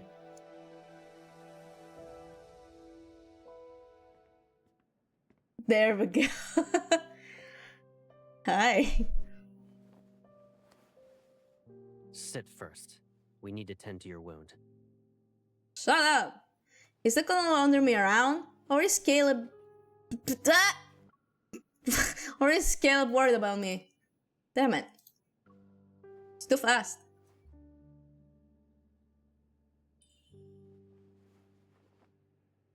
Do you remember that injured cat you brought back home? Back when we were kids? It's the sexy scene! We kept it in the backyard. But that cat always kept trying to run away before it fully recovered. Yes. Okay. I don't want to listen to this. Ow. Do you want to know what I did in response? Oh, that's hot. I got a collar with a bell. I put it on the cat. That way, it couldn't escape without being noisy. Here's our If I yandere. had that kind of bell right now. Ooh. I should make you wear it, right? Is this your protection? Is this how you'll protect me? I just need to be glued to your side? I know, it's unfair. But... Well, there we go. Analyzing vital signs. Well, shit. because of that monster, your wound is infected. Is there truly a way for you to run around without getting injured? Shut up! Are you still the Caleb who confronted the danger with me? I've had enough of your protection. Yeah. Yeah, with Mari's noises, I think I'll need headphones. My voice is too tired, unfortunately. If being with me only brings you pain, then just put up with this for 3 more days. What are you going to do? Tie up loose ends. And then, all of this will be over. I just need 3 days. Okay. Well, 3 days All later. reporters out in the field confirmed the lockdown will be lifted after being in effect for the Far Space Fleet For weeks. assures everyone that the explosion in the Cascade District will not happen. Happen After all again. this is over, the fleet will return to the deep space tunnel. You'll be safe, for now. In other words, he'll just disappear again and not even say anything? I'll be gone. Aren't you happy that you won't have to see me then? Don't say that. I'm about to leave. It'd be nice if we had a meal together. Don't fucking say that. Oh my god. Okay. Okay. Okay, I need to snooze the ads. Fuck. Okay. So I have to listen to the colonel, oh my god, the colonel, even when it comes to eating and drinking now?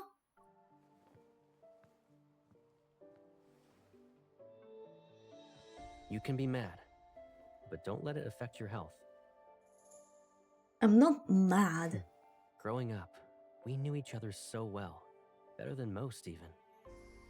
I could see through your lies when you'd blink, bite your lip, and I could tell you were upset. Shut up. Shut up. In that case, tell me, what am I thinking about right now?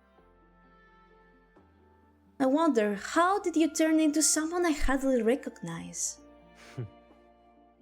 Oh, I know. You're thinking some chip got put into my brain, right? And now I'm no longer who I used to be? Well, you're not. What if I told you I was always like this? Your life has threats around every corner. The people who are after your power, who want to hurt you, they should all just disappear. Here's a yandere. When you're by my side. I'd rather face things head on than safely live like this. I don't need you. You don't need me? Is that what you think? Oh boy. Whoa! What do you need? You can tell me. Till! We can return to Lincoln if that's what you want. Till! If you want to return to the past, we'll rebuild our old house and move in together. And if one house isn't enough, I'll build you a whole maze. Maze? I'll decorate it with everything you could ever want. It will be the most beautiful, stunning garden you've ever seen. No one will be able to find you ever again. Jesus. I'll protect you forever. Oh my god. Caleb, you can't just... You're very important to me, and no one could ever replace you. Really? What the fuck? I held myself back and endured day after day after day, suffocating. But now, I'm tired of playing these games. Oh my god! He's unhinged! The apples! They're gonna go bad!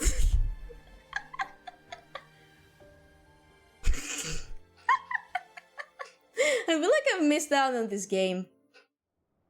Keiko. Join us! Join us! Join us! Join us! Join us! I love this, man. Yeah, it's fun. Jesus Christ, I know, right?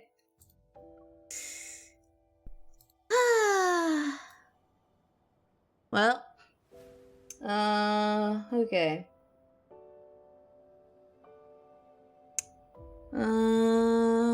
How many more minutes do I have until...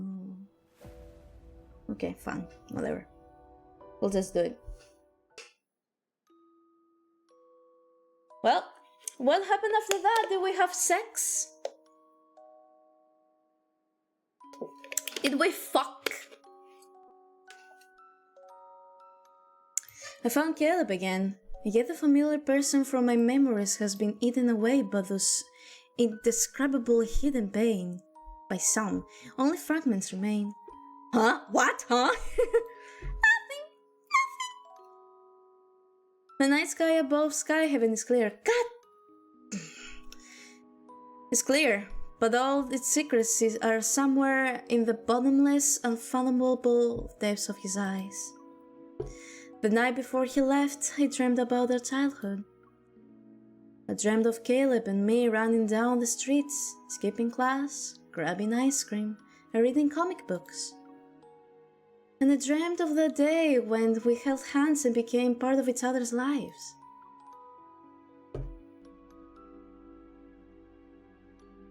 Remember this. From now on, I'll always be by your side. Well,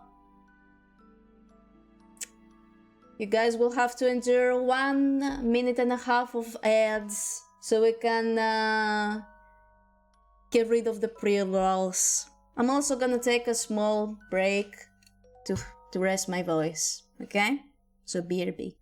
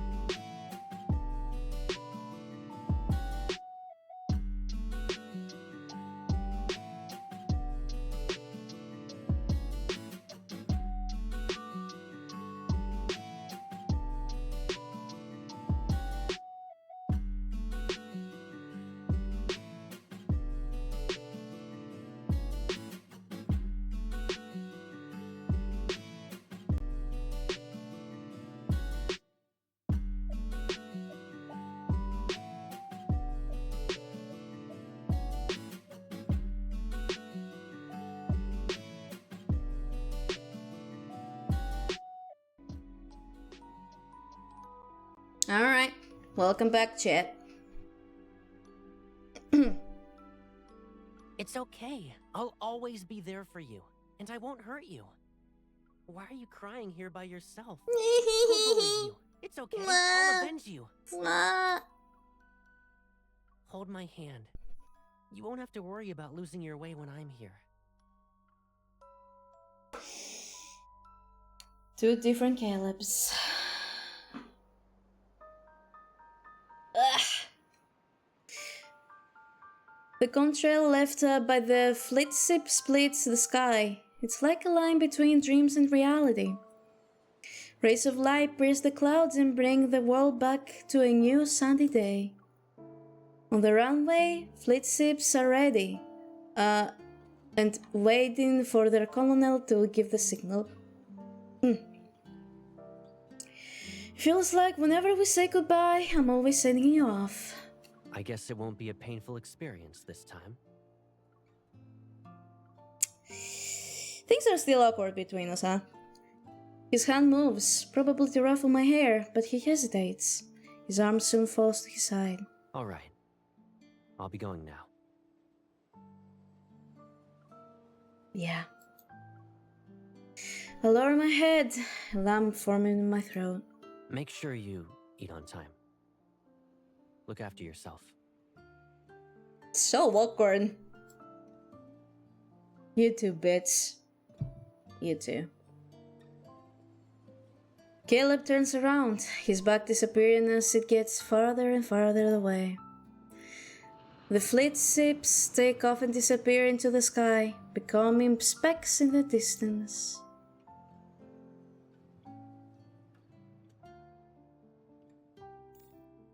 I was so bored without you. I almost became a shriveled up peach. Oh, Tara, I missed you. You mentioned you were at Sky Haven for a wedding, but what kind of wedding lasts that long? It's a tradition from another country. Oh, you know, my old friend is... My boss is calling. Let's catch up later. Okay, thank fuck. I end the call and pull my phone back into my pocket. That's when I realize there's a strange object in it. Huh? When did this... Huh? I take it out and get a closer look under the sun. It's an old well-off piece of paper with a kid's hand-drawing. Forgiveness coupon for Caleb. Valid for 100 years. You fucking... You little shit. You little shit. You manipulated little shit. That's manipulation! Holding it, I feel a wave of sadness, like bubbles ready to burst, erupt from the depths of my heart. Caleb, you dummy. I can't figure out what's real or fake with Caleb. But what I know for sure is that this person who is important to me, I don't want to lose him a second time.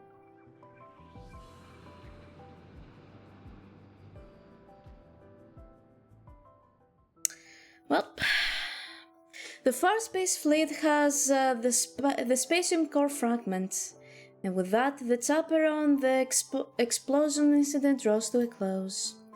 However, Mia's fate is enshrouded in mystery, and Kevin's future is uncertain with the chip.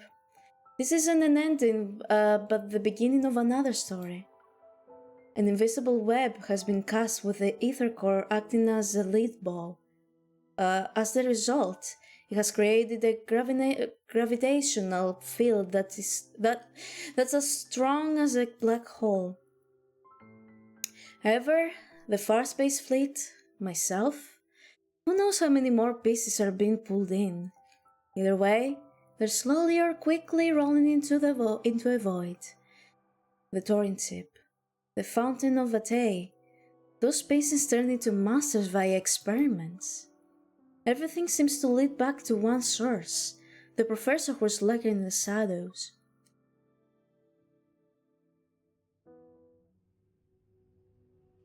In the heart of Skyhaven's main island, opposite of Aerospace Center, are rows and rows of new buildings that popped up recently.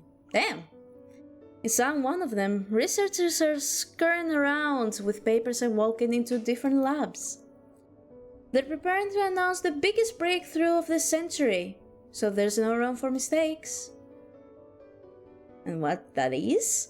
Caleb suddenly stands in the elevator as it climbs to a non-existent floor that can only be accessed with special clearance. The doors slide open, and he walks down a grey corridor and toward an arched door. Back. A device with a faint green light scans his eyes, then the door quietly opens. Before him, a scene unfolds. It's vastly different from the dull grey and white of his surroundings earlier. A seemingly endless expanse of lush green trees stretches out under a glass dome and shiny silver roof. What? Huh? First, we went ahead and recycled those abandoned boxes. Then, we paid the N109 zone a visit to get info on Anikainis. Our Skyhaven gig is almost over. Where's our next stop? We practically spoiled Ever and those old people in the fleet. Wouldn't like their personal hitman. Does he ever stop talking? Don't think I won't beat you up because you're a kid. Damn. You two, Asshole. stop arguing. The professor said we're family, and families are all about love and kindness. Oh boy. Viper leans against a massive tree.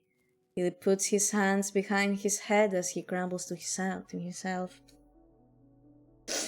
So I guess those three are prodigies or something? The other two are sitting nearby, a little boy and a girl wearing a black dress.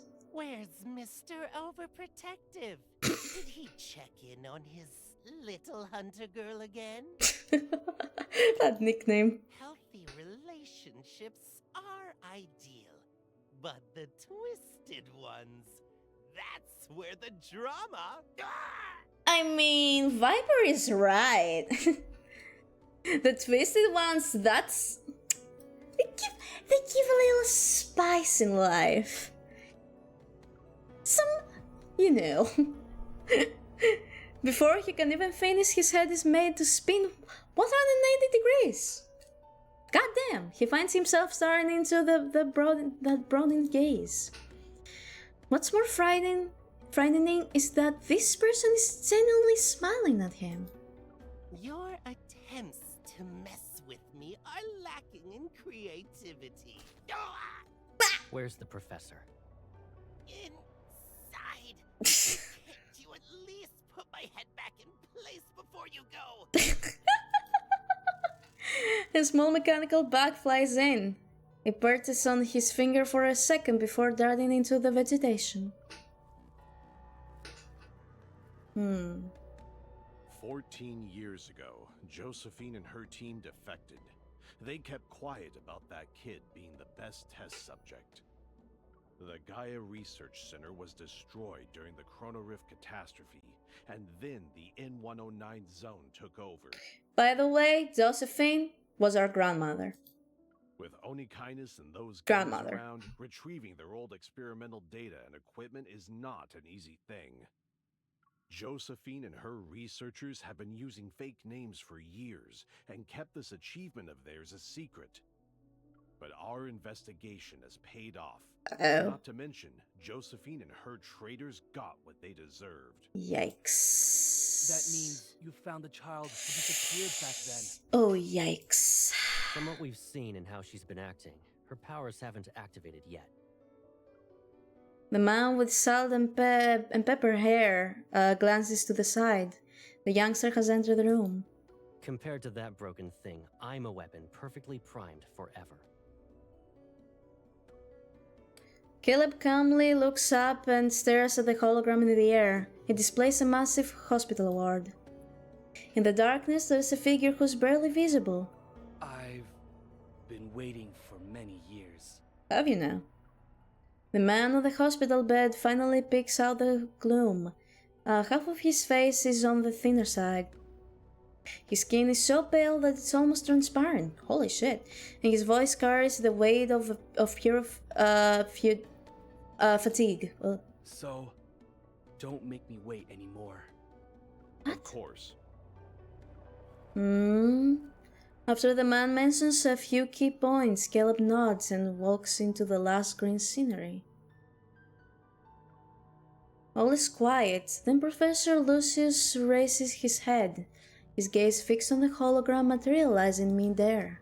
The Fountain of Atay will be put into motion, and Ever will soon reveal its revolutionary vision to the world. Uh-oh. That's not Track good. down the missing child, but now isn't the best time. Oh boy. Oh boy. He glances at the figure who has long vanished into the verdant vegetation, his gaze lingering on his right arm. There, hidden beneath the surface, lies the price Caleb paid to be brought back to life. At least it will be before he becomes completely useless. Fuck you. The human body is far too fragile. But by surrendering warmth and sensation, even the simplest modifications can transform flesh and bone into unyielding machinery. Electric currents will course through the neural network, numbing everything, taking control of everything until they completely replace him, turning him into a weapon perfectly crafted for the task. The old man smiles at the thought, anticipation gleaming in his eyes. He looks forward to the day it happens. Oh bye. In the forest where southern stars rest, a crystalline pool appears, as if infused with wine of life, it's clear yet murky. In the forest where southern stars rest, a crystalline pool appears, as infused with the wine of life, it's clear yet murky. What? Oh, fuck, goddammit. Young traveler, do not drink from it. Lost lover, do not drink from it. But when flowers wither in their sleep, when winds fall silent, and when the vigilant owl closes its eyes, only then can you drink deep in of these waters. Let the dead sing, O fountain of Atay, cleanse my time, nourish my flesh, spare me from the loneliness of eternal rest. Spare me from the loneliness of eternal rest.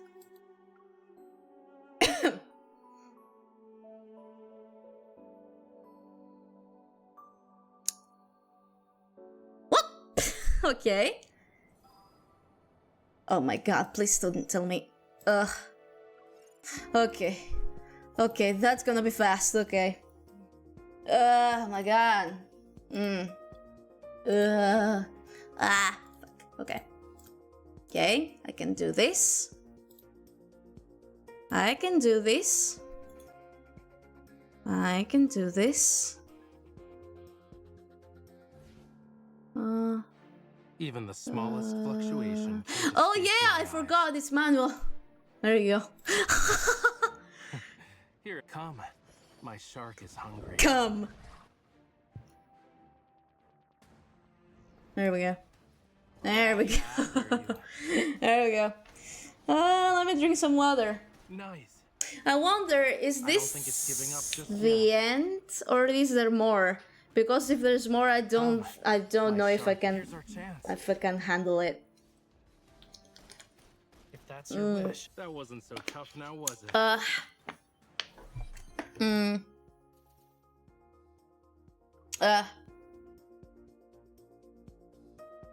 Let me see.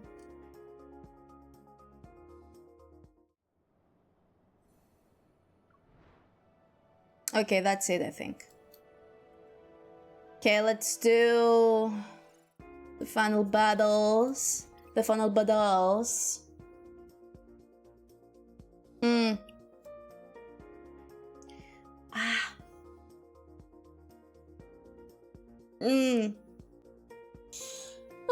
my god.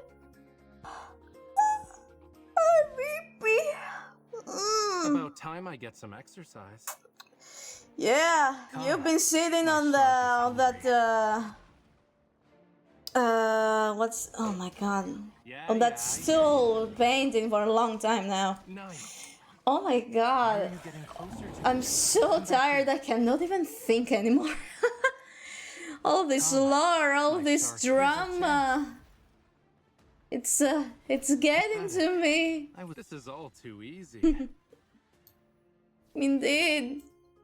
Oh my god. It's getting to me. So much drama with so much angst. So much angst. Okay. Come on. Come on so we can go and do our wishes. Go, go, go.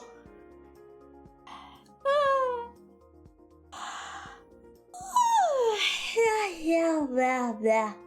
Yum. Yum, yum, yum. Go, let's go, lady. The tsunami is coming. It is coming. And it's not the only thing that is coming. My shark is hungry. Come. That means we gotta deal with gravity. Even the strongest pull can't catch me. I'm so immature. No biggie. Come. We'll get it next time. I'll take it down in one go. It's almost over. I sound Focus on drunk. it. Once it's down, beating it Why up do I should be sound drunk, easy. man?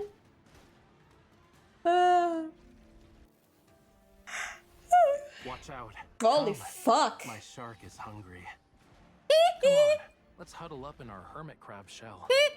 Wait, you're not drunk? I'm not, no. Beautiful. I'm just tired. Let's hit it with everything we've got. Be careful. I'm just tired.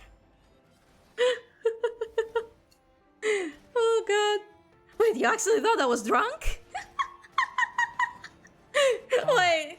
My shark, here's our chance. Wait, that's not me. That's not me, I swear. That wasn't so tough now, was I'm it? not like that. I'm a good girl. I promise. I promise. I don't drink. I don't like alcohol.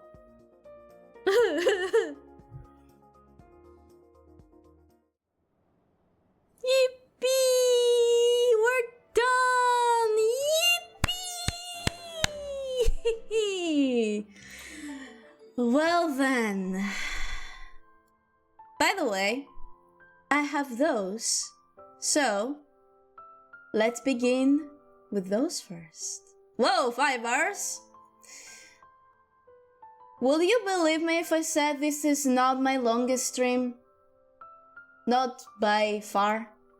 Anyway, let's see what 5-star we're gonna get. Already? Huh. God damn! Which one? Which one?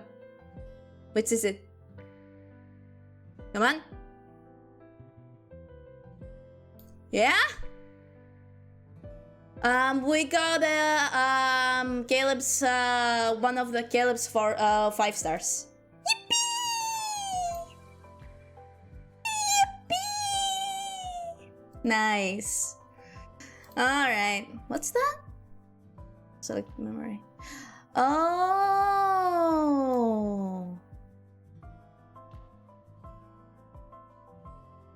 Okay, I'm not doing that right now. I see. Okay. Well, as you can see, we have 65 wishes right now. So, let's go. Nice. Go, go, go, go, go, go. Go. Oh, nice. Let's go, baby. Yeah. Come on. You got it. There we go. There we go. There we go. We got it. Is there anything else? Oh, well, we get more places. Why, is there another place? Is there another card here? No.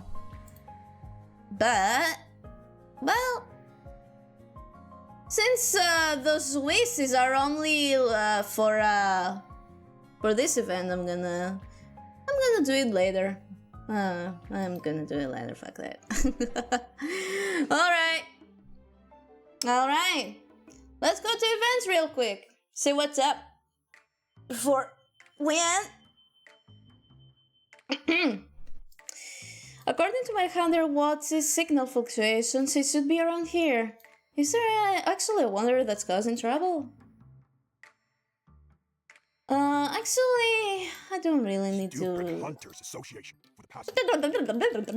I don't need to read that. Actually, I just want to see what is happening. Here's my baby girl. I feel like you're in a hurry, cutie. Oh, that card. I love that card. I love that card so much. I love how much Raphael sings for us. So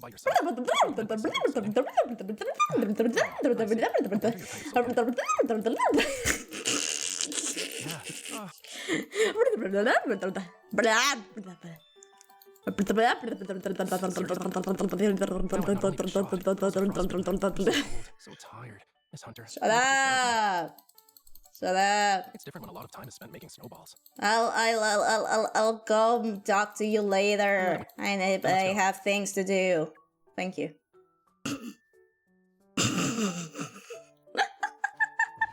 Well then, yippee! It's the New Year event. Oh wow! Plug! Nice. Okay, get rid of that. We got that. Yeah, free shit, baby. Love that for me.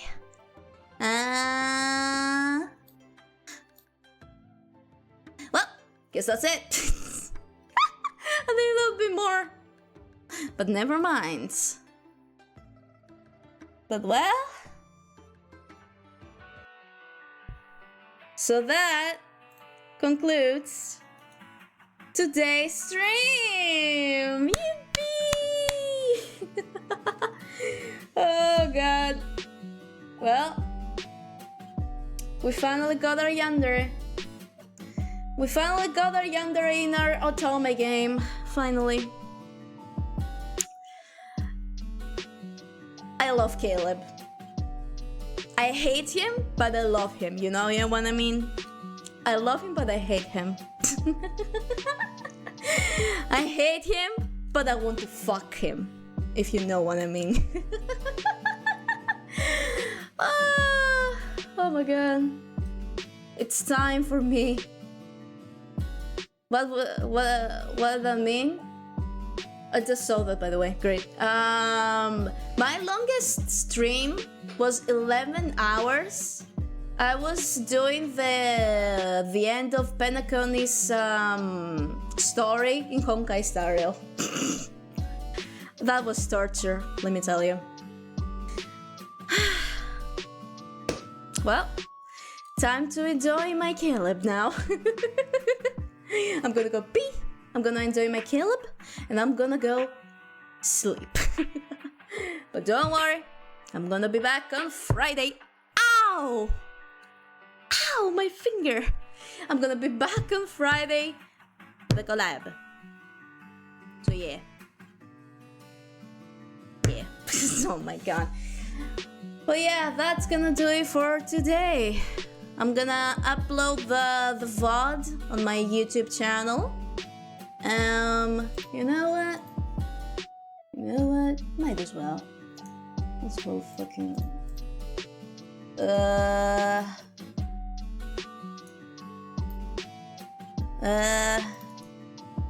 There you go. Here's my YouTube channel. So you can check the VOD and more streams of mine if you want. Yeah, I'm gonna upload it, I don't know, maybe tomorrow. Yes, probably tomorrow, yeah. But yeah, thank you everyone for joining today, and I hope you'll enjoy the rest of your day. Bye everyone. See ya. Bye.